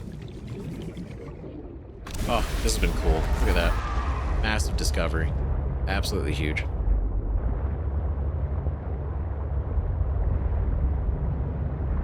Damn, so we've met at the... with some crazy survivor lady who's out here. Significant geothermal activity detected below. Beware of high pressure and temperatures. Alright. Oh, there's something over there. Oh, it's just you. Okay, so we've already met some, like, crazy survivor lady. We have then discovered that HR is still HR, no matter who you work for. And then... this place is scary. This is fantastic. Sleeper module fragment? So I guess this is our bed. Replete with a foldable bed, home entertainment system, and photo frame, the sleeper module provides everything required for one person to hunker down for long stretches. As a utility vehicle, the Sea Truck is ideally operated on a 24-hour schedule. With the addition of this module, it's possible to trade off piloting with a co-operator. It is advisable to resist detaching this module while there is a slumbering occupant. A suffocation may occur. This module is powered by the Sea Truck's main cabin. Yep, so if you detach that, there is no oxygen in that box. That is it. It is over. It is done. You might not wake up. Well, you might. Briefly. Not comfortably. Warning. Maximum depth reached. Non-damage imminent. I know. I'm getting bold. A little too bold. What are you? Docking module fragment. Ooh. What's that for? As the most user-requested Sea Truck edition, The docking module provides capacity to attach one standard prawn suit to the sea truck. Mechanical arms extend to automatically secure the prawn suit to the vehicle on approach. The internal features are limited due to the amount of structural support built into the walls of the module, including control panel for detaching prawn and bright yellow ladder for ease of exit or escape. Must be attached as the final module to function. This module is powered by the sea truck's main cabin. Prawn suit not included. So we can make the prawn suit again. Not bad. I'll take it. I'll take it. That's cool. So basically, you have truck, you could build the other compartments, but then this one has to be on the very end, which just has the prawn suit. That's kind of neat. It definitely is giving me the impression of very much like a, literally like a truck, like a tractor trailer kind of, you know, situation. Especially with how elongated it can be.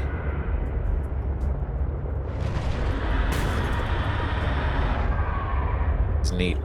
It's neat as a concept. I do wonder, because like it says the more you attach to it, the slower it'll kind of be. So I'm worried if I attach too many, it's gonna be like sluggish. Because I do like this speed, and I feel going slower than this would probably get a little dicey. Who are you? The newt fish. Wow. A small predator which eliminates the need to overcome its prey by simply swallowing it whole. Oh my god, look at that mouth. Holy shit. Wow. With its colorful markings, the newt can easily pass for a small herbivore, allowing it to sneak up on its prey. What looks like a beak is in fact a single stretchy, extendable lip, lined with barb-like teeth. Once within reach, it envelops its prey, drawing it inside its stomach before retreating for several weeks to digest its meal. Harmless. Oh, this is pretty. Oh boy. Oh my god, what is that? Okay. Alright, hold on. Back to this. Hold on. Warning. Maximum depth reached. I know.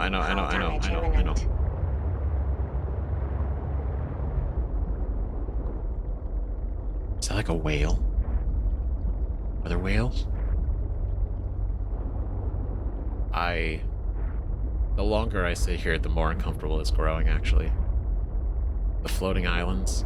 I don't know, something about it freaks me out. Freaked me out in the last game, still kind of does here.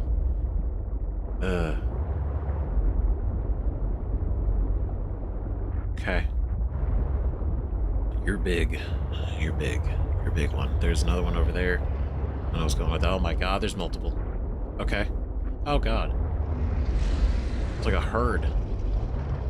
I mean, if they...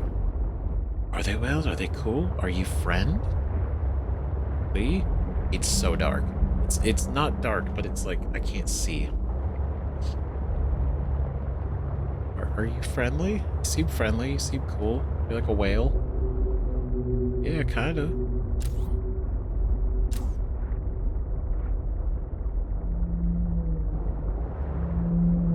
Oh yeah, kind of like alien whale. Whalians. Glow whale. Ooh. I'm sorry. I'm sorry.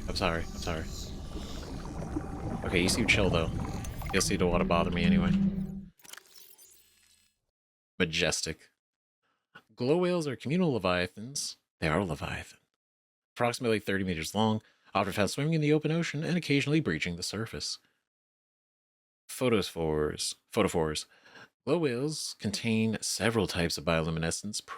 Perhaps the most noteworthy are their photophores, which are incandescent glandular organs found in the corners of their eyes and the pods at the tips of their sail-like pectoral fins. Glow horns. The glow whale's blue horns behave similarly to tuning forks. The horns receive waves of sound in the water and help glow whales identify members of their pod from a distance. This ability is also used in hunting shoals to determine positioning of potential food sources. When pods of whales are at play, they emit a harmonious series of notes that resonate in their horns and release a series of chemicals that appears to create a joyful response in nearby whales. This note's frequency is too high to be heard by human ears. Passive, harbors barnacles, and algae. How nice. How wholesome.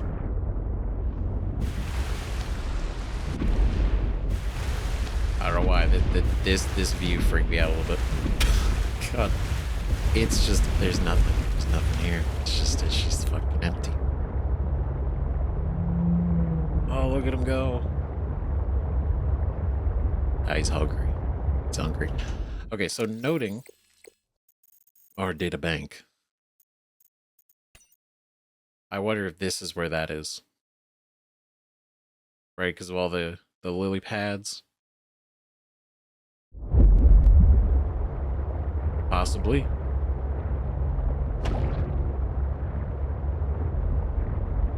Okay, still gotta find a way to get this fucking artifact. Ooh. Okay. I think what we need to do... Well, I haven't even found diamond. Right, we need diamonds. We need diamonds because I want to craft the depth module. I found any diamond. You found a bunch of lithium, which is great. Right? Lithium out and everywhere. But no all. I made a beeline for that too.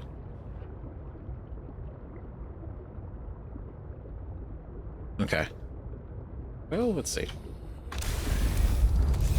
Can't go any deeper, not really.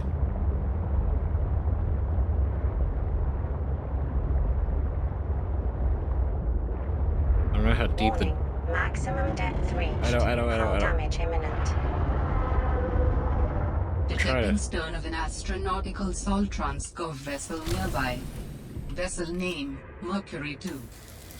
Inoperative. I would imagine so.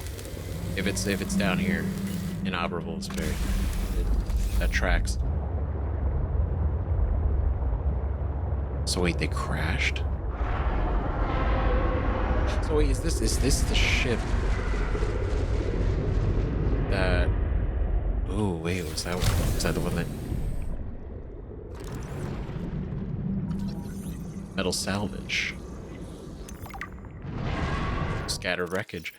Metal scraps may be reclaimed for their titanium content at any fabricator.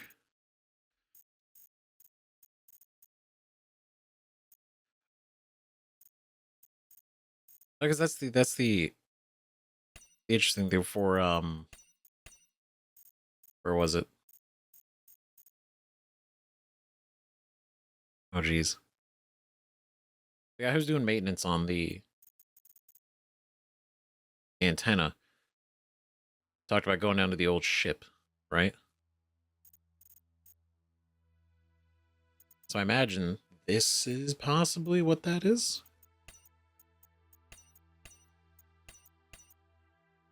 Right? Dive to the old ship. Might be what that is.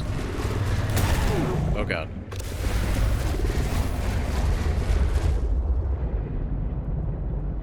Okay, well, definitely regret not having the... Whoa, there it is. There, definitely regret not having the first aid kit, but that's okay. That's okay. Hold on, I'll be right back. Alright, thank you for waiting. Which was only about a half a second for you guys. But... Dude, go away. Go away. My god. Oh, this is cool as shit. Creepy. Underwater wrecks, man. That's also a bit unsettling. But how cool, right? I mean, we gotta check it out. Gotta check it out.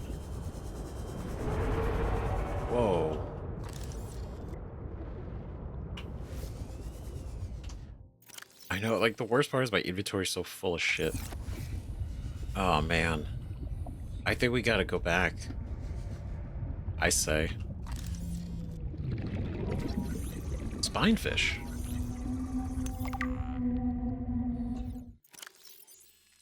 Wild looking. Small school mentality prairie fish. Closely related to the hoopfish. Looks like the hoopfish's skeleton. Gray coloration, a combination of near-translucent flesh with white rib-like markings give this fish a deathly appearance. Takes advantage of this to avoid the attention of its predators. Behavior moves in schools for protection, but will disperse and flee if necessary. Whereon those fortunate enough to escape the gaze of their assailants will make for the seafloor and hide amongst the detritus. Wow, there's a whole ass copper wire here.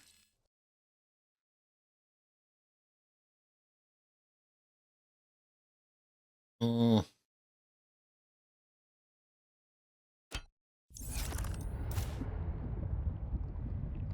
this is so... This is the rust, the look. This is a cool... This is like an old wreck, right? Not just... Because all the wrecks we knew about titanium ingots here, right? All the wrecks from the first Subnautica were all, like, recent, right? They were all created recently. You know, it's fine, actually. You guys could be free.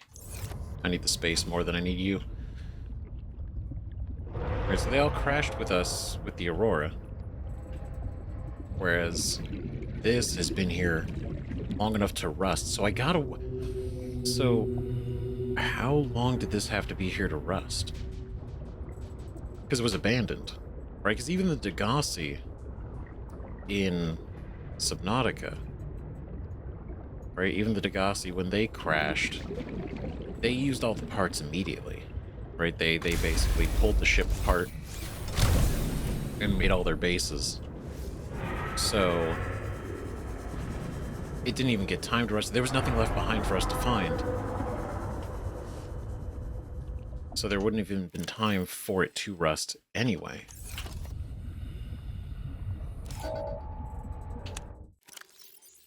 That's cool.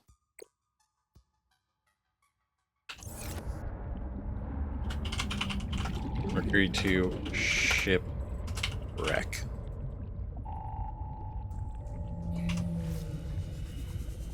Very cool. I mean, I feel like this is pretty cool. Right? What a find. Warning. 30 seconds of oxygen remaining. I was really hoping to find diamonds. And there's no storage on this thing either. At least not without an upgrade. So I'm just gonna poke around real quick. Hello, Arrow Ray. You're cool looking. Oh, fun. A relatively small ray species capable of fast, evasive maneuvers feeds on plankton. The fins on its head form an isosceles triangle, which it can tilt to perform fast and unpredictable maneuvers. Sharp forward fin tips are capable of spearing attackers who manage to catch up. Mostly harmless.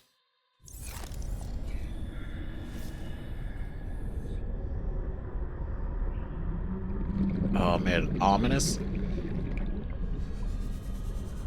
But knowing they're harmless is cool. You know? Oh, God, what are you? Man. Just out here looking for diamonds. Oh, that's some, like, cave diver shit. Nah, I'm good. It gets... Okay, cool. It does get deeper. That's great. That's great. I was worried. I was worried it wouldn't. I was worried it wouldn't. Oh God, that's a lava. Okay, that was not. That was not one of the whales. That was a nightmare. Fuck me. Okay. What What are you? You look cool. Tree spire.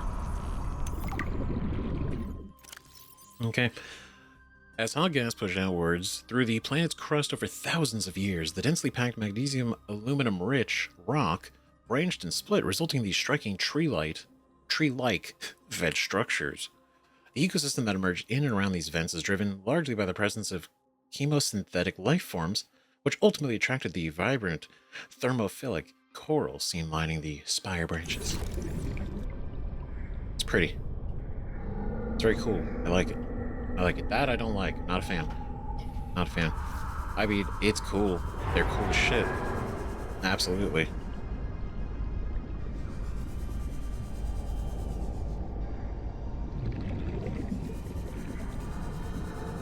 Right, definitely remind me of the Reapers. Reaper Warning. Leviathan. 30 seconds of oxygen remaining.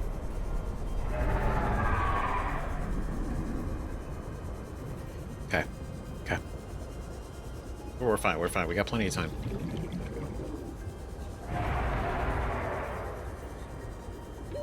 Oxygen. This is what I get for avoiding, like, deep temperature. Just like, I'll go out on foot just in case. Right? On foot. On fin. On flipper.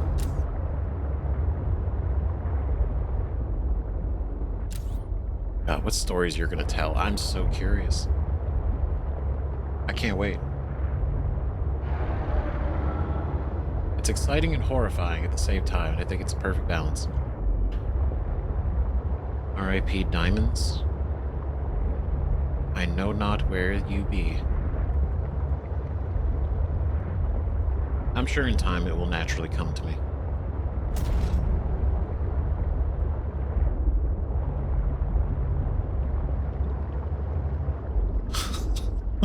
Oh, God, I hate it. I still hate it. You know, I was worried for a bit that I was getting a little too... I don't want to say confident. That's not the word. Comfortable. That's the word. Comfortable. I was getting too comfortable. I was like, you know what? We got this. And then he shows up, and it's very quickly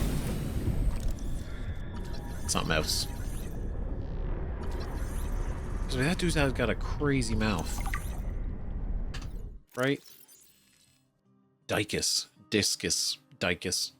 fish. A colorful small fish with a laterally compressed body, the discus generally survives off of algae and other plant materials. Algae is cool. He's like all got this little membrane around him. They also serve as nutrient prey for many other larger or quicker members of the ecosystem. Despite their colorful appearance and lack of real defense mechanisms, they survive mostly by virtue of their relative agility and a tendency to favor narrow crevices and other claustrophobic environments. Unlike me. Whoa, what is this?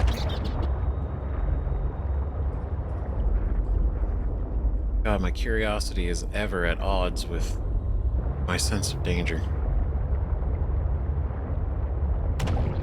Warning. Maximum depth. I heard it. I felt it. Oh, just gotta keep it just above, just a smidge.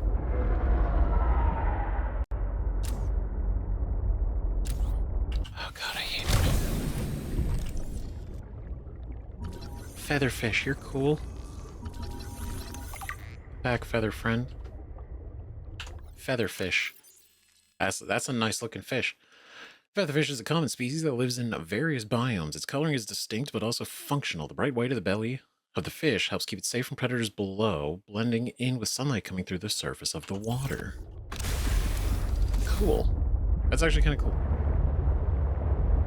So basically it tries to stay above predators, or what would be predators of it. And whenever predators look up, all they see is, well, they would mistake it for sunlight. Okay. Okay.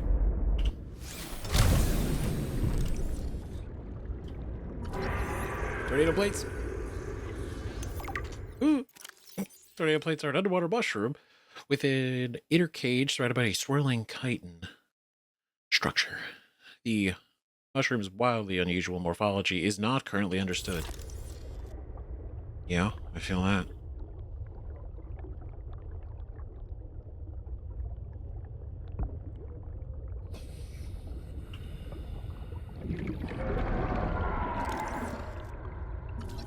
Blooming raindrops. It's so close to the edge. I hate it. These aquatic flowers grow in various biomes. The thick bioluminescent bulb that grows out at the top of the stem stores nutrients when sunlight is in short supply.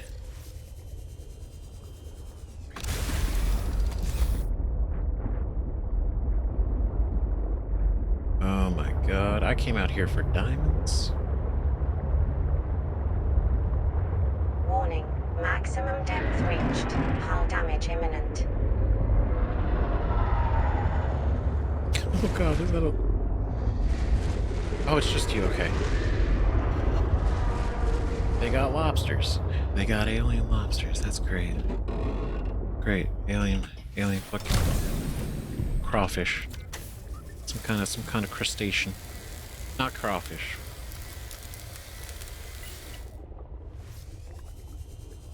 What's up, guys? You cool? Are you gonna hit me? You got fists for fighting. Rock puncher. Okay. That's funny. Okay, so he might actually. Oh my god. Jeez.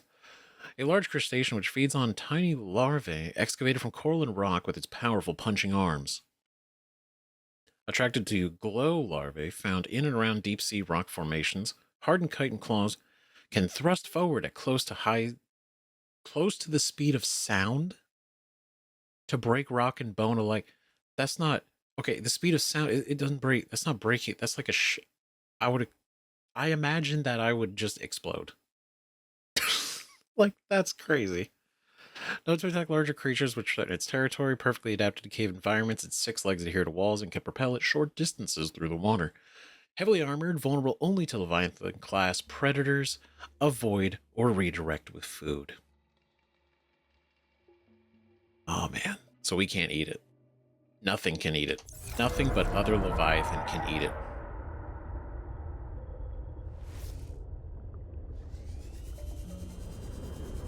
Haunting. Alright.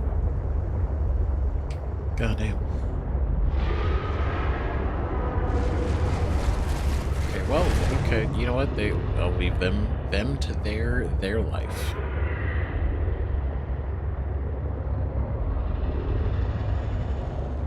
Man, I really wanted to find this diamond.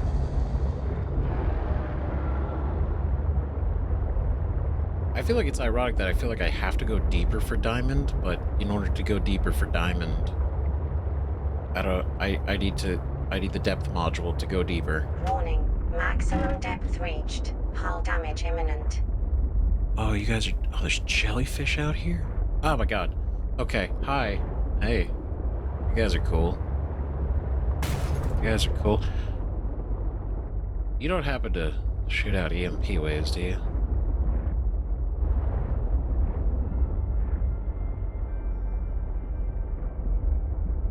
God, that's crazy. I don't know. Are you guys cool? Are you cool?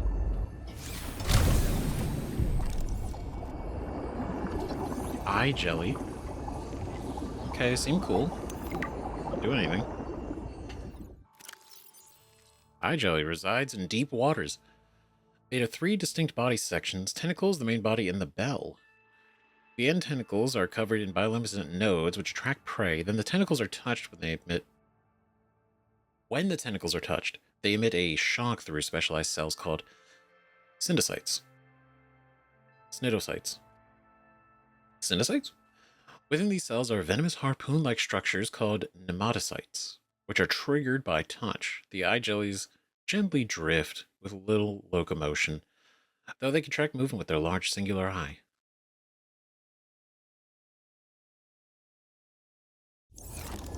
Oh my god, that's their eye. It faces upward. That's crazy.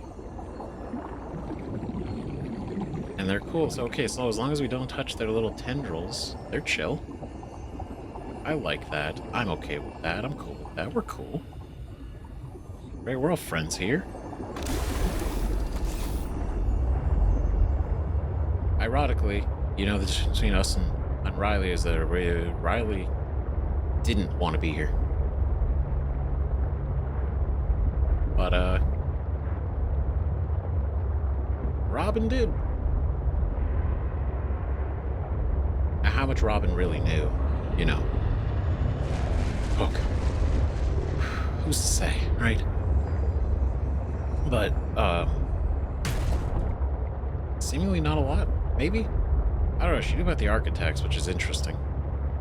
That's different.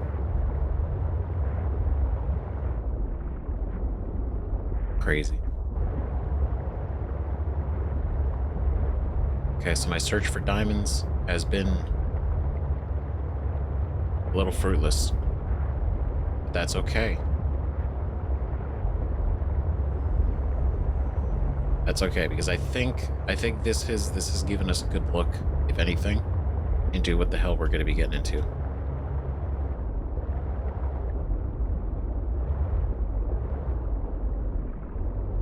Oh god, why'd you spin? That was unnecessary. I feel like that made me nauseous. Okay.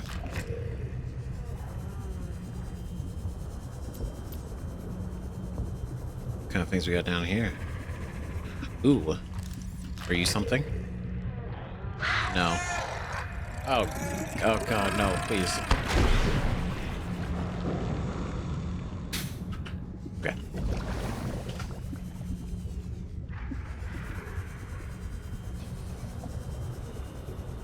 Okay, exploring around, you know, obviously a cave system.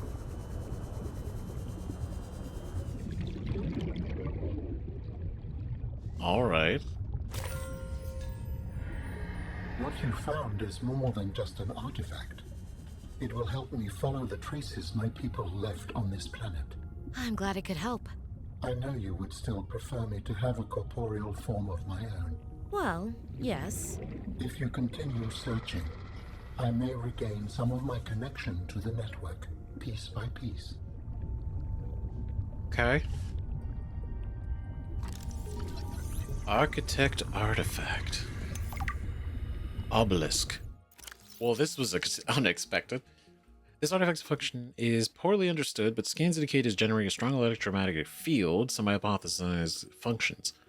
Energy transfer device, geomagnetic scientific instrument, or communication network node.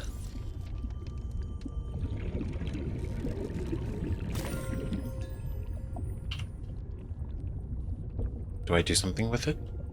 Is this just like noted?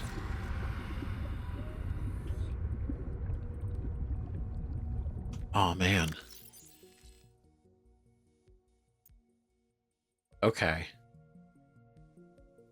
So if that's the case, it's being powered on, which means I would, based on like the designs and what we've seen, especially in Subnautica with how the ion cube powers work. I imagine if we find other ones that are not powered on, we could slap an ion cube into it, power it on. Theoretically. That's what we're talking about. Ultra capacity tank. One of 3? You would. You would. You would have to make me earn it.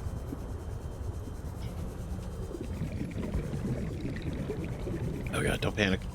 Panic is what they want you to do. It's exactly what it wants us to do.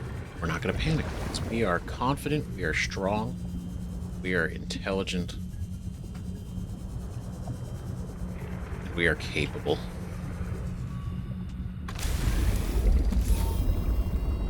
How do your people communicate if you are not networked? What do you mean? We just talk to each other. Do you not find that primitive? We exist as data. We are all aware of each other's thoughts and needs. Scientific endeavors are accomplished much more smoothly this way. There's more to life than research, Alan. I can't lie. Work would go faster if I could read my colleagues' minds, but thoughts are private, and people have their own inner lives. People change and need space to think. Space helps you think. I find that being separated from my network is very quiet. What do you mean by quiet? Imagine 1,000 strings, each playing its own range of notes, none louder than the others. Each one builds harmony, a continuous thrum in the background of existence. I am now a lone string in search of familiar harmonies. I'll help you find them. Oh, it's kind of like sadly poetic. A lone string. But it's very similar to the comparison I made before about the cat. It's very interesting. His whole situation. Being alone. And I mean, essentially, he's disconnected from the network, right? So even if there were other, voices out there, other ones, he's not connected, so he wouldn't hear them anyway. But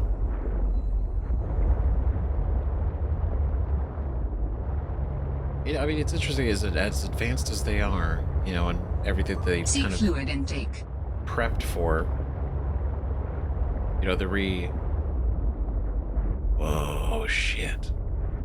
The sort of like, if Alan tried to do this on his own, it wouldn't be possible.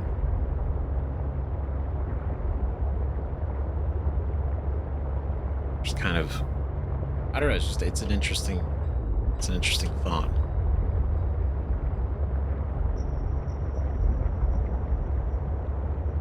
Cool. You guys are just all... Oh, that goes even more? Oh,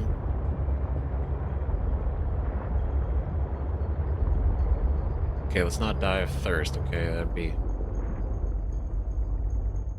That I think would be the second most embarrassing to just dying from drowning. Alright, which, okay, to note, has only happened once, alright? Alright, so, to be fair, we're still at a surplus.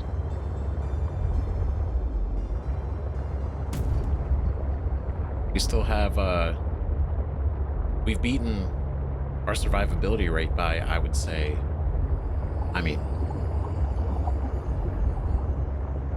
quite a large percentage. Not to get into the numbers or anything. Oh, the ice wall. God, of course, I scanned one high capacity tank and it was 3. Oh, shit. Where are you going? Oh, don't go and make me discover things when I'm about to be thirsty. Dude, what is this? Don't. No. Oh, you secrets. How would we get through that? I don't know. What's that? Oh, just copper ore. Just a bunch of copper sitting here. I know where this is. It's fine. I feel like I would much rather have the copper because it's way harder to find right now. Okay, we gotta go. We gotta go though because we are of... Okay, Jesus Christ, scared the shit out of me. Alright, we are of thirst. We need to go.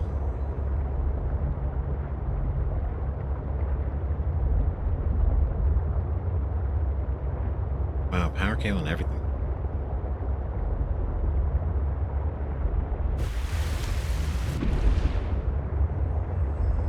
This is wild. Seek fluid intake immediately. Wow, the fact that these are all on... just hanging out on the ice. Just casually. It's okay, we're gonna be fine, we're gonna be good. We're gonna be good, okay? Stay confident. Stay confident. It's gonna be fine.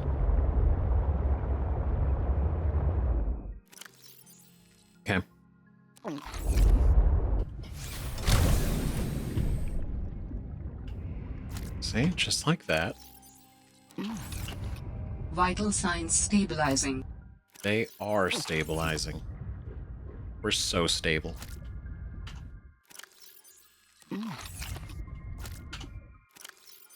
Okay. Okay, well, we haven't found diamonds, which is definitely going to be quite the journey to figure out, which I imagine is they're either going to be in their own... I mean, they could just be sitting out, like we've seen, or they could be... it could be in some kind of outcropping. It could go either way up here. We don't know. But I think priority-wise, we gotta go back here. Probably craft some containers and... definitely a couple of batteries.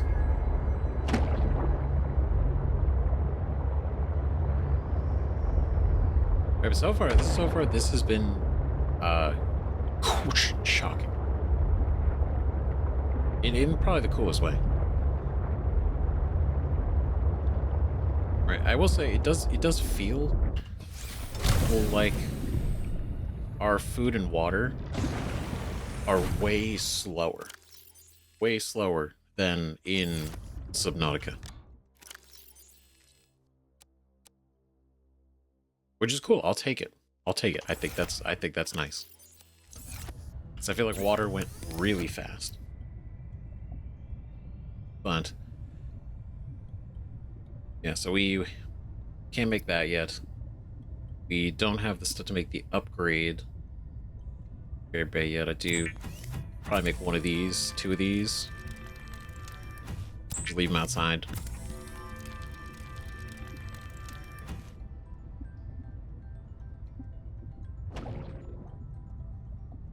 Maybe. Definitely want to make a beacon. Because we gotta go back to the ship. Gotta go back to the ship. That is a priority.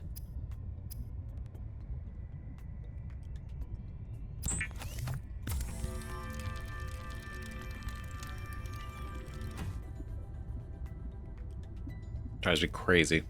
That's all I need is diamonds. Man, we could make that. We could make it. Alright, so let's go. We'll drop the silver here. Titanium, the gold. Copper wire. No. Okay.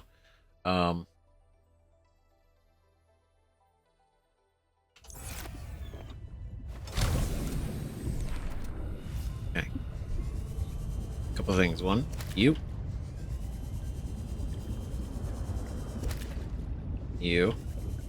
And then... where is the... I don't know how fast they regrow. But you.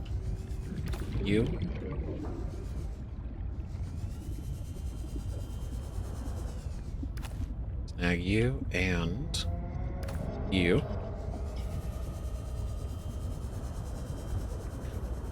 Okay, and then actually, how much is the... where is it? Here we go. Wiring kit, computer chip. Because if we could start building out bases a little bit, I think it'd be good.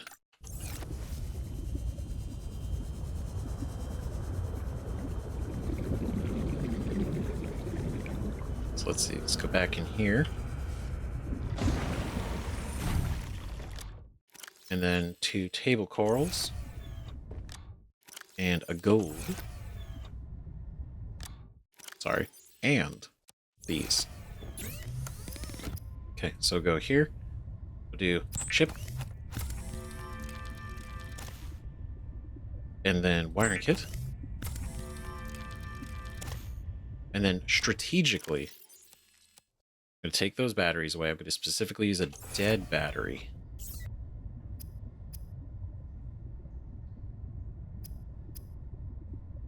To make the habitat builder.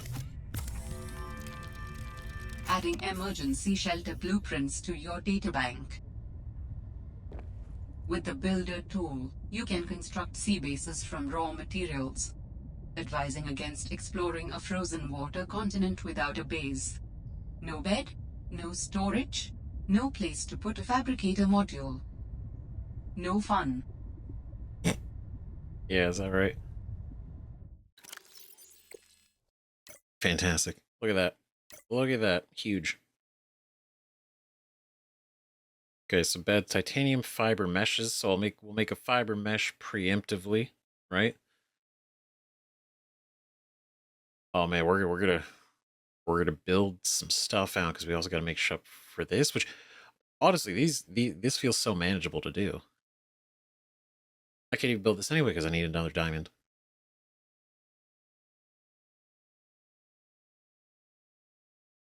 Multi-purpose. Okay, so we got a bunch of titanium. We'll still have more. We're gonna go back over there. We're gonna be able to get the we're gonna get back our titanium. That's totally fine. I want to go back to the ship though, for sure.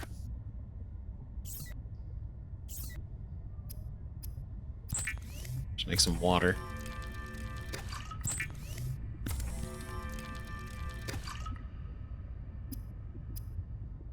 And then batteries.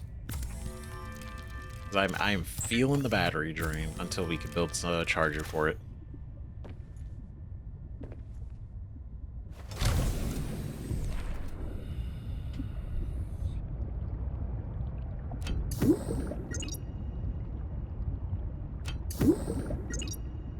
Nice.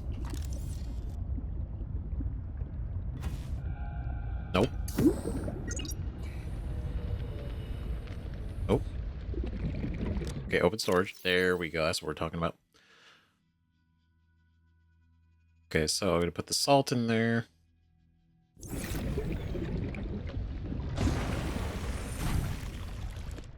Okay, so looking in here, habitat builder. Oh, it doesn't recharge with a full battery. Of course it doesn't. Tricky. All right, well played.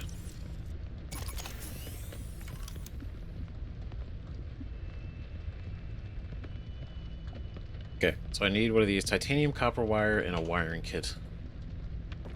Titanium, copper wire, and a wiring kit.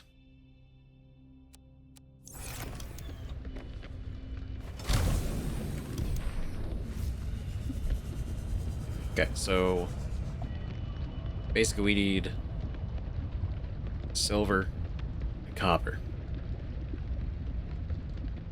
Silver and copper. But, you know, before we get held up on everything, because it's gonna be so easy to do.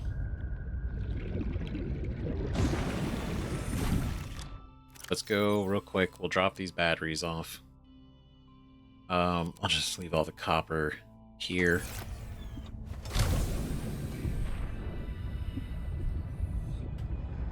Oh, hold on. There we go. Open storage. Drop all those off in there. Get a couple more of you guys real quick. Oh, you're slow. I can get you. Okay. There we go. The Arctic peeper. A fast prey fish camouflaged against the ice. Like the common peeper, it is fast and relatively intelligent, allowing it to survive in large numbers. Researcher notes, don't like the auto-generated name? Suggest ice clops. Assessment, edible. Arctic peeper. I do, you know what? Ice clops is pretty, that's pretty, it's alright, it's not bad. It's pretty good. Oh. There's so many of you, this is great. A lot of water.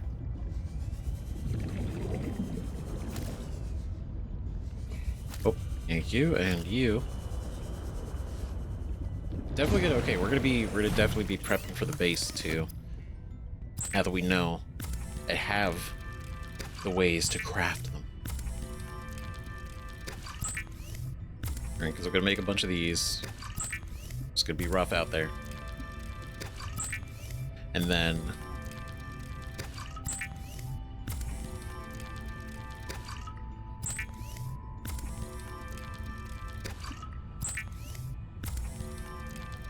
I guess we should probably bring some with us, right? Probably a good idea. Sorry, I should bring some base building materials out there, because I guess we could set up a little room, right? Nothing too crazy. Just something. Because it is a ways out there. Alright, so blueprint-wise... Let's see, because we need... solar panel, multi-purpose room, and a hatch. Right? At least. At the very minimal. At the very minimal, those. So, 2 quartz, titanium, and copper.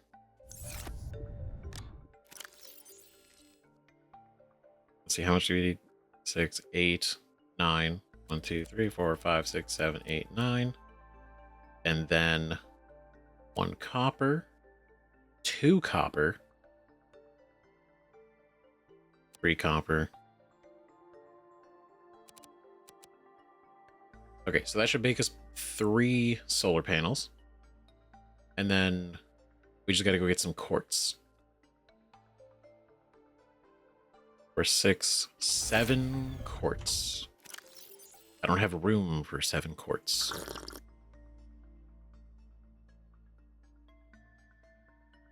But I can find quartz out there, so it's okay. Okay, cool, let's go. Let's go, this is huge. I want to go to the shipwreck. I will find a way to that artifact. I want to check out the ship. What a find. Plus, I mean, we can find some, what kind of recipes we can find? What lore could we find? That's what we're here for. That's what we're truly here for.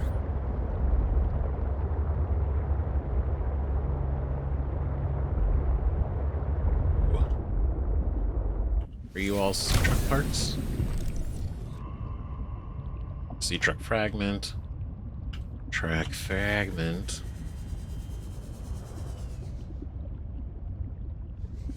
Yeah. Alright, that's okay. Just always worth, just to be sure. I'll get used to the shapes.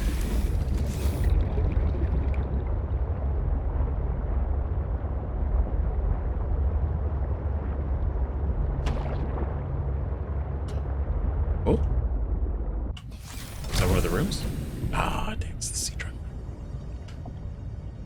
Bamboozled myself. Yeah, definitely gotta find the... Or those compartment fragments.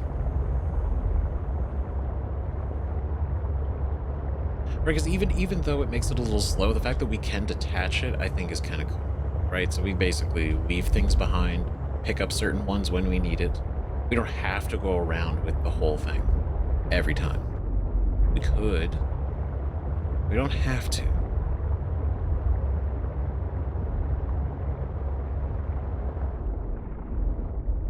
Whoa.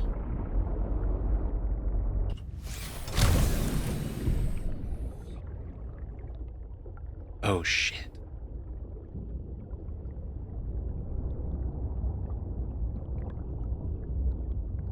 Wow, that was shockingly convenient. I just happened to stop here. That's crazy. Oh, you're cool. Who are you? Oh, you're a big egg. Okay. It is both reassuring and unsettling to rediscover this site after being in storage for so long. My connection to the network grows stronger, however slightly. I hope you will continue to search for more of these. Oh wow, so there's multiple, like so many, like different ones. I will say it's kind of fun. We're finding all these other ones, except for the one that he asked us to find so far. Quantum locker.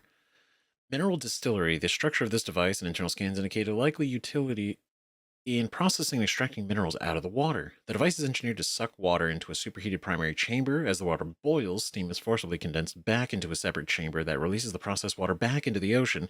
The minerals that are left behind are gathered in the attached container module. Activation and control parameters remain unknown. It's kind of wild. Like, even if, you know, even if you're not like a big fan of like the main story so far, right? I think this is still very interesting in seeing a lot of the insight into the architects, right? That's really kind of cool how much they have set here. Ore vein. Resources behind loose rock. Oh. That is what we found before. I guess I didn't notice that we could scan it. That was on me. How interesting.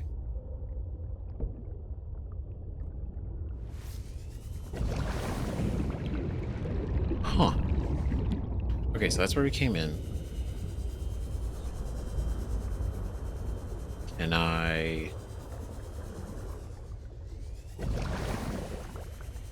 what's up this way?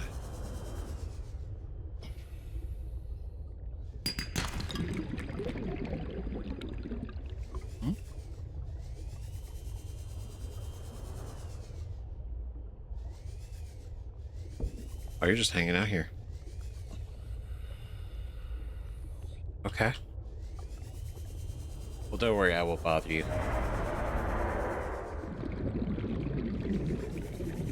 Right. Back to the sea truck.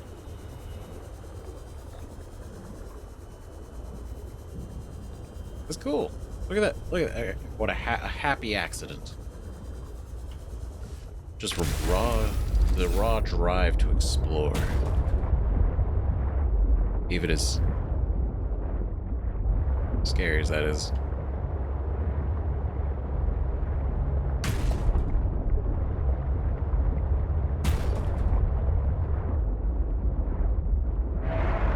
Oh, yep, I was like, wait. I remember where this is. It's not good.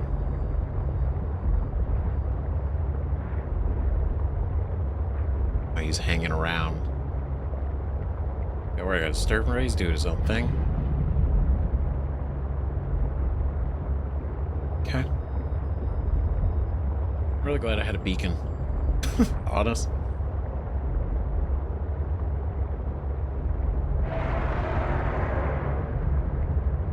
Okay, nice and easy now.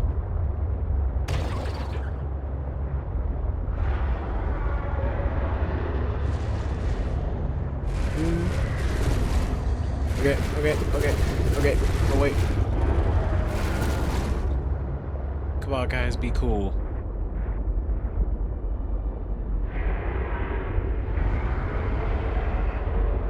God, they're freaking everywhere. Okay, all right. Let's do a thing. Multi-purpose room. Right, nothing too crazy right now, right? Let's just go keep it simple. Nice.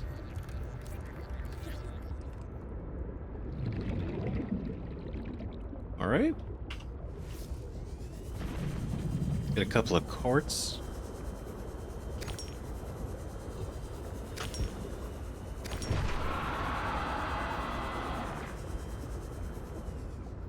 Ugh.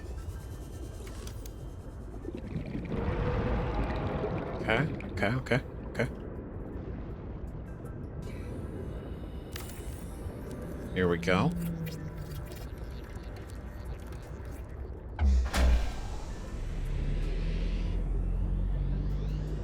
Power restored. All primary systems There we online. go. Cool. Sweet. This is looking all right. Look at us. We're already putting some together. Look at us go. God.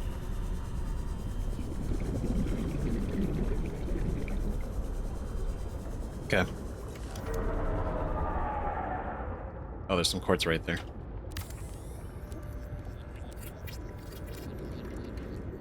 Nice.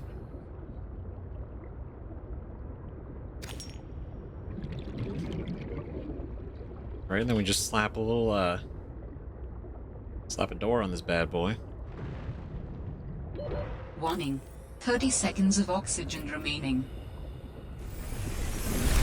Slightly less of an issue now. Neat. Okay. I gotta do one more quartz just to make a third solar panel.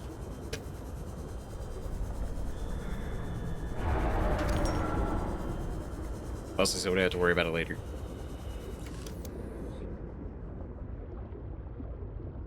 And then worry about well, actually,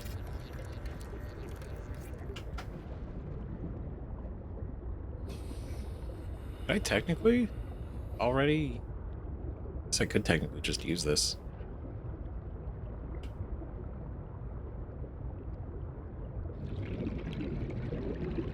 Right? Does this work?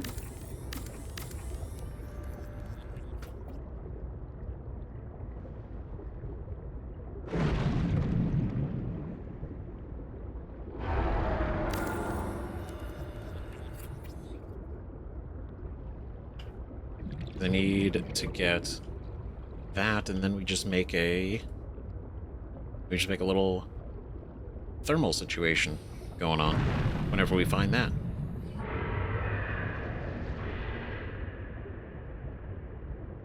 Cool. This is nice. Now we'll worry about the scanner room eventually.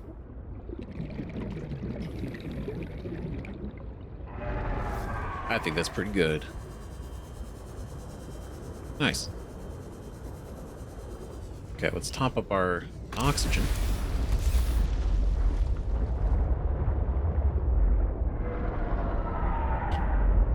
And then let's explore this bad boy.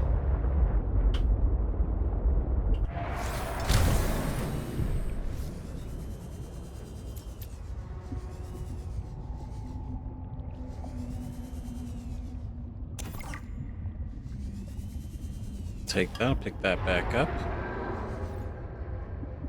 Because I don't have the wire cutter. Or the plasma cutter, I mean. Right, which I doubt we should slap on there. Right, the other thing is we need diamonds, so I couldn't make it anyway, so this is going to be a return trip at some point. Regardless.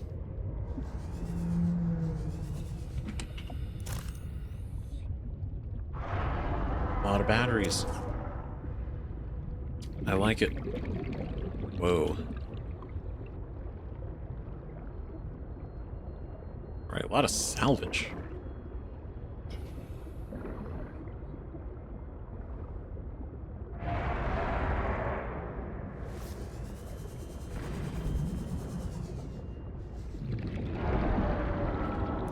Cool. Sorry, I'm waiting for one of those guys to just come charging in here. But they won't. Hopefully.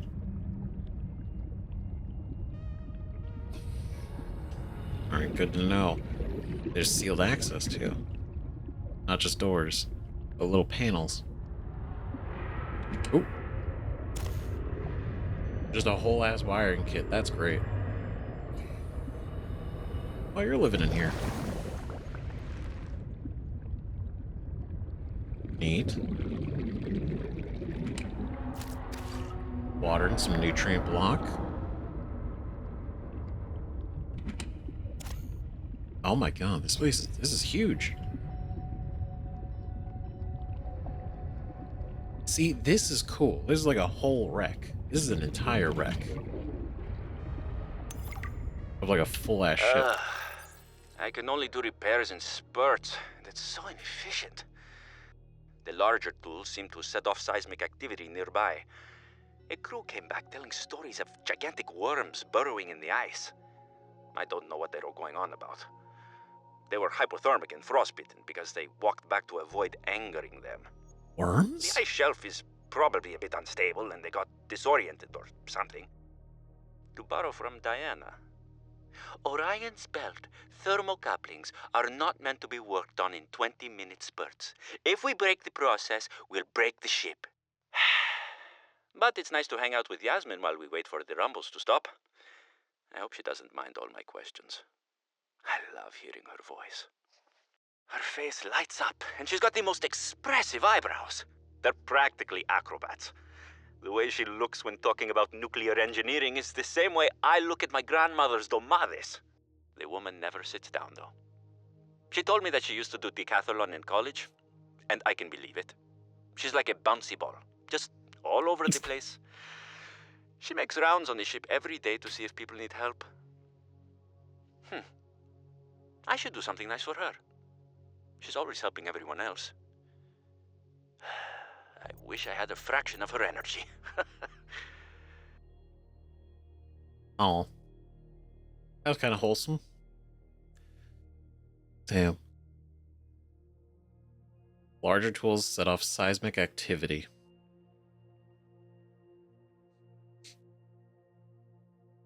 And so they're talking about the ice. So this is after they... This is after they crashed?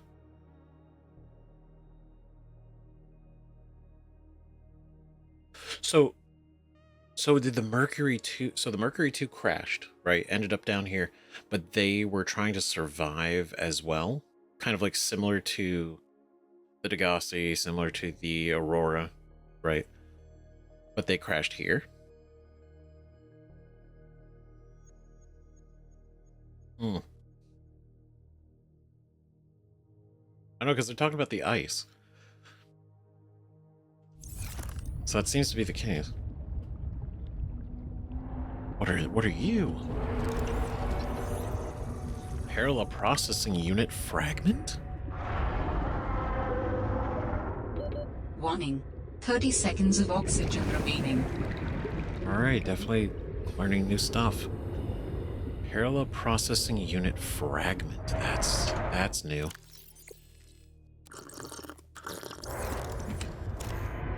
Just a whole power cell. Great.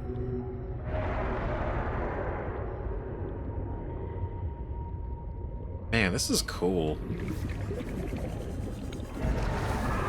You know, I appreciate you plants growing in here because this has allowed us to explore this without me having to dip out every, like, 10 seconds. For air. Ooh, hi. Cut open to access.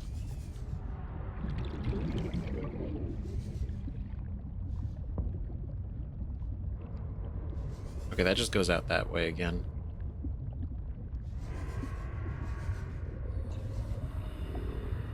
Okay, metal salvage. Warning. 30 seconds of oxygen remaining. Okay. Okay. Okay. Alright. I'm trying to see how much we can explore without having to cut everything open.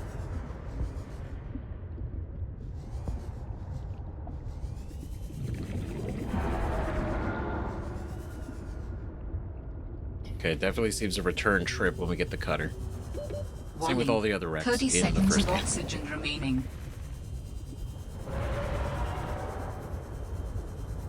This is neat. So if we go back out this way, there's this little tunnel here.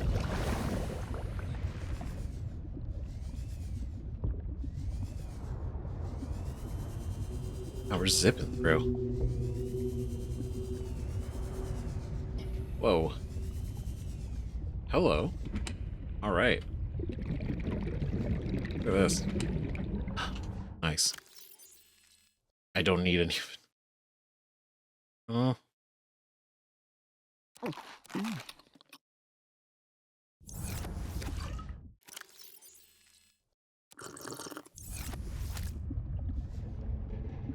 This is awesome. I Hey. finished the reactor checks. We dumped a ton of runoff, and we don't need the rods melting down. Then I helped with the scavenging, chopped some veggies with the cooks, and tried to help Diana, but she sent me down to engineering with Stefanos. I've been working with him the last few days. Wow, busy. Stefanos, how to describe Stefanos? He's by far the most thorough engineer I've worked with, and no ego. He never leaves a job undone, no matter how late it is. I've never seen him awake before 11, and he always greets me by saying, Kalimera, Yasmin, in the sleepiest drawl. Not a morning person, that one. He listens with the slightest smile on his face and twirls this stray curl by his ear. He asks a billion questions, but I don't mind. He surprised me today. There's an empty room on the bridge, just a spot of negative space in the ship. He set a picnic there and said I need to relax. He even called me a busybody. There were these crazy glowing fungus things he found to set the ambiance. The most exciting part, though, drum roll, he can jailbreak fabricators. He made a small batch of traditional Grecian dishes. But the craziest part? He managed to make a suitable falafel for me. I never thought I'd see a good falafel in deep space. Alhamdulillah. A quiet genius, that one. This planet may be a cold mistress, but maybe it isn't so bad. Oh, these two. That's nice. How human. It's so repulsive to hear a story that's not immediately like just absolute fucking tragedy. You know? I mean, there's still room for it. Don't get me wrong. But that for sure is wholesome and nice to see. 30 seconds of oxygen remaining. Yeah, but look at me fucking around too long listening. Ah. Come on, please. We gotta get out of here. Oof. Okay, I can't go that way. Okay, yeah, I think we're done here until 30 seconds of oxygen remaining.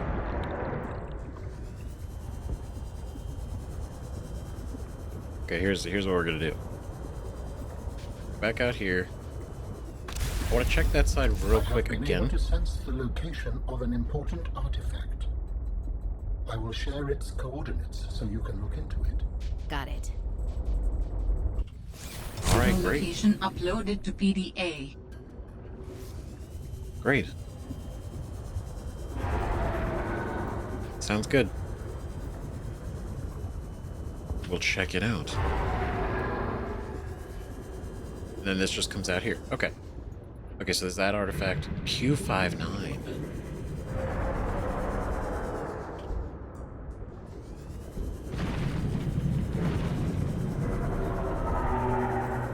Okay, so there's another... Is there another way to enter the wreck by chance? Maybe we didn't see?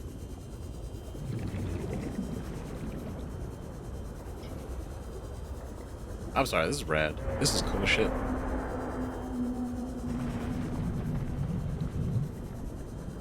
Oh wait, this is the side. This is from the picture.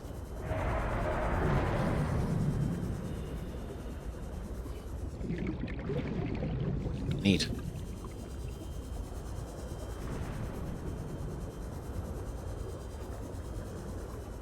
I mean, if we go down here, this should be the... No access. Okay.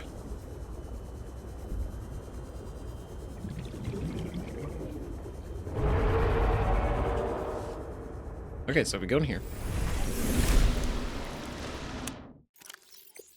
Right, as far as these, we got the hatch built, multi-purpose room. I guess we could double stack the multi-purpose room, actually. Got those. Break these down. But other than that, I think... I mean, we've explored. We got another artifact. Got that one. We've already conveniently found two.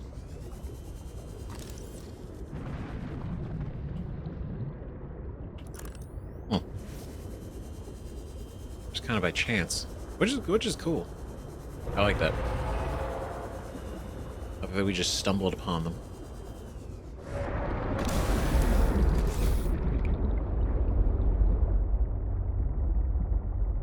We can't even get there. It's too deep.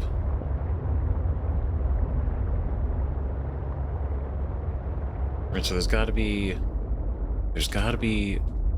something. Right? I mean, do I have to go there manually? I say manually, but you know what I mean. Like, without the sea truck? Is that what we just gotta do? Do I just gotta be that bold? Warning, maximum depth reached. Hull damage imminent.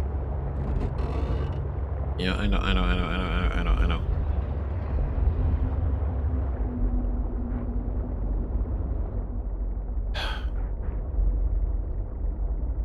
It's only 162 meters. I feel like it's fine. Adolescent lily pad. As the adolescent lily pad grows towards the sun, the main leaf unfurls into a fan shape, and the cluster of small seedlings along the base begin to twist around the main stem, forming a thicker stem that is more firmly anchored to the ground. How nice.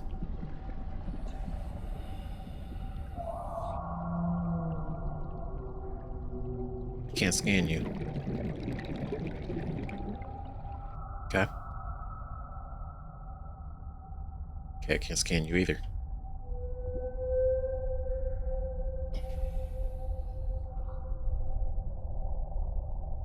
Oh, it's like the dark, echoey emptiness. Oh, God. Okay, so as long as I stay above the depth, we can go out and get a little closer.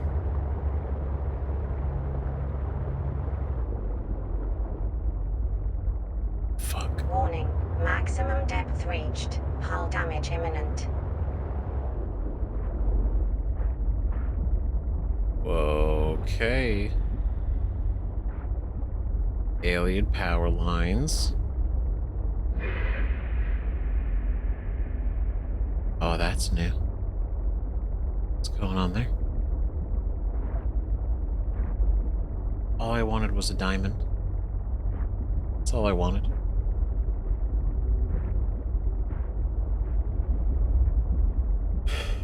Okay. Okay. No, it's good. It's good. It's good. It's good. We've done worse. We've done way worse than this. What are we talking about? This is nothing. This is easy. Fallen lily pad. That's why it's so big. Eventually, mature lily pads die. Whilst the large leaf allows for an effective area of photosynthesis, there is limited nutrients stored in the earth, entangled in its floating root system. When the mature lily pad runs out of nutrients, it will begin to wither and fall back to the seabed, which begins the cycle anew. The fallen lily pad provides nutrients for young seedlings to grow and provides temporary nutrients for other flora and fauna. How nice. Just an ecosystem, if you will.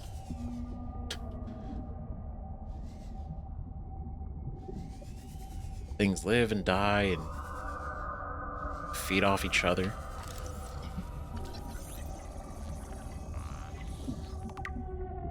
Exosuit thermal reactor module. So okay, so they're calling it the exosuit, but it's the prawn suit. Some of them refer to it as the exosuit, but it's the prawn suit, the suit that we go in and prawn suit.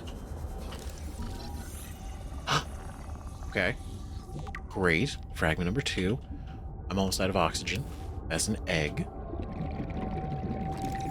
A gel sack.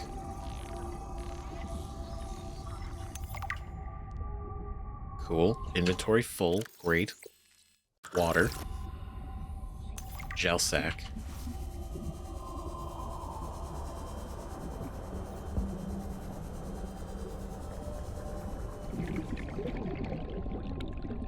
Oh, there you are. I'm scaring myself.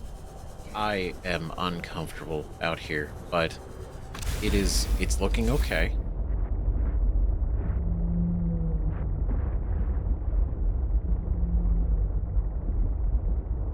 I mean, it's interesting how much of these broken alien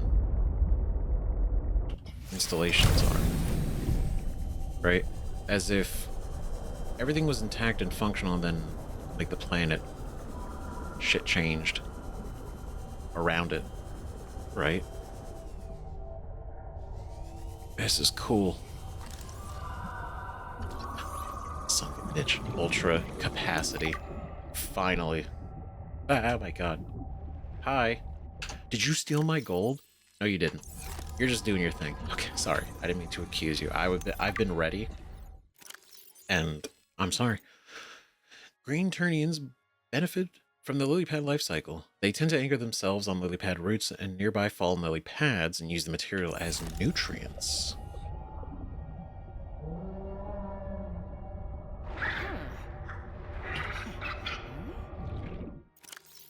Wait, are you offering me? The sea monkeys have changed their tune.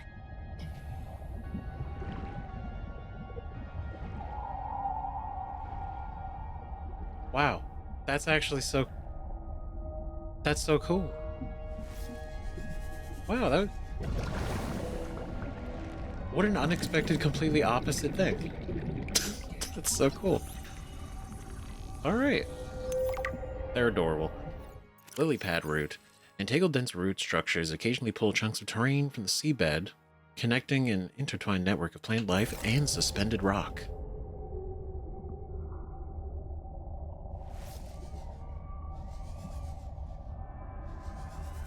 What are you? Sea truck afterburner? Whoa. God, the sea monkeys found all the cool shit. Are you new? You're not. Damn. Is this quartz? It is quartz.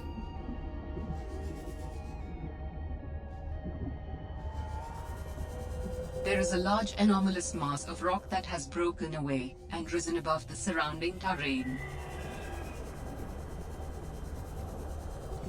That checks out.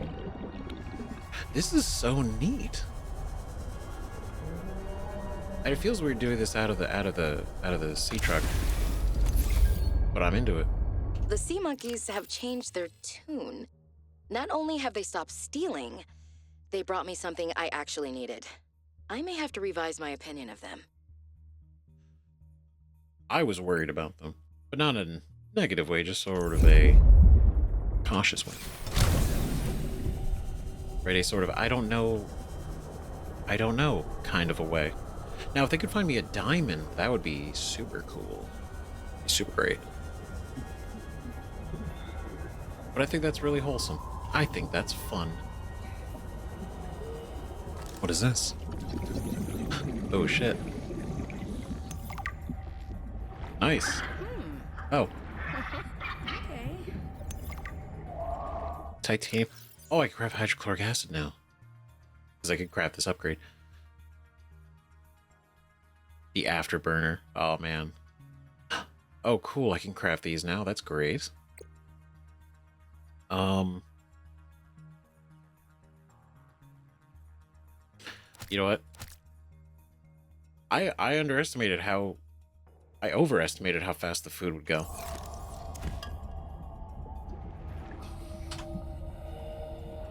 Adorable. I dropped them, but that's okay, because, you know, I don't want to be rude and not accept their, you know, their gift. It's so kind. What's this? The Broadsuit Grappler Yard, hell yeah.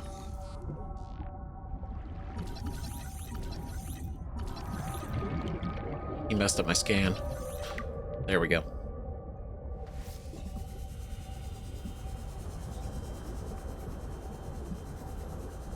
This is a pretty good spot.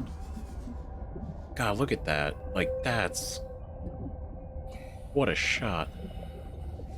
What a look.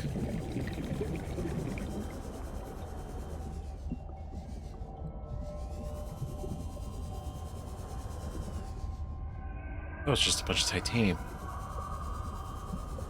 That's neat.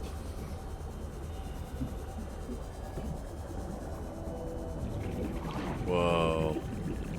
Detecting bow of an astronautical Soltrans Gov vessel nearby.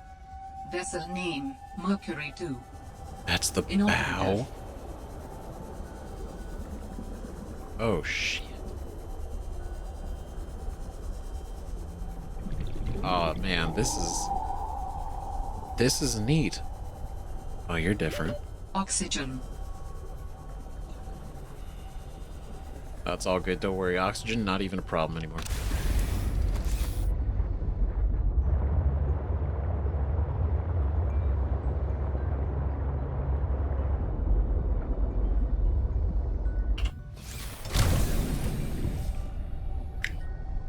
Alright. Well, I didn't expect his mouth to do that. You know what? We'll visit him in a minute. I kind of want to keep poking around here. See what we can see.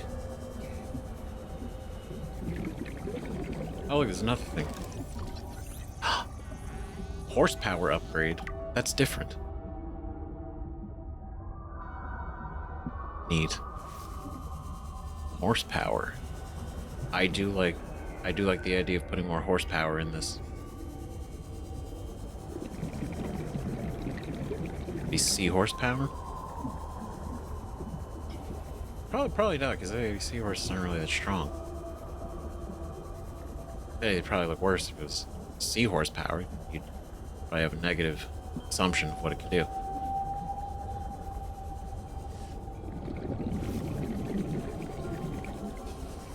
It's big.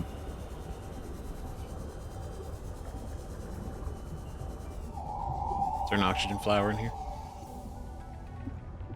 I don't think so. That was a new fish, though.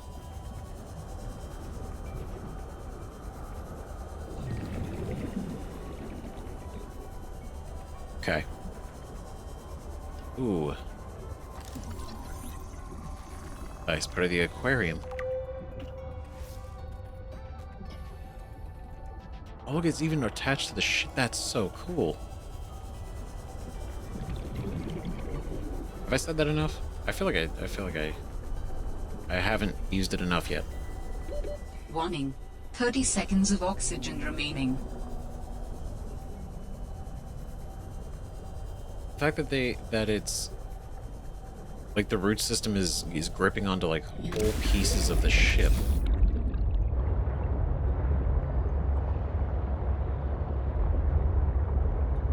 It's pretty sick. Like, look at that. That's crazy. Which also goes to show like how long this has been here. Warning. Maximum depth reached. Hull damage imminent.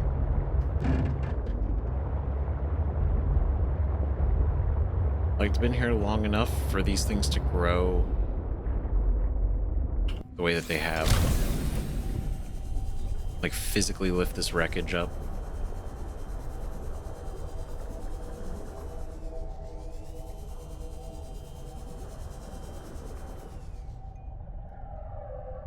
You know what? Actually, that's a cool shot, too. God, this is so fucking rad. I don't know, man. I know it's like, oh, go look for this architect artifact. I'm like, yeah. But there's a derelict ship here that I haven't poked around in yet. Okay, Alan, I'll be right there. I promise. It's not forgotten. But I got a list.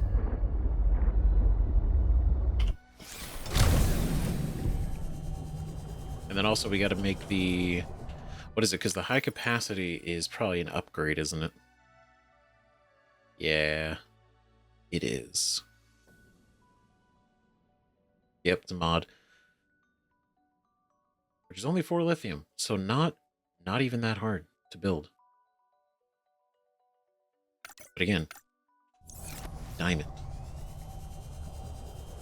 Diamond's holding me back right now.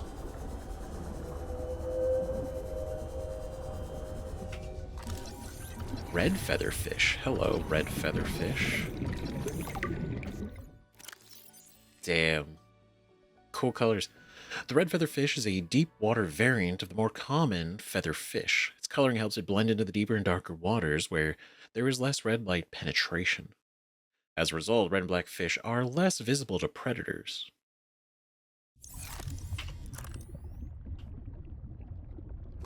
Ah, for sure.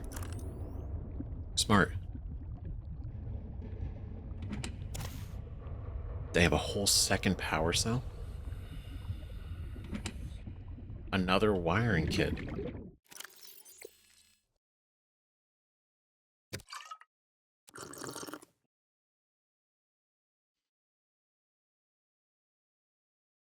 I don't want to waste that, but I'll take the wiring kit. I say waste it. Yeah, I don't want to use a nutrient block just to make room.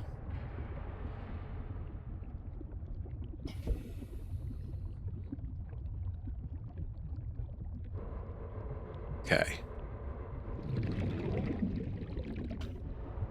Oh, yep, this is what we're looking for. My favorite, the nuclear reactor. Hell yeah. Powered up to 4 replaceable uranium reactor rods. Yeah, no, the entire time in Subnautica 1, if you didn't know, but if you didn't know, by the end of when I created the nuclear reactor, and by the end of the game, it maybe used 2 of the 4 rods that I put in it. I never had to worry about base power. The moment I installed that thing, it was fantastic. So I can't wait to do it again. That's so cool. I'm alive. Stefanos saved me. The Mercury attempted an emergency takeoff and everything seemed fine. I was helping the bridge crew with the emergency takeoff since the crew was short-handed because of everything.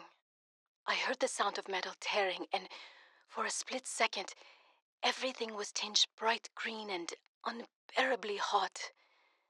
Then I saw daylight and I was looking down at the ocean and ice. The strongest wind I've ever felt roared in my ears, ripping through the ship. People went flying out the side of the Mercury, so much screaming and chaos. Oh, God. I was lucky. I had just clipped into my sea tinker. Jesus. Stefanos came out of nowhere, like a malaika, an angel. I felt his rough, calloused hand grasp mine with the gentlest of urgency. It felt like time slowed, he said. I gotcha. Just follow me, Ella. I don't know how, but he used an emergency tether to drag me to the nuclear reactor core, the strongest bulkhead in the ship. We hit the water and everything went black. He's sleeping. I think he might have hit his head. I'm exhausted. The adrenaline has long since worn off and my body aches. I think I might have fractured the rib. I'm gonna shut my eyes for a bit. When I wake up, I'll figure this out. I'll save us.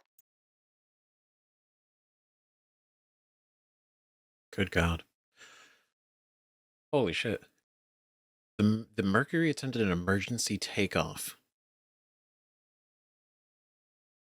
Right? Basically, it didn't work. But that's the crew, well, short-handed. So obviously something was done wrong. Metal tearing. Daylight. Was looking down at the ocean and ice. So do we know? Now I'm trying to look back and be like, do we know why they were here?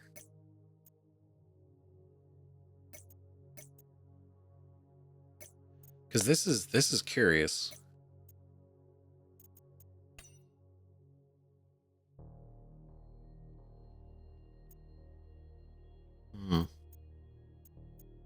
I don't think so.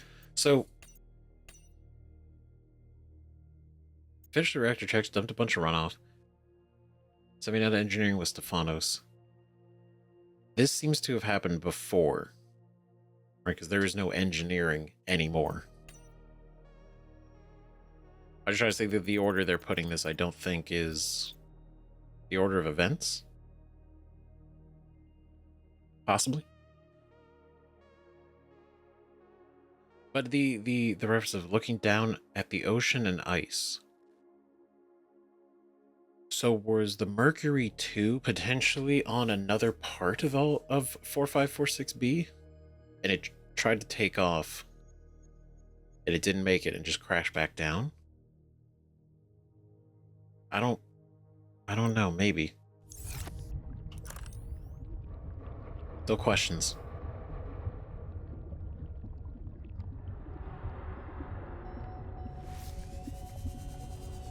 Okay.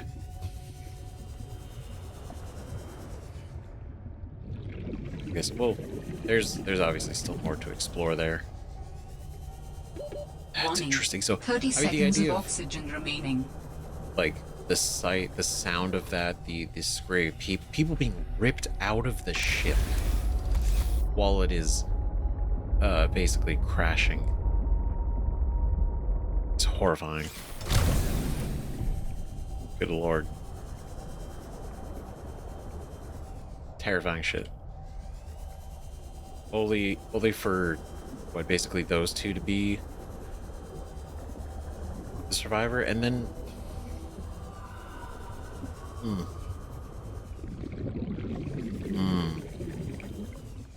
I mean, obviously still more to know. We don't know everything yet. We barely know anything, actually.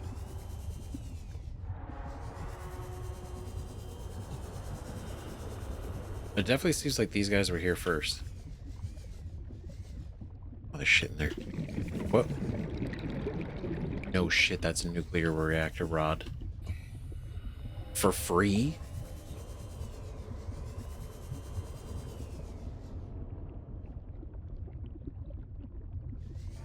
Oh, how do I get to you? It's just in there. It's in there all alone.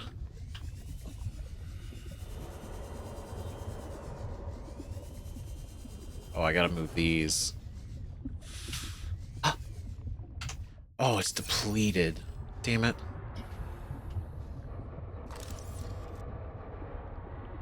Unfortunate. Okay, so for some period of time, it seems at least, this was not functional, but I mean, they crashed. The whole thing was shot. A lot of people died. I mean, we don't even know if they lived. That's the thing. 30 seconds of oxygen remaining. Right? It's like, oh, he's asleep. He hit his head, which is like, okay, cool, concussion. Don't want to sleep with a concussion. And then she's also like, I'm kind of gonna close my eyes too and rest. It's like, they die. Probably. Like, in that moment, I mean. Seedling lily pad. The first stage of the lily pad life cycle is precarious as the seedling begins to root itself firmly to the seabed. The seedling is surrounded by a cluster of small seedlings that will form the lattice branching structures of the mature lily pad. Seedling lily pads require rich soil atop bedrock and constant exposure to sunlight.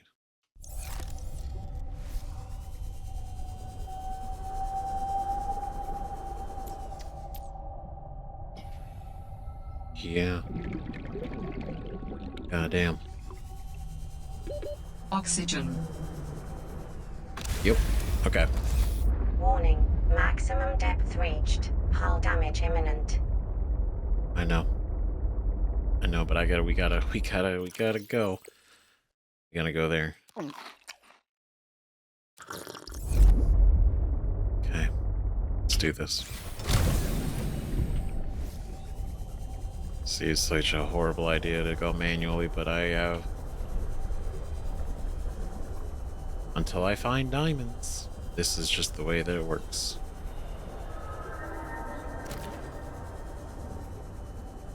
Oh boy. 200 meters is crazy.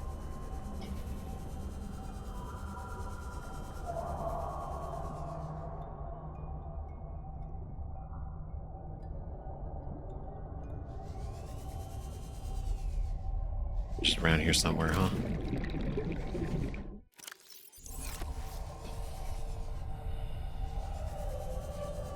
Scan these now.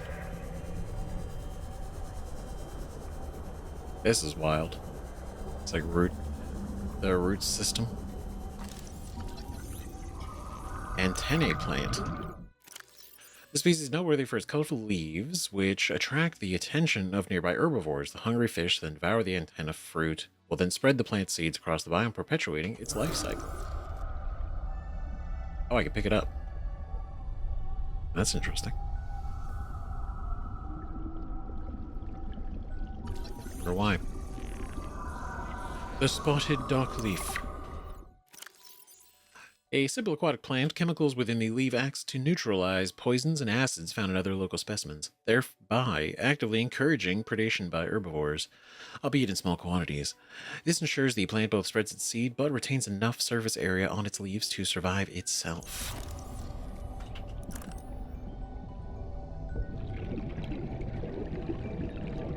Good lord.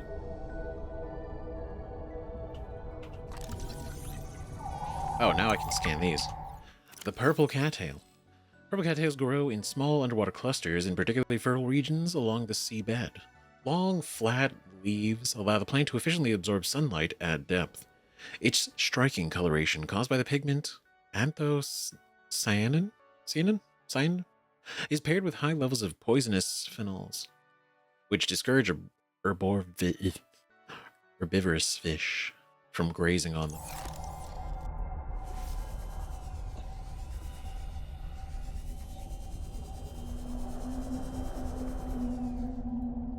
Okay, let's see. Even if I can't go deeper, I can move horizontally. Warning. 30 seconds of oxygen remaining.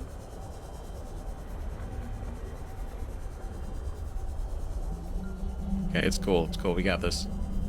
Totally fine. Perfectly calculated. As everything is.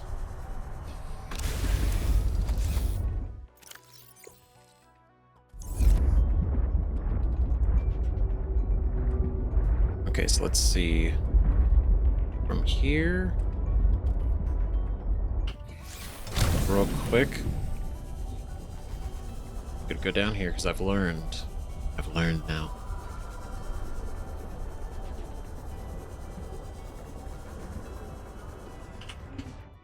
Okay, we're in here.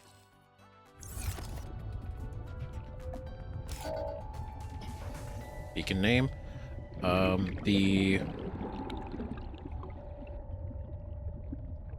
What was this, the bow? Mercury bow wreck.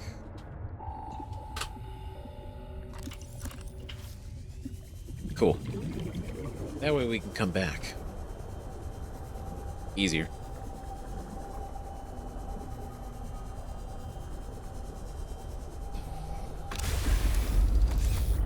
Warning. Maximum depth reached. Hull damage imminent.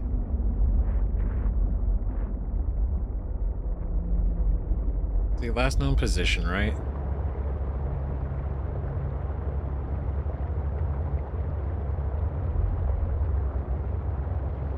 Go this way.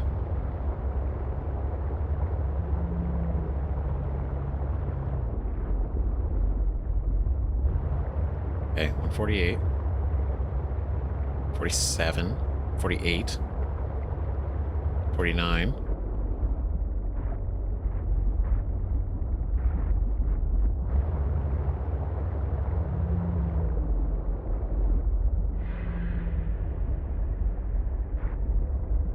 Okay. She's around here somewhere.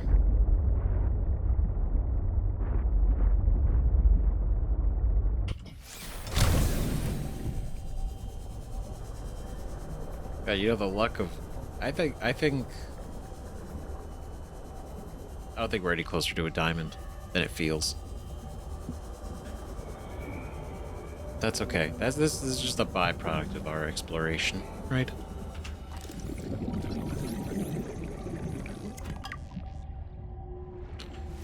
Says there's more of those. came within range of data that might help with the construction of a new storage medium. You must continue to investigate. I must. Great.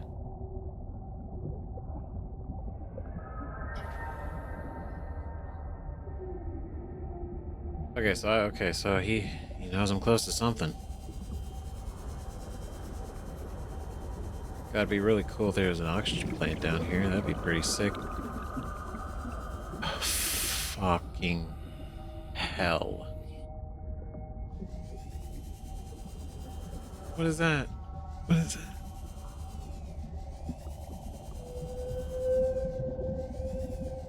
Always hot down here, isn't it? Was that a ruby? That's a ruby. Son of a bitch. What's up, Ruby? Cool.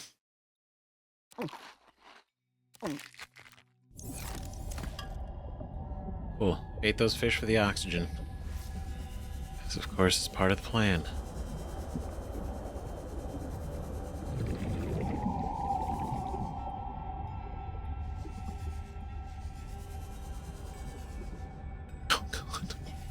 I strongly sense my people's technology nearby.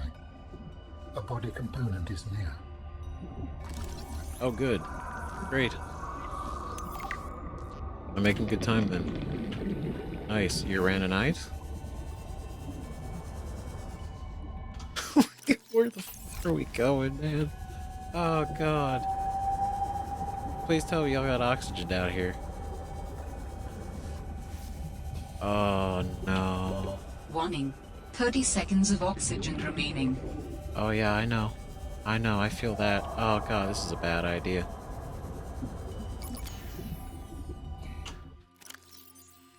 Oh, boy. Okay.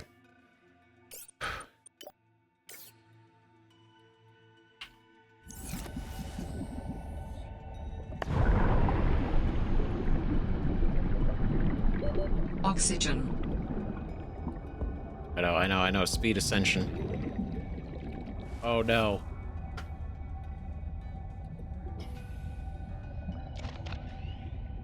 Oh, God. No. Fuck me, dude, no. Damn it. Fuck. I got too ambitious. My arrogance, my hubris. What have I done?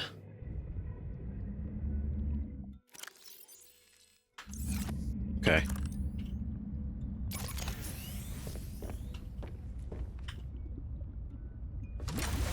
That was weird. I think it kind of bugged out a little bit. That's okay. We gotta go back. I dropped. Where did I drop? My ruby. My ruby is gone.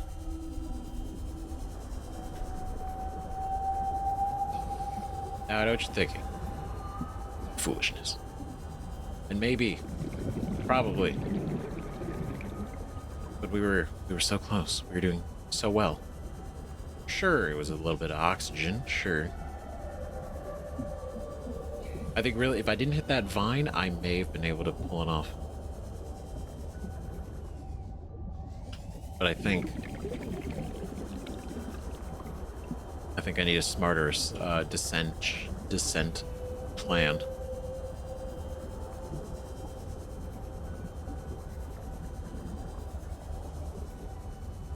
Because I think there was like new fish down there and everything. It was crazy. New stuff. And then it'd say like, oh, there's a component of my body down here. It's like, oh shit. Well, alright. Now I'm like, alright, well, we definitely gotta go there. Right, whatever it is.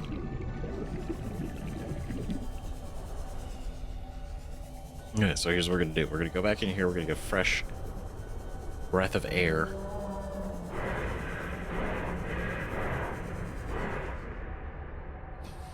Oh, actually, I'm gonna snag some of you guys. Right? So I think It's gonna be a good idea.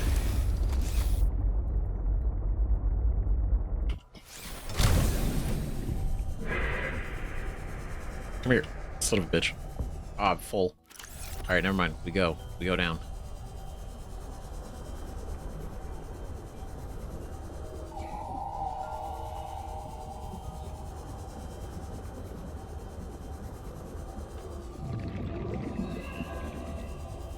Okay, I just gotta... Oh, damn it. How did we...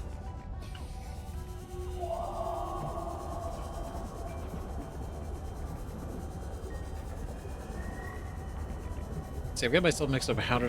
Which way did I enter to go down? I did it so ambitiously.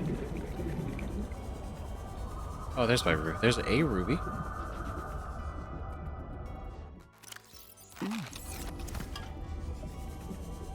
I mean, we'll definitely need one, obviously. But... Okay, that's what we're looking for. Okay. Okay, so southeast. The opposite of southeast.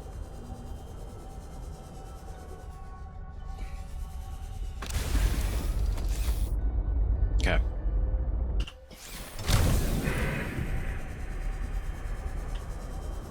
Okay, rapid descent.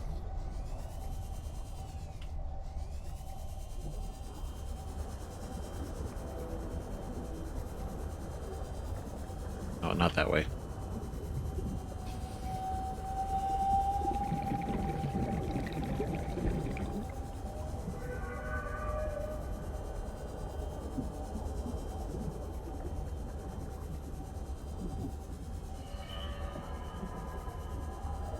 Okay, we're on to something. Okay, we're on to something, and taking a shot. Taking a shot. We're gonna see what it is. There's light down here, so that's nice.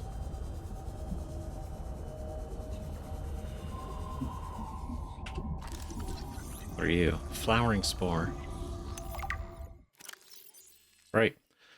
Fully spore emitting the grand cotton anemone. The spore is slightly more buoyant than water and floats, suspended in its biome, carried along by ocean currents. The spore brushes against an acceptable surface. The breaks open, and a sea latch and in hopes of growing.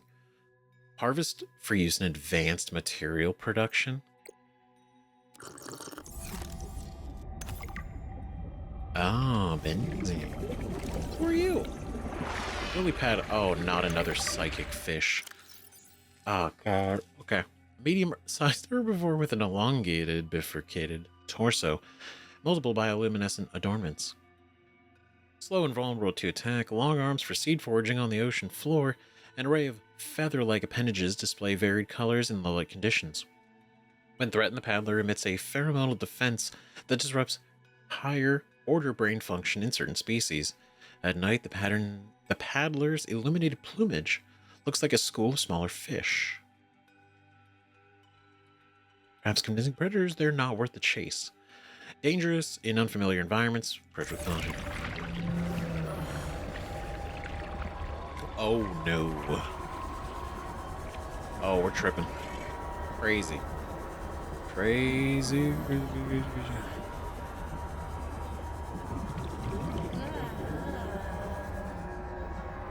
Whoa.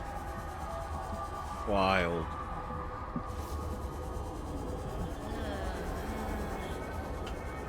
Trippy.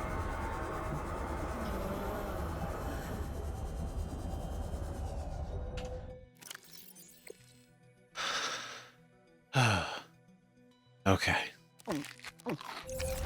We got a diamond. Beautiful. Oh, and there's a nickel. A nickel for every diamond. Son of a bitch. I knew it was deeper. I knew it was deeper. I knew it was deeper. I feel like I found enough of those.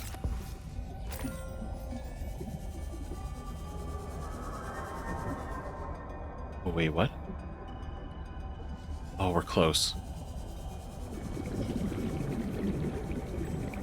Oh, God. You know what? If there's a facility down here, I think it'd be super chill. Y'all had oxygen.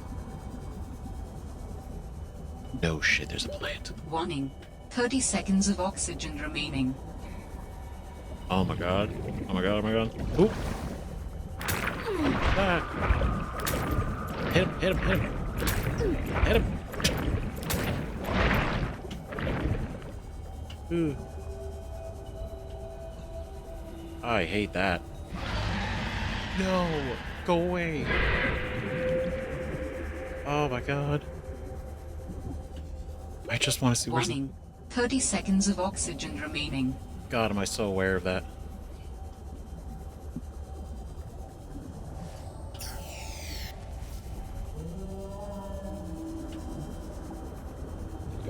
Warning.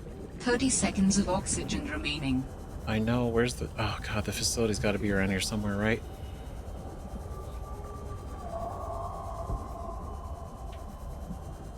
Oxygen. Shit me, man.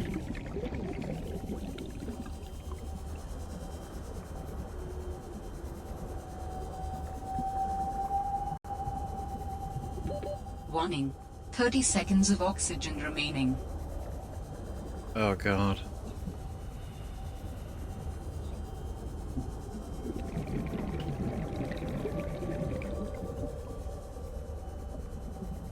Oh, this is a bad idea. Oxygen. Oh shit, oh shit. Oh my god. Okay. Warning. 30 seconds of oxygen remaining. What the fuck? I'm not even scanning anything. I don't want to risk it. I want this. I need this oxygen. Oxygen.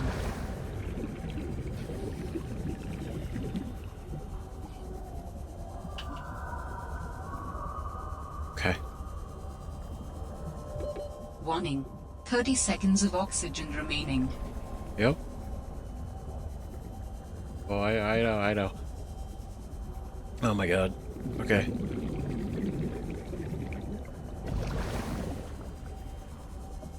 Alright, what? Sweating a little bit. Where is this?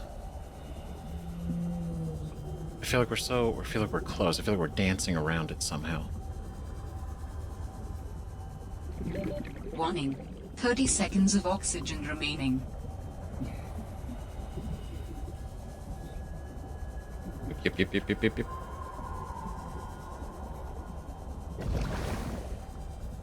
Okay. Is it higher? That'd be new to me. Everything's usually deeper.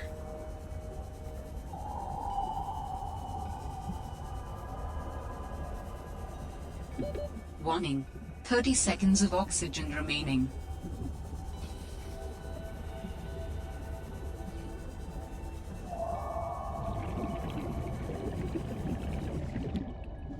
Oh god, please. Oxygen.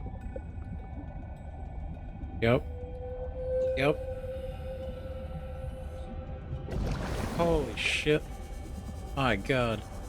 I'm holding my breath. I don't even... 30 seconds of oxygen remaining. Oh god. Oh, what am I doing? What is... Right, you see, there's the marker, right? Those that taught me. The first Subnautica gave that is kind of like a mark, like a lead. Oxygen.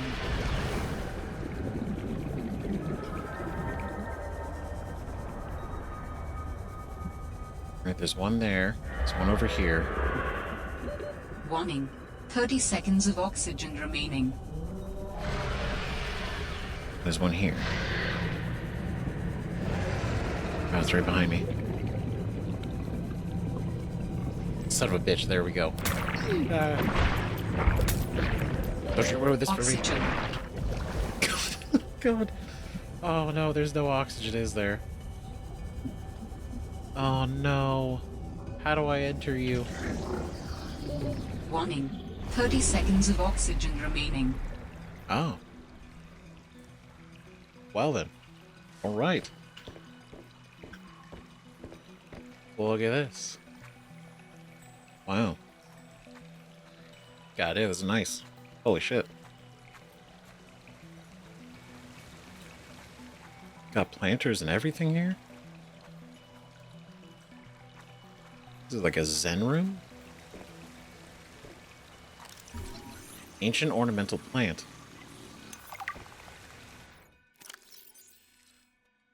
This is wild. Molecular scans point to an incredibly slow cell metabolism, which is backed up by carbon dating. The plant cells appear to be engaged in a process known as differentiation. Good lord. This process alters the state of cells and transforms them into a new cell type over time. Through this process, the plant continuously replaces any poor biological material, allowing it to potentially live for incredibly long periods of time. The carefully regulated structure of this plant's cellular biology and the intentional nature of its display, amongst other alien artifacts, suggests that the architects designed and cultivated this plant for some kind of aesthetic or cultural purpose that we can only speculate about.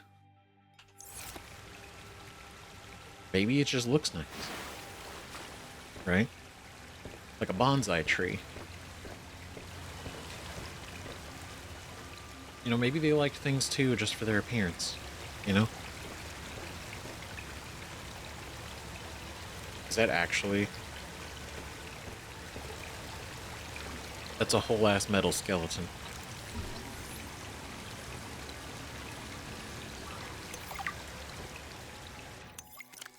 It is. Architect skeletal structure. A dense synthetic skeletal structure made from unknown alien components. It is estimated that the skeletal material would score a 10 on the Mohs scale for material hardness. Good lord.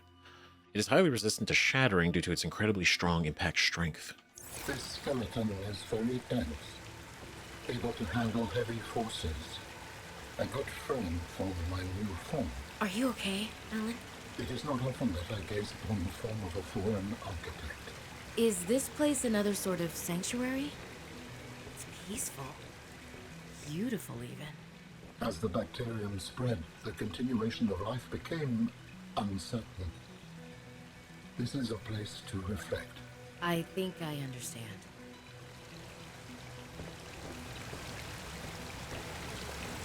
So I mean, yeah, even though it's like, okay, well, it's a metal vessel, right? It's not an organic body. It's the idea that this at one point did belong to one of his fellow architects.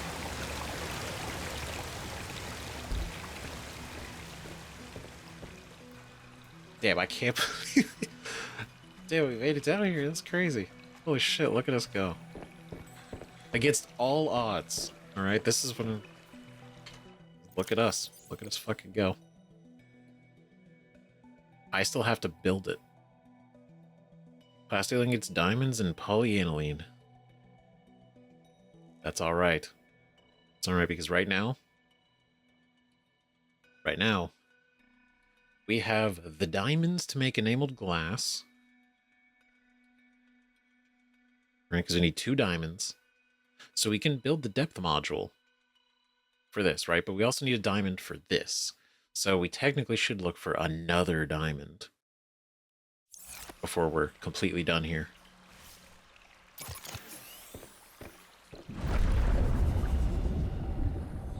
Man. I did not expect to find a facility. That certainly caught me off guard. Like a whole, this. 'Cause that's crazy. Oh my god, we gotta find diamonds. Found one. Fantastic. Fan-fucking-tastic. Is there another one? Is there another one? Oh god. Get out of here. You crazy. Goddamn traps. What the hell? I'm hitting it. Oh my god. Dude, fuck off.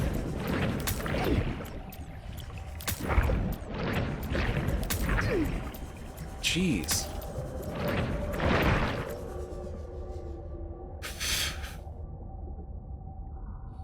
God, asshole plants.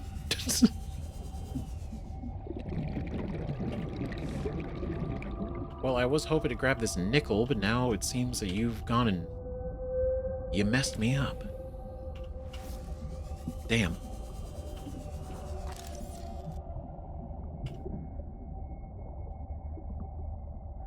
Okay, now I can scan this thing. The Grand Cotton Anemone. What are the largest multicellular organisms in this sector, 4546b? The Grand Cotton Anemone is hard to miss. This species propagates by emitting a steady flow of spermatozoa, reminiscent of flower pollen, that are forced out of its opening as a result of gas exchange. Periodically, a large egg is expelled. Once fertilized, the egg develops into a planula larva, which drifts through the local environment before establishing itself on the ocean floor. Collect eggs for use in advanced fabrication. Oh, that's what these are. These are the little eggs. How fun. How crazy. What a crazy place. Every day it gets a little bit crazy. Another diamond. Oh, we love a good diamond. Okay, so... Man, we are running. I need the diamonds. We definitely need the diamonds. Because we're gonna have to find a way out of here very quickly with oxygen. So we're gonna pick this up in the next episode and go back to the surface. Back to the surface, make the mod station, be able to make the upgrades we need, the stuff we gotta get. Because we now have enough diamonds to theoretically... We have 4, right? I think I need 5.